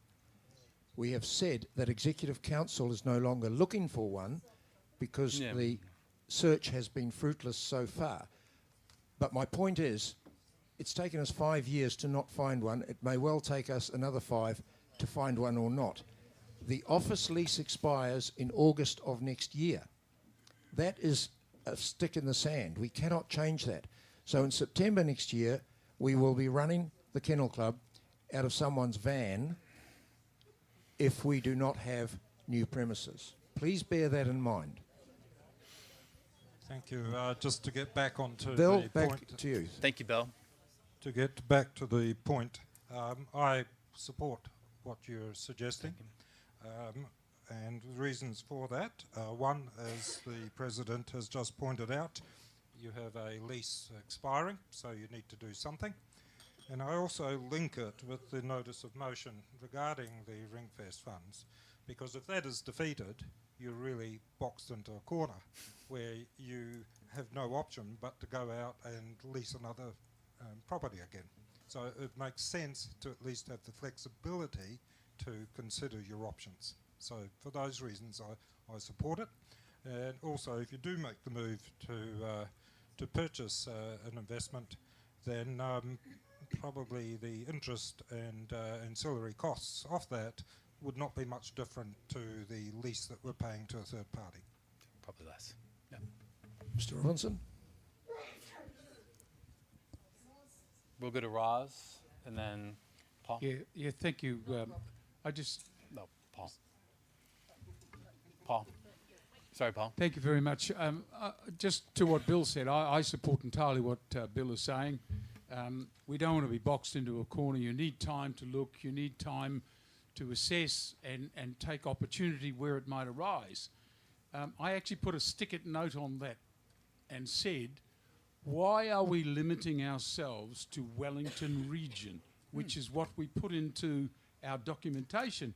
Because as an organisation, we certainly are not Wellington. If you look at our membership breakdown, Wellington is probably the least supported area in the whole country. So, if an organisation like Westpac Bank can move its head office out of Wellington and go to Auckland, why are we limiting ourselves?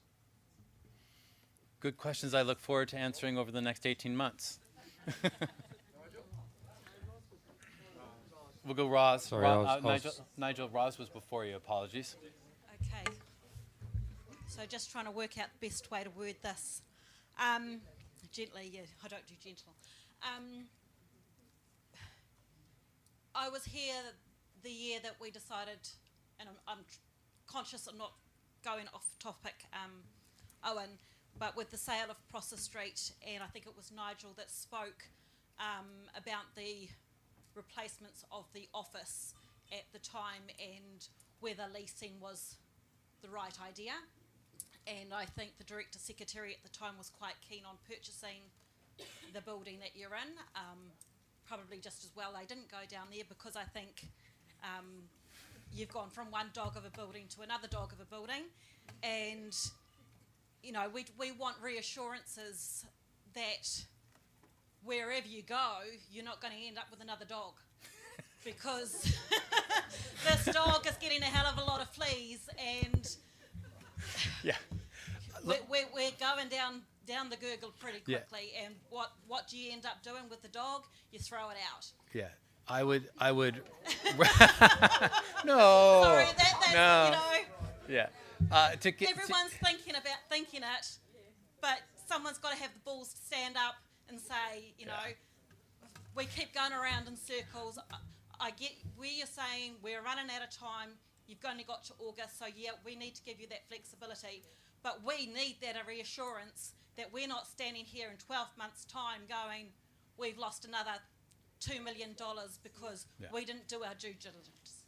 And that is a completely fair concern. So the undertaking is that the RAF will hold it to the same scrutiny for commercial business case, right? And if it doesn't stack up, it doesn't stack up, right?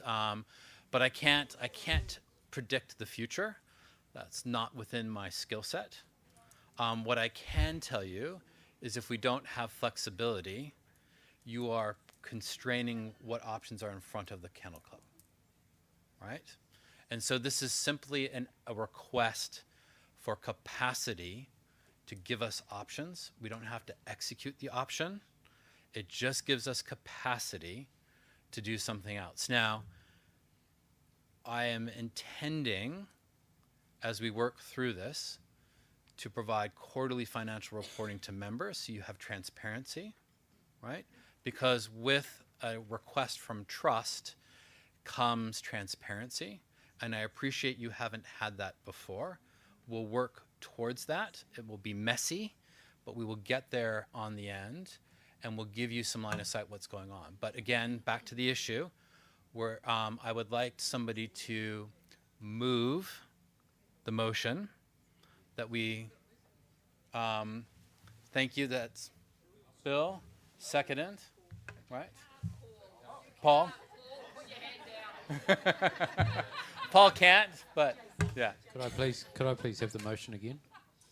Could I have the motion again, please? The motion is to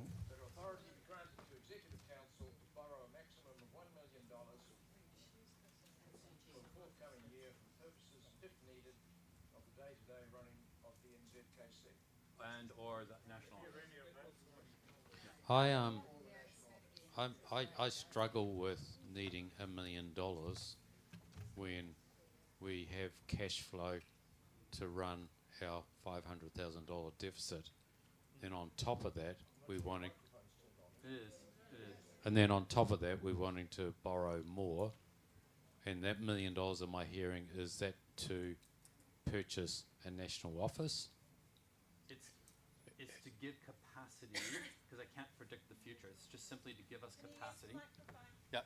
Because I think we need to do a bit of scenario testing, because while 75,000 might seem a lot for an office, $1 million borrowed is 60,000.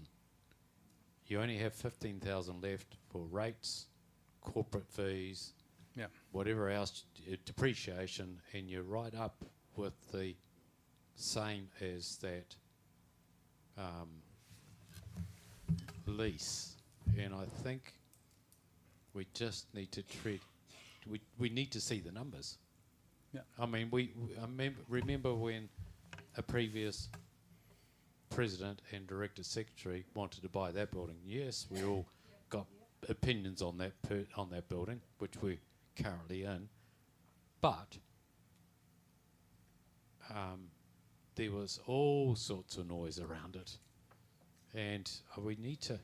I'm just trying to work out why you need the $1 million without actually getting the case done and bringing it to us. Because we don't know what the case is, and you won't be here when we need to act. Yeah. But surely we must have known that this lease would.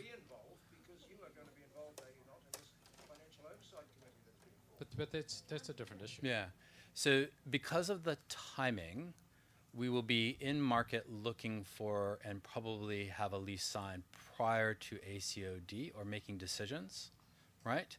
And so if you take the borrowing capacity, and we're going to need 250,000 as our normal overdraft protection. So if you're not willing to go for the $1 million and give us a capacity or indication, we then don't have an ability to think differently and bring a business case to see if it stacks up. So it's a chicken or an egg scenario, right? And the way we thought we would crack that is to ask for the capacity. Doesn't mean we have to use it.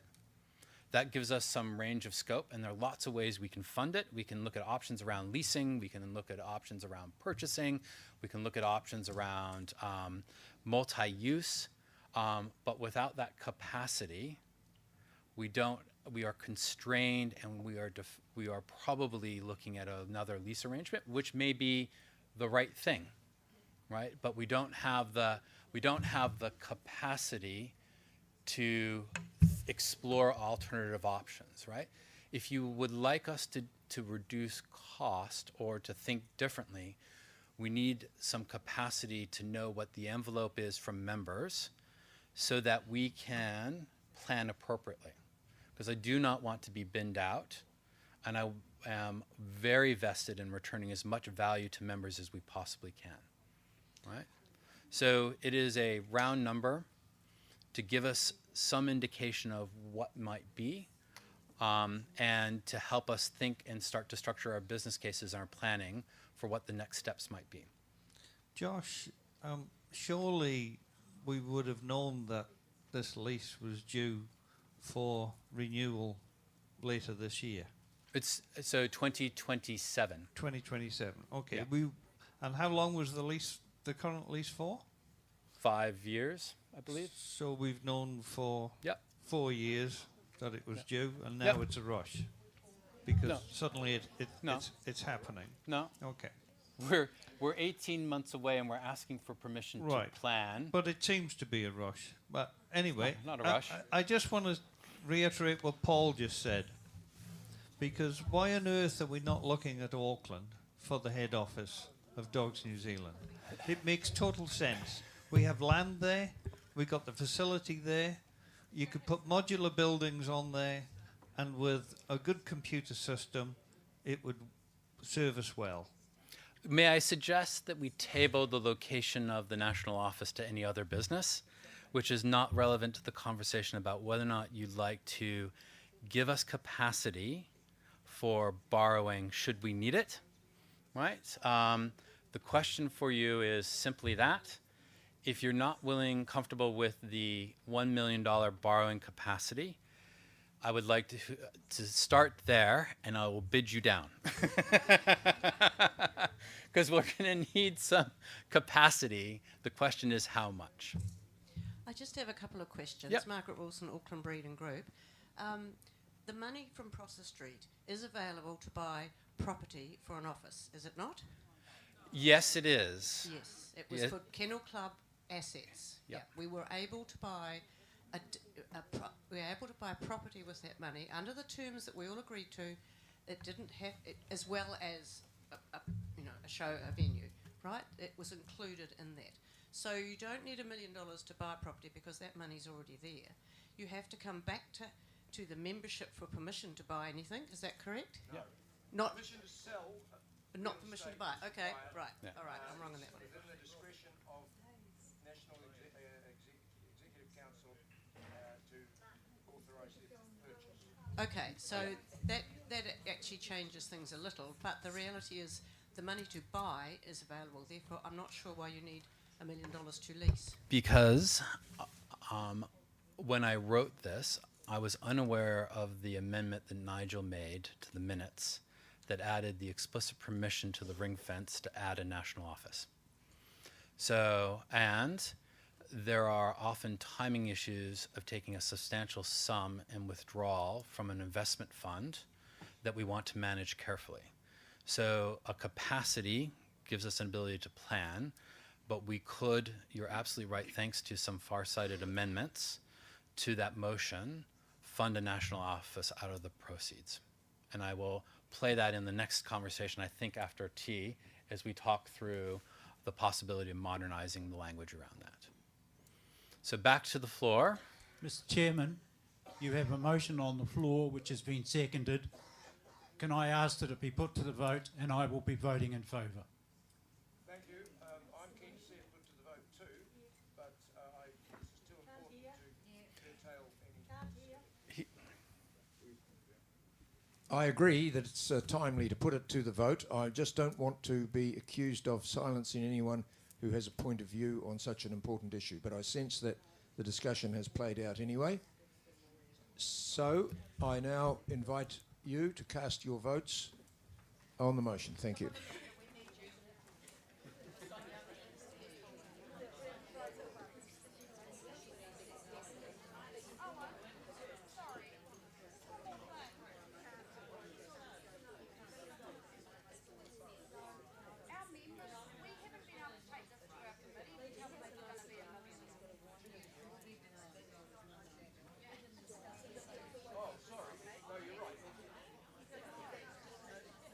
Sorry, I've just been reminded that this is not something that was in the yearbook, so your members may not be aware that you are voting on this. However, you are their delegates. You are responsible for making decisions on their behalf where necessary. So please vote.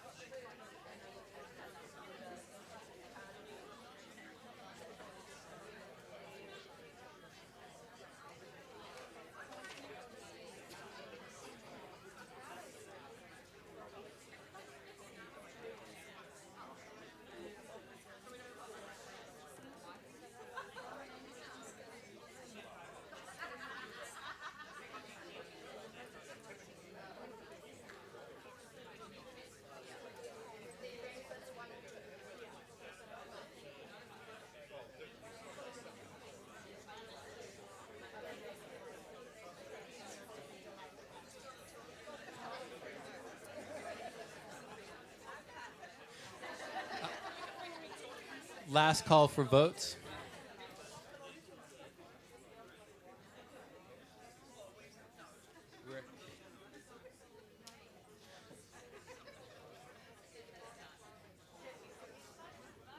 With 49 votes counted, it's 43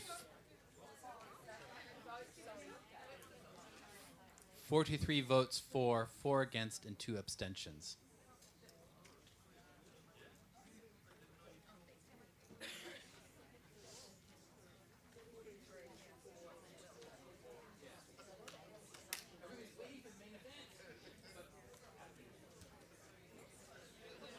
Would everyone able to vote please do so we have a complete count before we adjourn for afternoon tea?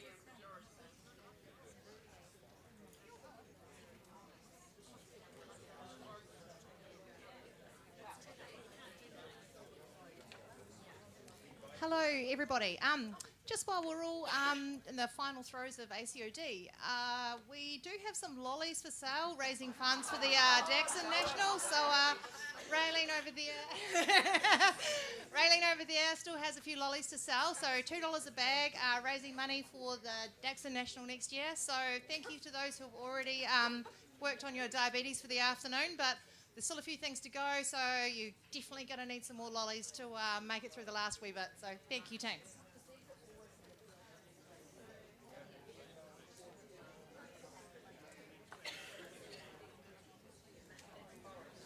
With 52 votes counted, it's 43 for, 7 against, 2 abstentions. The motion passes. And we will now break for 15 minutes for afternoon tea. We'll reconvene at 5 minutes to 4. Thank you very much.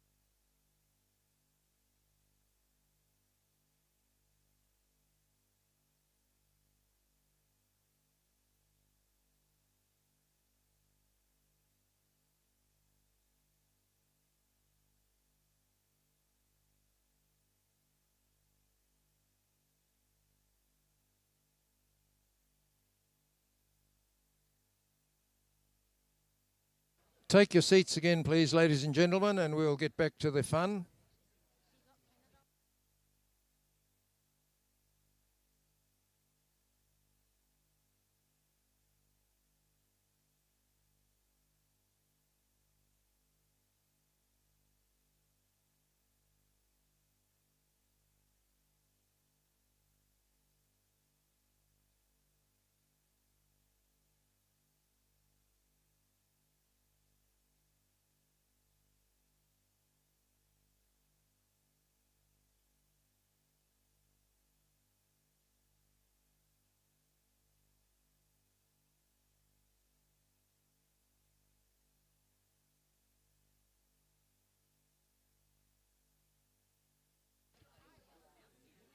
Ladies and gentlemen, can I have silence, please?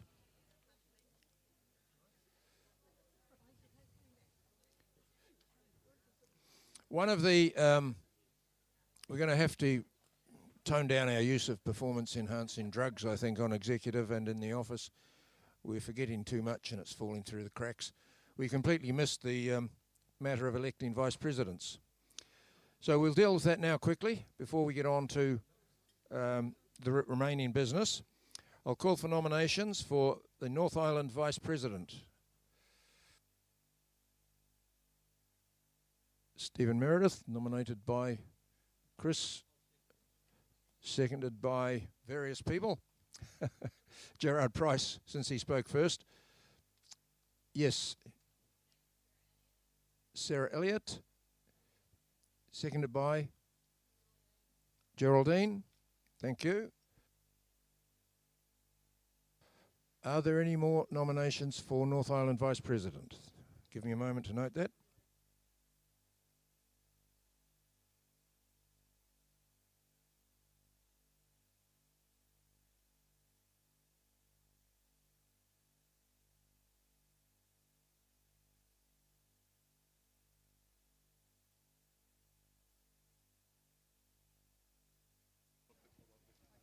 All right, we don't have the app set up for this one because it's taken us by surprise.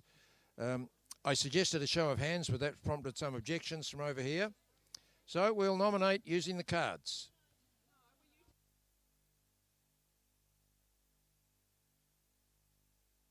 Okay, it's a secret ballot. Do you all have your pieces of paper?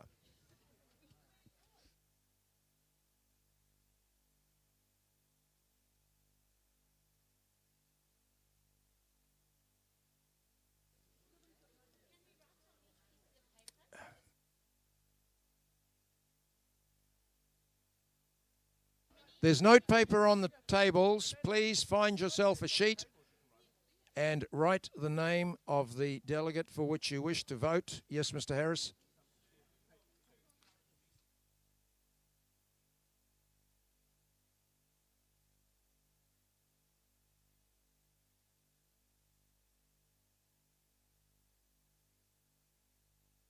Write on any piece of paper that comes to hand your nomination for North Island or South Island, for North Island Vice President of the two nominees who are Stephen Meredith and Sarah Elliott. And while you're doing that, I will invite suggestions as to who might be scrutineers.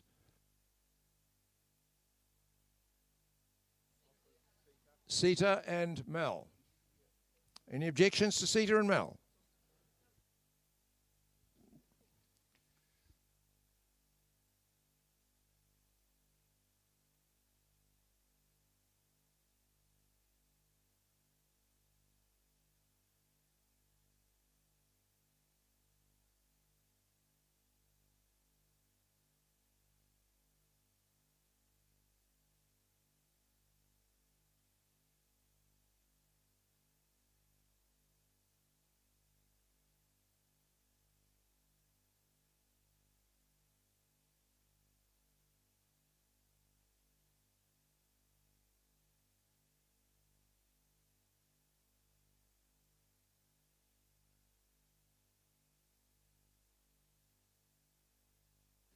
While the scrutineers are counting those votes for the North Island, I would invite nominations for the appointment of South Island Vice President. Karen McIntyre, nominated by Susan van der Pol, seconded by someone down the end there. Carol, thank you. Are there any further nominations? In that case, I declare the South Island Vice President re-elected unopposed, Karen McIntyre.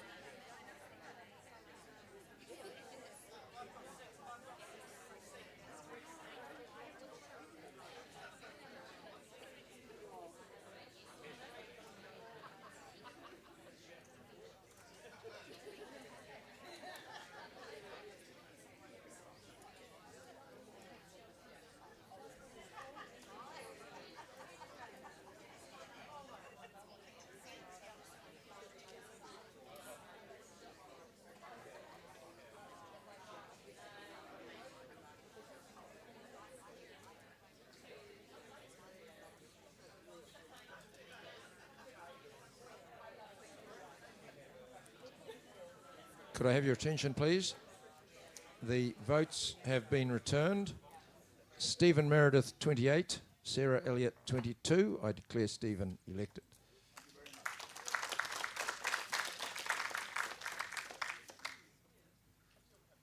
So I now call for nominations for the position of Senior Vice President.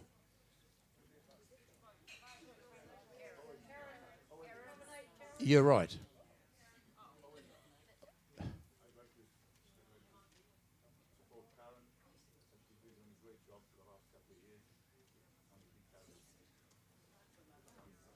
Thank you, Stephen. You're a real gentleman. Stephen has indicated that he declines to be considered. So our Senior Vice President is re-elected unopposed.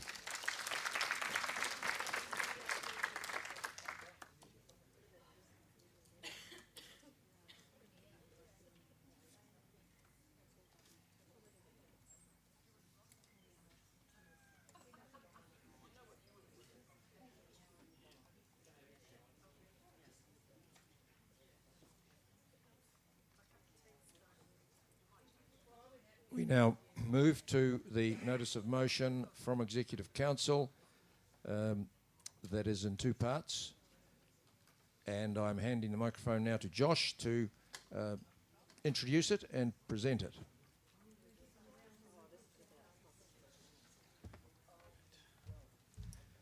Before we begin, I want to acknowledge that this is going to be an emotive issue for some people. I'd like to, for those who are more interested in spectating, just remind you that the Dachshund Club is selling refreshments so that you can enjoy this. Sell lollies for the enjoyment.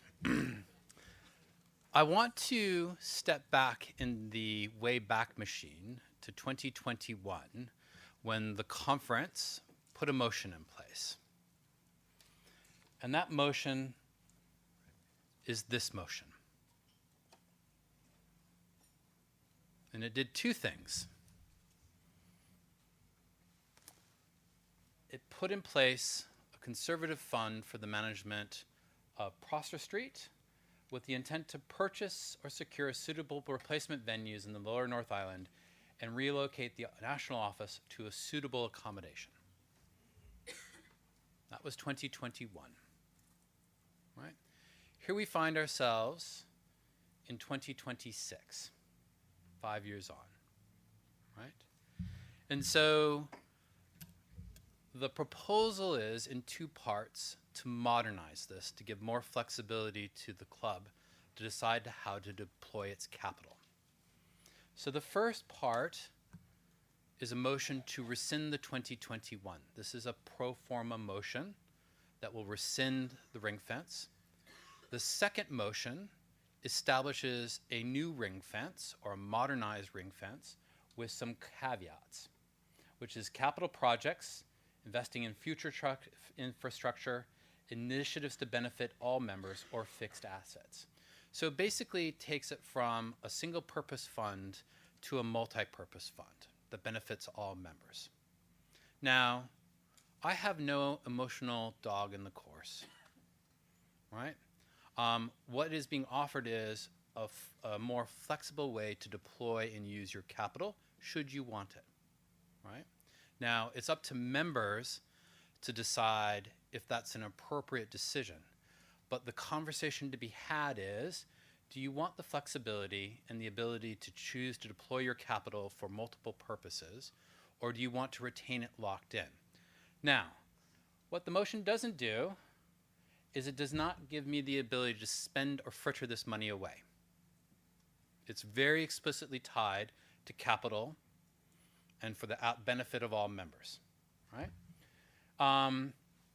It does not create an intergenerational fund, right? So there's no speculation with this. It maintains the existing SIPO. The funds are still managed in a conservative portfolio, right?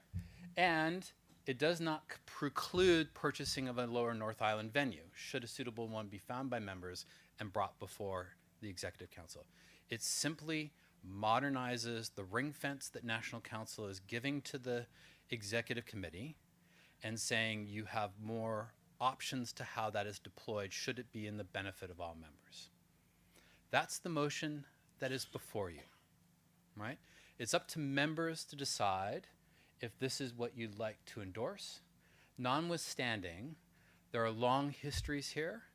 There's a lot of emotionality around this, and I want to respect that conversation, but also point out this is not about a lower North Island venue or other things. It's simply about modernizing the constraint you put on this capital fund. And I'll let you, just one final reminder. What is lost in the conversation is where the money from Prosser Street came from. Do people remember the address of the office we sold in Wellington to fund Prosser Street? What was that address? 42 Pyrie Street. Before that we owned, what was the address? Webb Street. Webb Street. So we've, over time, converted our capital to different purposes to fit the needs of the organization at different times. So it wasn't a fixed asset. It was in a residential property on Webb Street that was raised with members' money. It served the national office well. That was sold out. That was put into to Prosser Street with additional member money to buy Prosser Street. We cashed out as a organization at the absolute best time in the Wellington real estate market, which was phenomenally good luck on our part. You could not think of a better time to cash out of an asset, right? Especially one that was as decrepit and under-maintained as Prosser Street was, right? Hats off to the team who did that at that time. The question for you is how you want to deploy your capital going forward, right? You can leave it ring-fenced with 2 uses, or you can modernize it and give it more capacity to support the Kennel Club and support members across the organization. With that, I'd like to start with motion 1. Would somebody like to move motion 1? Can I have a move of motion 1, please? Brian Harris moving. Thank you, Brian. Seconded, Jeff Whitfield. Jeff Whitfield. Thank you very much. I'll shortly call for speakers favouring the motion. I will remind you of the protocol. 2 for and 2 against is the theory. If I sense that there need to be more than that, then I will allow more than that, because this is a very important issue. But I will not allow you to speak twice, and I will strictly enforce the 3-minute per speaker limit. So that said, could I have speakers firstly wishing to speak in favour of the motion?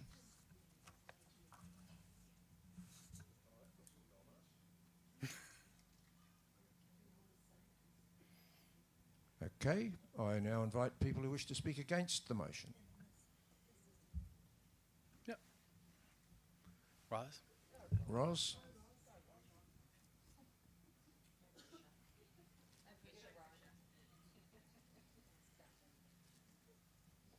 Okay, Rotorua is against the ring fencing.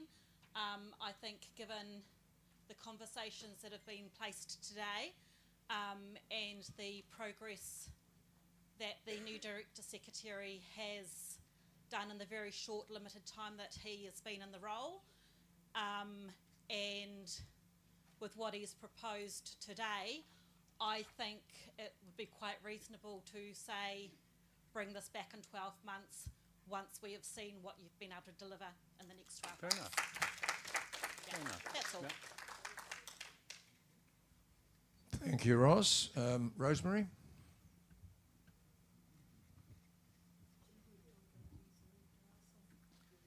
Thank you, Rosemary. Speaking on behalf of the Central Region Dog Training, our members are very, very opposed to this. We all really, really want a lower North Island venue. We can see if the money is taken out of ring fence that it is going to disappear. It will go to Auckland to get your consents. It will go anywhere. I was on the committee where we looked at venues. I found venues, I found bare land, and I found a suitable venue that at the time President, apparently, from what I understand, I may be wrong, but I'm told that he visited and decided it wasn't suitable. The land I had, could get 10 acres, any part of the land that we wanted on that land for $1 million at the time. So, but we were told that we were only to present options of leased land. Now we're now told we cannot present leased land. We're not going to use leased land. We can only do purchased land. But my members are very much against us taking it off the ring fence. Thank you, Rosemary. Not meaning to detract from what you said, Brian and I have been looking at each other in horror and shaking our heads, and I can confidently tell you that whoever told you that you could only consider options on leased land was... I don't have words for it. They did not live on the same planet as the rest of us. It's totally false. That was never the case. No. No. Yeah, rightly so. Does anyone else wish to speak?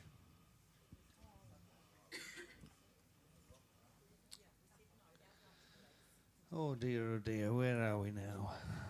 We are sitting here with 3 minutes to talk. Funny that. Well, it is 5 years on, I guess, and we sold our home and we've still not found anywhere to live. How can that possibly be? But that is the case we're in at the moment. The members definitely want a Lower North Island venue. We would have obviously great trouble in purchasing land and putting a building on that land, modifying it, resource consents, and all the rest of it that's required. Simply because land has become more expensive now. We did sell at the top of the market, which was fantastic. But we squandered that time the last 5 years. As you know, and probably everybody knows, we did find land, leased land, obviously, but it was in conjunction with the Horowhenua District Council, and I have it in writing that they were happy to lease us that land for 30 plus 30 plus 30 years at zero cost.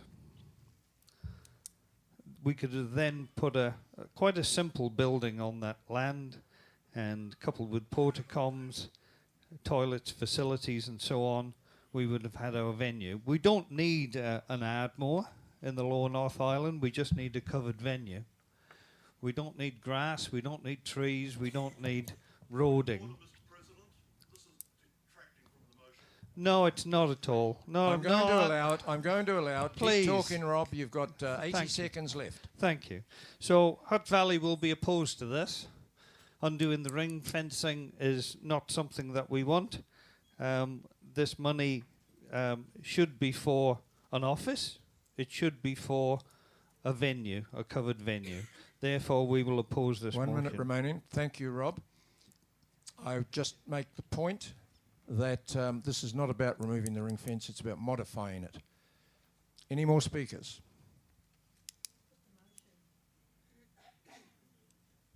Mr. Whitfield. Excuse me, I'll just jump in over this as a seconder. If you look at what we've got a venue, but we just have to pay rent for it. And Manfield provides all of the things we need, infrastructure and everything else. And I know there's some comment about the floor, but we won't go there at the moment, so I could make some comment. But unless you pass and approve motion 1, then we can't really deal with what are we going to do with it. We need to remove the ring fence and then move into motion 2, and then if you want to put restrictions in there and require specific uses of that fund, to me that is the place to do it. The first step is to remove the existing ring fence and modify it, as you say, but then if you've got concerns about how it will be used, and I can say plenty about executive councils over the years that have frittered away capital gains and bought budgets for loss after loss after loss, which is basically financially irresponsible, but not in the pardon me, not in the interests of the Kennel Club. But we need to be able to move into motion 2 and then give some direction as to where that money should go in terms of whether it should be retained, some spent, assigned to certain projects. But we need to move and remove the ring fence as it stands. Thank you, Mr. Whitfield. Does anyone else wish to speak? Nigel. Thank you for the speaker. The person down here who eloquently asked for a potential paper to come back after we've worked up exactly what we're trying to achieve has some merit, I think. I think we do have a cohort of membership whom were led to believe that Prosser Street, the proceeds from Prosser Street would be used to replace a lower North Island venue and also the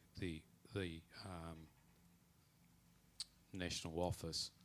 Now, I'll disagree with the previous speaker in that motion 2 is about what we need to do with it. Actually, the current motion already tells us what we should be doing with it. One of the things that I worry is that we've squabbled about this for 5 years, and we have probably limited our return on that money. However, we have managed to be able to keep ahead of inflation, so it's not quite as bad. I do agree with there's Manfield. However, Manfield continues to be subsidised by the funds from the Prosser Street money. And at some point, that will run out if we choose to invest it in other assets. So we're going to have to be quite careful what we do here. One of the things that I am absolutely internally grateful to is the people in Auckland and Wellington who had the foresight to go and buy those facilities. Now, Prosser Street was probably in the hundreds of thousands. We were terrible owners of that property. We allowed it to deteriorate. However, we got a significant capital gain. And potentially the same capital gain can be held in Ardmore if we chose to sell that as well. So effectively, I think all cards are on the table, including Ardmore, and working out what it does this organisation need to go forward. People talk about Ardmore being $4 million market value in the books. I don't believe that. It's probably worth more than that. So I don't know how that came into being in our yearbook in March. If we realise that, we could have 20 million sitting on a fund that actually the revenue from that would actually solve our sustainability just like that. So effectively, before we start unwinding any 45 seconds. Before we start unwinding any past resolutions, we need to sort out what we're going to be and what we want to do. Yep, fair enough. Thank you. I wasn't here in 2021, so I'd like an explanation. Does the last sentence come in two parts, in that it's a replacement venue in the Lower North Island, effectively full stop, and or the relocate of the national office to suitable accommodation? Could you say the fund from Prosser Street could be used for the national office to suitable accommodation separate from a Lower North Island venue? I would ask the person who proposed the amendment, because I was not here. Okay, I'll depart from my declaration that you can only speak once, because Nigel's the only man qualified to answer that question. Thank you, Nigel. Well, so is Brian. It's either. So you can actually put both into one facility, or you could separate them. Thank you. I just must, with all due respect to Nigel. So just a response then. So earlier we talked about giving you $1 million sort of possibility there. But my understanding is you could be using some of the Prosser Street money to find a national office separate from finding a North Island venue, or blah, blah, blah. Whether or not ACOD will let us is a whole separate matter, but yes. Yes. Thank you for the clarification. Thank you for that. I just must put something on the record to put it straight. The subsidy being paid to Manfield does not and never has come from the Prosser Street money. It comes from interest on the New Zealand Kennel Club portion of the amount that is invested in Forsyth Bar. The difficulty is it's all one bucket of money. So it's sort of like arguing where's the tea and where's the milk in the cup. It's all in there mixed. But you can be sure that no amount has ever been spent that exceeds the interest from the New Zealand Kennel Club money alone, and never will be. Now, the subsidy on Manfield costs, depending on how many clubs have shows there that year, considerably less. It's $4,000 a weekend. Now, a building of the type that we need for a Lower North Island venue will cost us $100,000 a year just to stand there, just to exist, in rates, insurance, maintenance, and that's a minimum cost. So bear that in mind before you make too many comparisons and throw too many figures around. Now, does anyone else wish to speak before I put the motion to the vote? No, thank you. Josh, can I ask you to come back here and drive your fancy machine?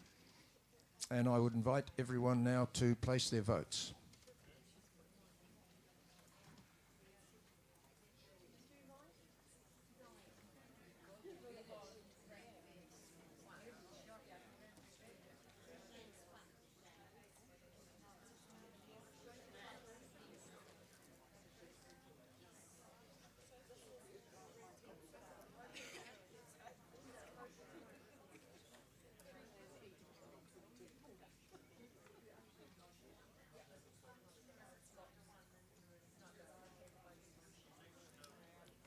And just to clarify, a simple majority is required to pass this motion.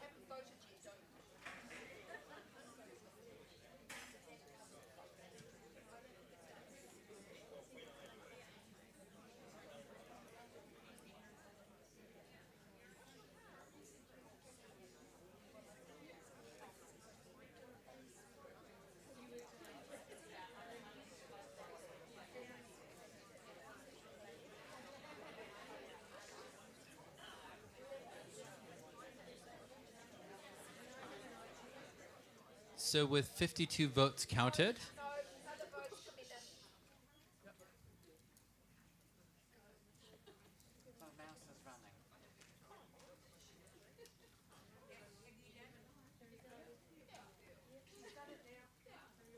excellent. With 53 votes counted, it is 23 for, 30 against. The motion fails.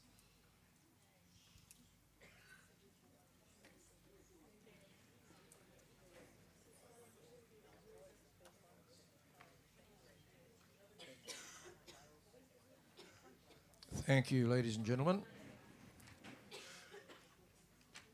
So we now move to the governance review update, and I would call on John Green to prevent the update. Probably better if he presents it.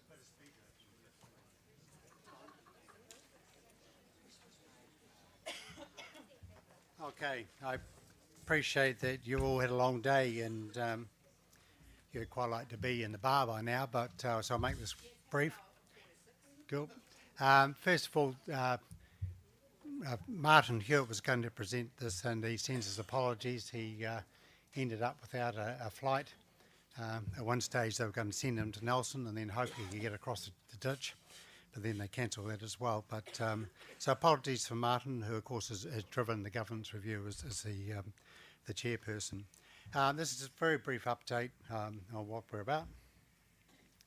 So just to recap, we started work on this in late 2023 to work on the part of this the strategic plan for Dogs New Zealand, and that was a quote there from the strategic plan. After our considerations, the roadshows, the consultation, we really came up with a very simple strategy: share the workload, improve representation while building capability. Stage 1 you voted on last year, and those 2 new committees are now established. And stage 2 you voted on today, and thank you very much for passing that remit, overwhelming again like it was last year. So stage 1, just so you're aware, the new committee is up and running, and they have got into their work straight away. It's quite interesting to hear today that a number of the initiatives and the different remits and recommendations were stuff that we've already started on. The show calendar is one project that's already identified. Awards is another that came up as well, and there's quite a bit of other work going on around how do we deliver more value for members and supporting clubs with recruitment. So that's underway, and you should be reading about that in the very near future. Stage 2, as said, you voted on today, and if it's successful, which of course it was, it completes the initial recommendations from the working group. So at this stage we have fulfilled that first part of the job, but we do believe that there's maybe scope for further work to be done. And what we consider what would be a possible stage 3, some of the topics for that, we've heard about it. There is potential to reduce the size of Executive Council further and provide for external appointments. But our view is very much, one, we haven't consulted on that. We haven't had enough member input on that. And what's more is we very much have worked on the basis of building the new governance structure. So we want to see the first stage 1 and stage 2 come into effect and be working before we make further changes. There are governance aspects of Dogs New Zealand becoming a digital organisation. So it's been quite encouraging today to have that digital voting. That's a good start.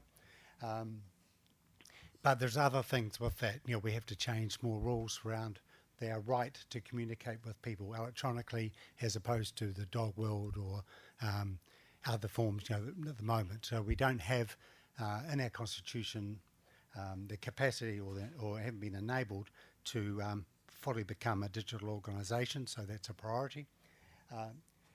Voting systems across the whole club, and we think that should be will be needed in the future. While it's unfortunate that we didn't need a vote for confirmation or breeding and welfare the first time round, we think that's just a starting up issue, and we fully expect to need a full member voting system for this time next year. And part of the major issue that's outstanding is what is the role of ACOD?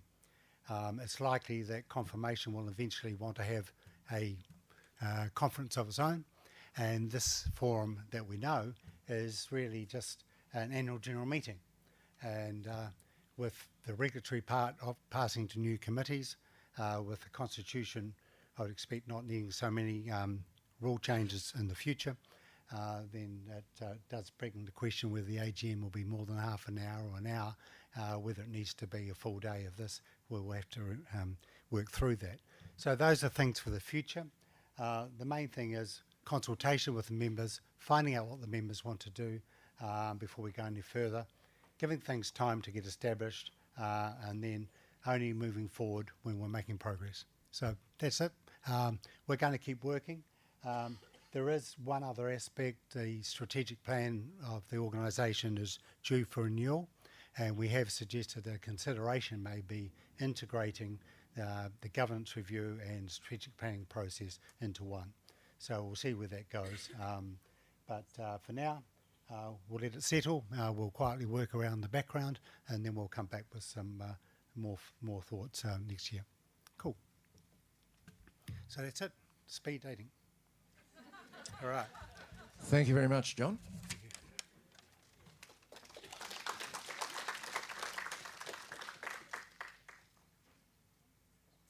Now, in the interests of speed, given that we are considerably behind schedule at the moment, behind the agenda, I suggest, unless the meeting objects, that motions, the discussion papers from the Otago Southland Gun Dog Society be passed over, I will undertake to ensure that they are noted formally at the next next Executive Council meeting, so that they will not be lost on Executive Council, and the Society will be free to resubmit them as discussion papers next year if they still feel the need, if the result they were hoping for hasn't happened because Executive Council have read it. Does anyone object to that course of action? Owen? Yes. I have a, why doesn't this room just give it to the confirmation committee? That's a very good idea. That's what they're there for. A very good idea. Yep, we will. I'll move that. Okay. All right.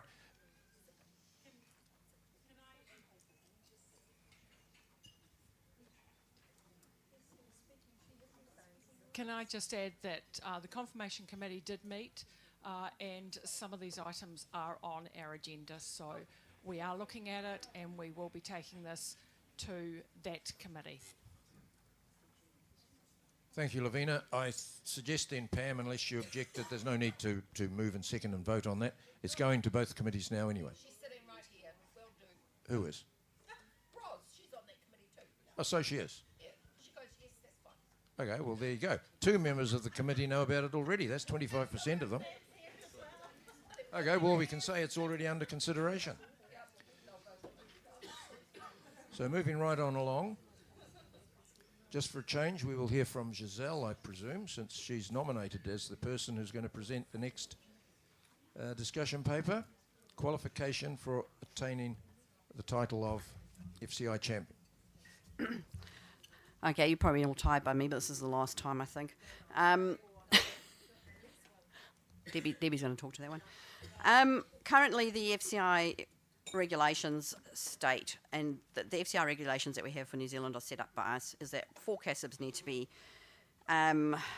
awarded by 3 different country international judges. One of them has to be earned in the opposite island. This has proved to be quite restrictive for Great Little New Zealand, and the weather conditions this weekend is a prime example. If the FCI show was in the South Island or the opposite island this weekend, nobody would have got there.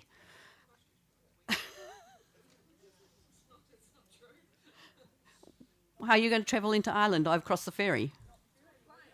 Yeah, but not everybody can fly 6 dogs. So yeah, regional travel is also restricted by size of crates for people flying dogs over 50 kgs. They have to go to larger airports. It's easy for the small dogs. So we don't want to change that option of the inter-island, but we want to also add another option that your 4 CASIBs can be won in the same island, but it must be by 4 judges from 4 different countries. So therefore that adds an extra level where now they only have to be from 3 different countries. You're going to say if you're going to be in the same island, they have to be from 4 different countries.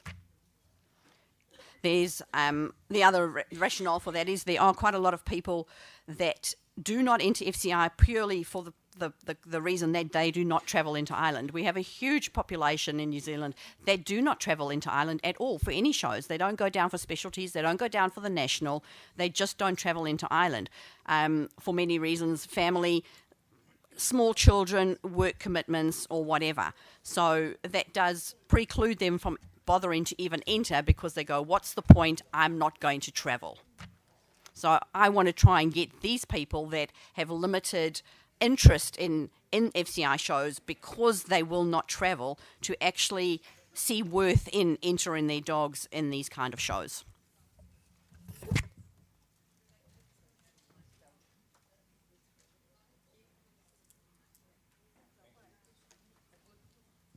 Thank you, Giselle. At this stage, it's appropriate I tell you that when I first became, well, I don't know whether it was when I first became president or became acting director secretary, but at that time I initiated a dialogue with FCI to amend the agreement they have with us. And this is an important point that we need to consider. It's not within our power to make this decision. We are subject to FCI rules. So what we're talking about here is not something that we can decide we want to do anyway. We can decide we want to do it, but it's not going to happen until we can persuade FCI to agree. So I need to tell you where I got to with FCI before other matters overtook me and things never got quite finished. Firstly, they agreed that we only need to hold 2 CASIP shows a year. Now, they understand we're currently holding 4, and they're very pleased with that, and they would be not very happy if we went back to 2, but just to take the pressure off, I got them to agree to reduce the number to 2. I also got them to agree that every state and territory of Australia is a different country. So now, if you show under 2 Australian judges, and one's from New South Wales and one's from Victoria, there are 2 foreign judges from different countries for FCI purposes. However, but before you get too excited, this has not been finalised yet, and this is my point. We got to that stage. They were very willing to help us, and they are. They want to keep us in the tent. They want to keep us happy. The one thing they missed was I asked them to cut out this need for dogs to travel between islands. They missed that, and I haven't taken that back to them. I have no reason to doubt that they will agree when they realise they missed it. I've simply been too busy with other stuff, as you may appreciate, to see to it. Now, it's not a complicated job, and I intend to give it to the Confirmation Committee so they can finish it off. And I anticipate that it will be a simple case of exchanging emails with perhaps a delay in between while FCI thinks about it briefly and says yes, which I'm almost certain they will. So, knowing that, what do you want to do now, Giselle? Is there any point in voting on it? Are you happy just to leave this on the table for us to continue? And as it's a discussion paper, that's kind of just really what it is to generate the discussion about it, because it's not a recommendation that you need to have a pass or a fail. So, yeah, I'm just raising the point that we are, as a country, we are really limited with inter-island travel for many reasons. And also the fact that we do not hold a lot of these shows. So if you've got, for example, a bitch, the show that might be in the opposite island, that bitch might be pregnant, might be in season. Please bear in mind that you're just remaking the same point, Giselle. Yeah, Please bear in mind the time. Yeah. I don't think I spoke for 5 minutes. But, so it does limit the ability that we do have in our small little country with our limited amount of shows that are available for us to attend. So this would just make things a lot more attractive, is what the point I'm trying to make is we need to make it better. And your point is well made, and I don't think anyone would disagree with you. So I suggest we leave it at that and move on to the next one, which is also being presented by Giselle, unless there's been a change of heart.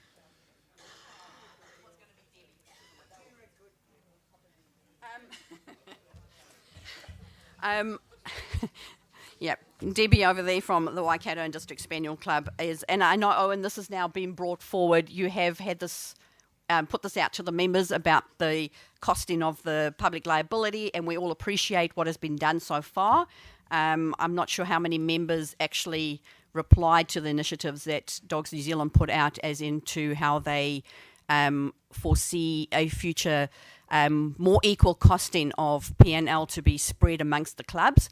But the current situation of the breed, multi-breed and group clubs that pay the same amount for insurance as every other dog sport besides all breed clubs at that level, when you only have 20 or 30 dogs at a show, is unsustainable. The clubs just will not be able to survive paying the fee that is currently set out as it is. And I don't think there's a single breed club or multi-breed or group club sitting in this room that would disagree with the fact that it is unsustainable for our small clubs to be paying this huge amount of money out. And I also believe that some of the breed clubs are actually having their members paying it because they just simply don't have the funds to do it. So, yeah. Thank you, Giselle. We have had some response to our request for opinions on this, all of 11. So that's good feedback, and we appreciate it. the one I got, because Josh got the other 10, was in favour of using levies as the means of recovering the cost. I'll pass the microphone to Josh now, so that he can tell you what he's got. Sorry, Owen, I recall you saying that there was going to be something sent out for members to respond to regarding the insurance, but I don't recall actually ever seeing anything. It was put out in. It was a call for feedback in Doggy News.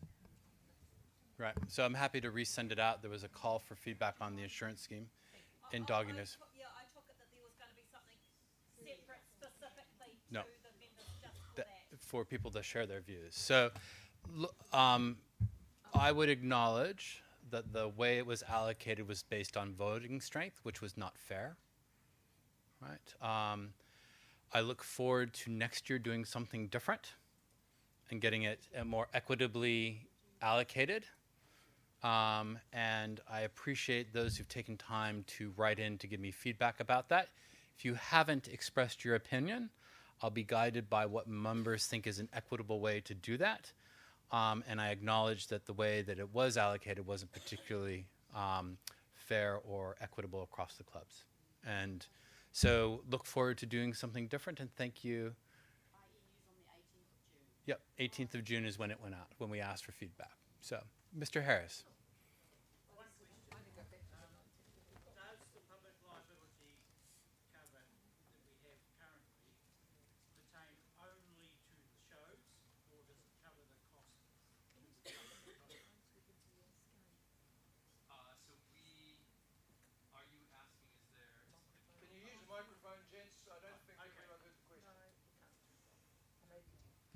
Okay, my question was, does the levy that we are currently paying cover us only for the shows we run, or does it cover the cost, the cover for the club throughout the year for all its activities?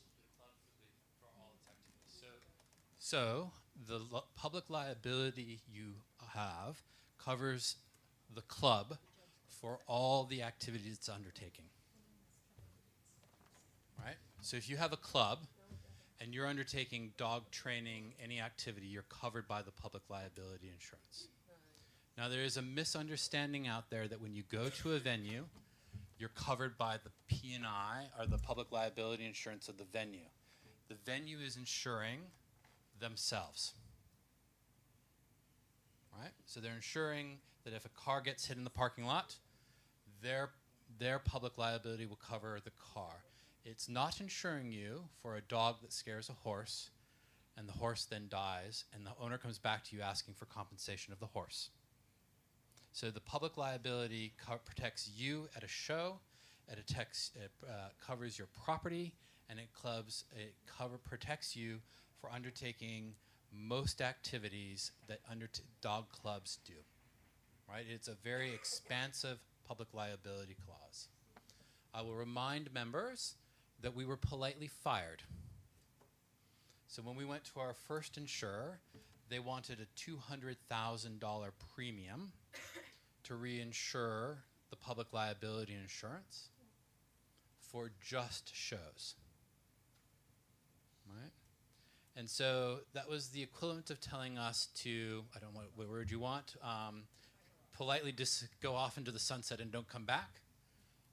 And so we found public liability that expanded the coverage, provides better benefit to members for the activities the clubs run on a night-to-night basis at a higher cost than you've covered in the past, but it was the best deal that was available to the club at the time.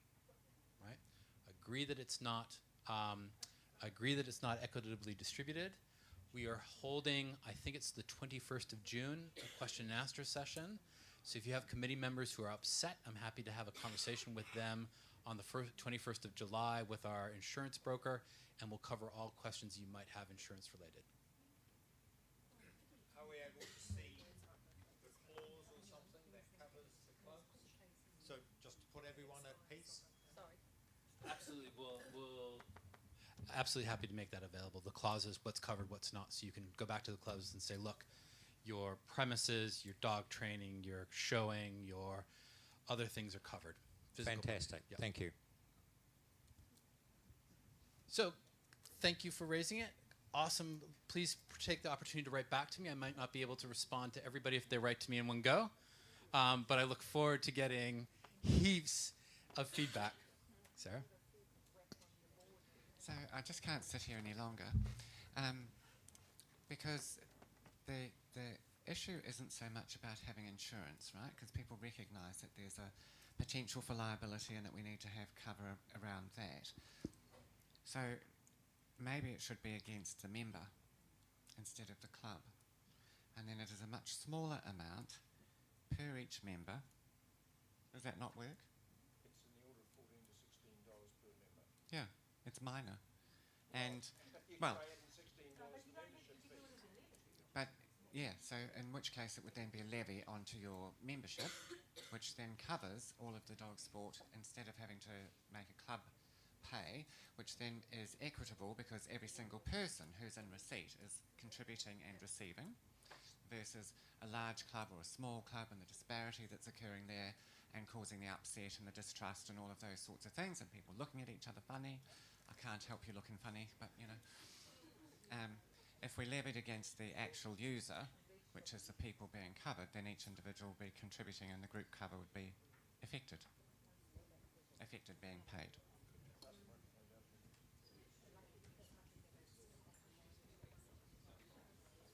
What I suggest we do, given that we have to run with the arrangement we have now for a year because it's in place, please just let's use those months in between to thrash this out. It needn't be here while everyone's worried about their flights and coming to any sort of decision now. If you haven't read the material we sent out about how the costs are distributed, please ask and we'll send it to you again, or we'll put it in Doggy News again next week. In fact, I'll make that commitment. It'll be in Doggy News again next week. Have a look at it, think about it, think what you think is the most reasonable way for us to recover, and feed that back. Tell us, don't talk about it to each other, tell us. And over the coming months, we will know what you consider acceptable. Now, I was kicking myself because I didn't bring with me the notes I took when I did the research, but I actually researched how the current distribution of costs was arrived at. Well, the method that was based on voting strength. That was a decision made by Executive Council in 2004. And I'm sorry I didn't bring the notes with me. I could have even named the people who were there so you could blame them. They decided that the distribution based on your voting rights, whereby the affiliated clubs paid most and so on, was the way to go. And that was the method that has been in place until this year, when we changed it, not knowing that it was an EC decision, found that out later. And, of course, we know you're still not happy with what we arrived at. So let's talk about it over the coming months.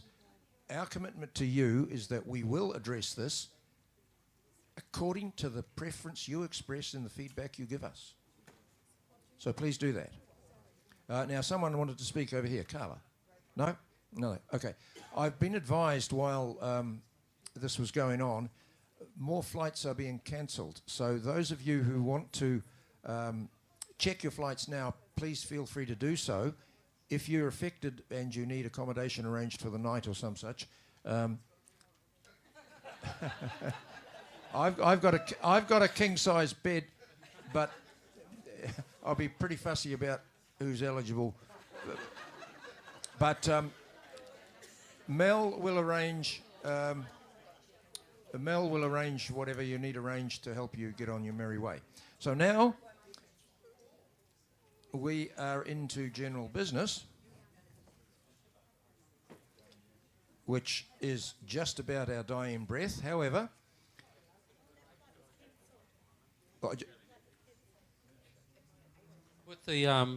with general business, I really want to take an opportunity and ask the President a question. When you were acting as Director Secretary, were you drawing a salary? No, I was not.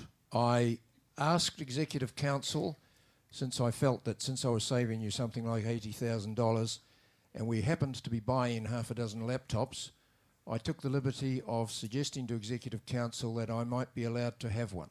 since I was going to get a better one than I could have afforded for myself at a knockdown rate because we were buying half a dozen.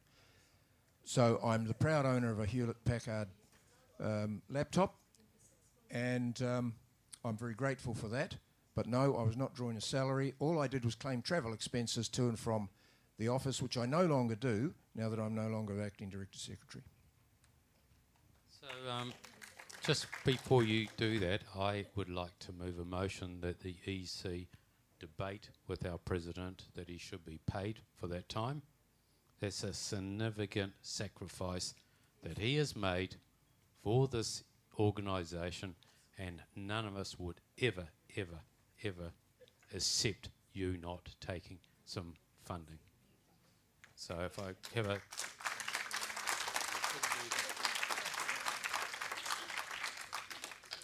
Look, I don't want to pick a fight with you. I will discuss this with Executive Council, but they'll have to, I don't know, allow me to perform indecencies on them or something as payment. Because I will not accept money. I will not accept payment. Thank you for the offer, but I will not. However, we have another item of other business that has been requested, and that is a discussion about the location of the National Office. So, who would like to head off this discussion? No one? Then, if no one wants to discuss it, I suggest we let it lapse. Wait, we do have...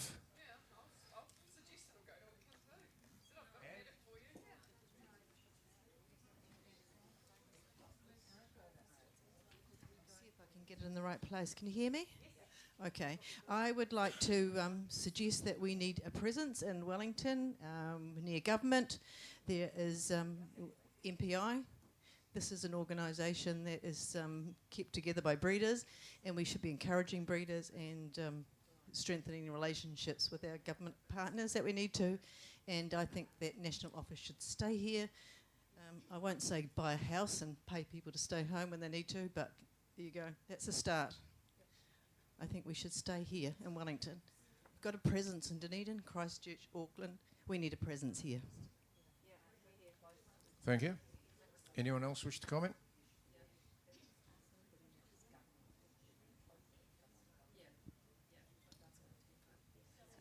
Obviously, I'm, as if you know, Carla, from QMU, but also from, obviously, AEC. We have a huge property that we're spending a lot of money on spending some resource consent, but there is actually a lot of wasted land that is sitting there that could easily, at not a large cost, house the National Office and the money come back and stay within Dogs New Zealand. I will dispute your MPI suggestion. I work very closely with MPI, and the main office is actually in Auckland, not in Wellington.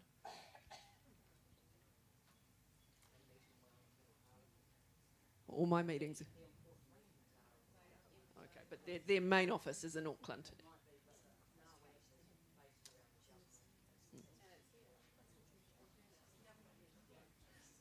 Mr. Ellis, 3 minutes.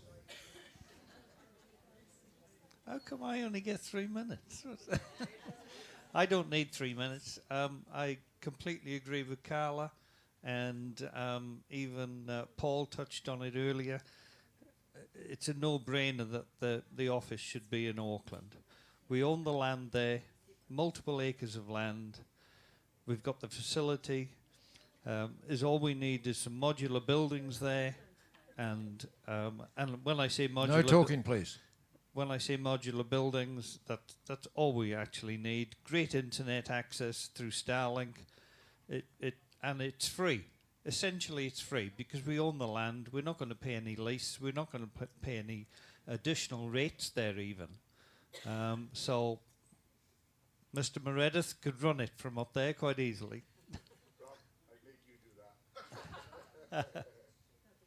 Thank you. I would just make the comment that we are not just an organisation here to run dog shows and churn out challenge certificates. We have strategic goals that require close, constructive relationships with important government departments and head offices.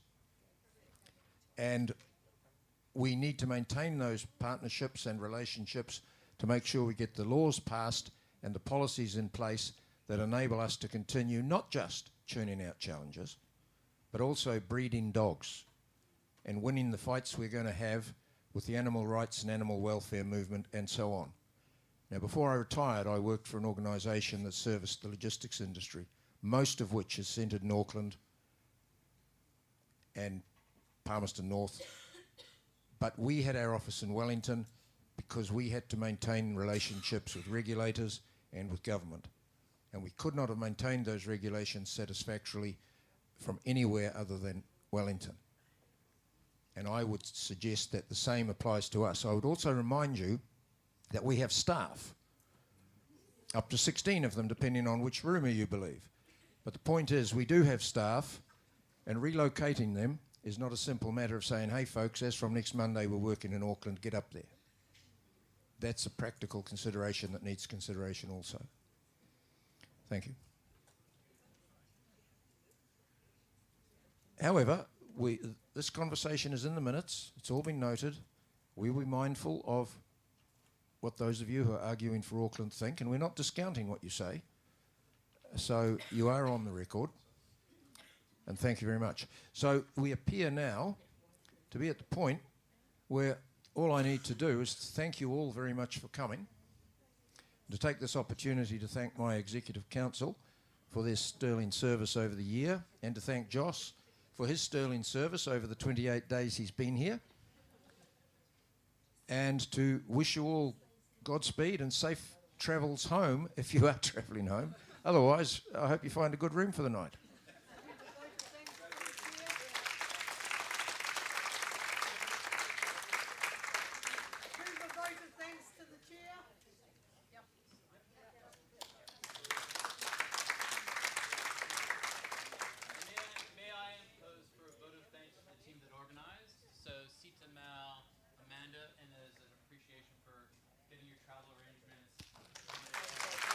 Here, here.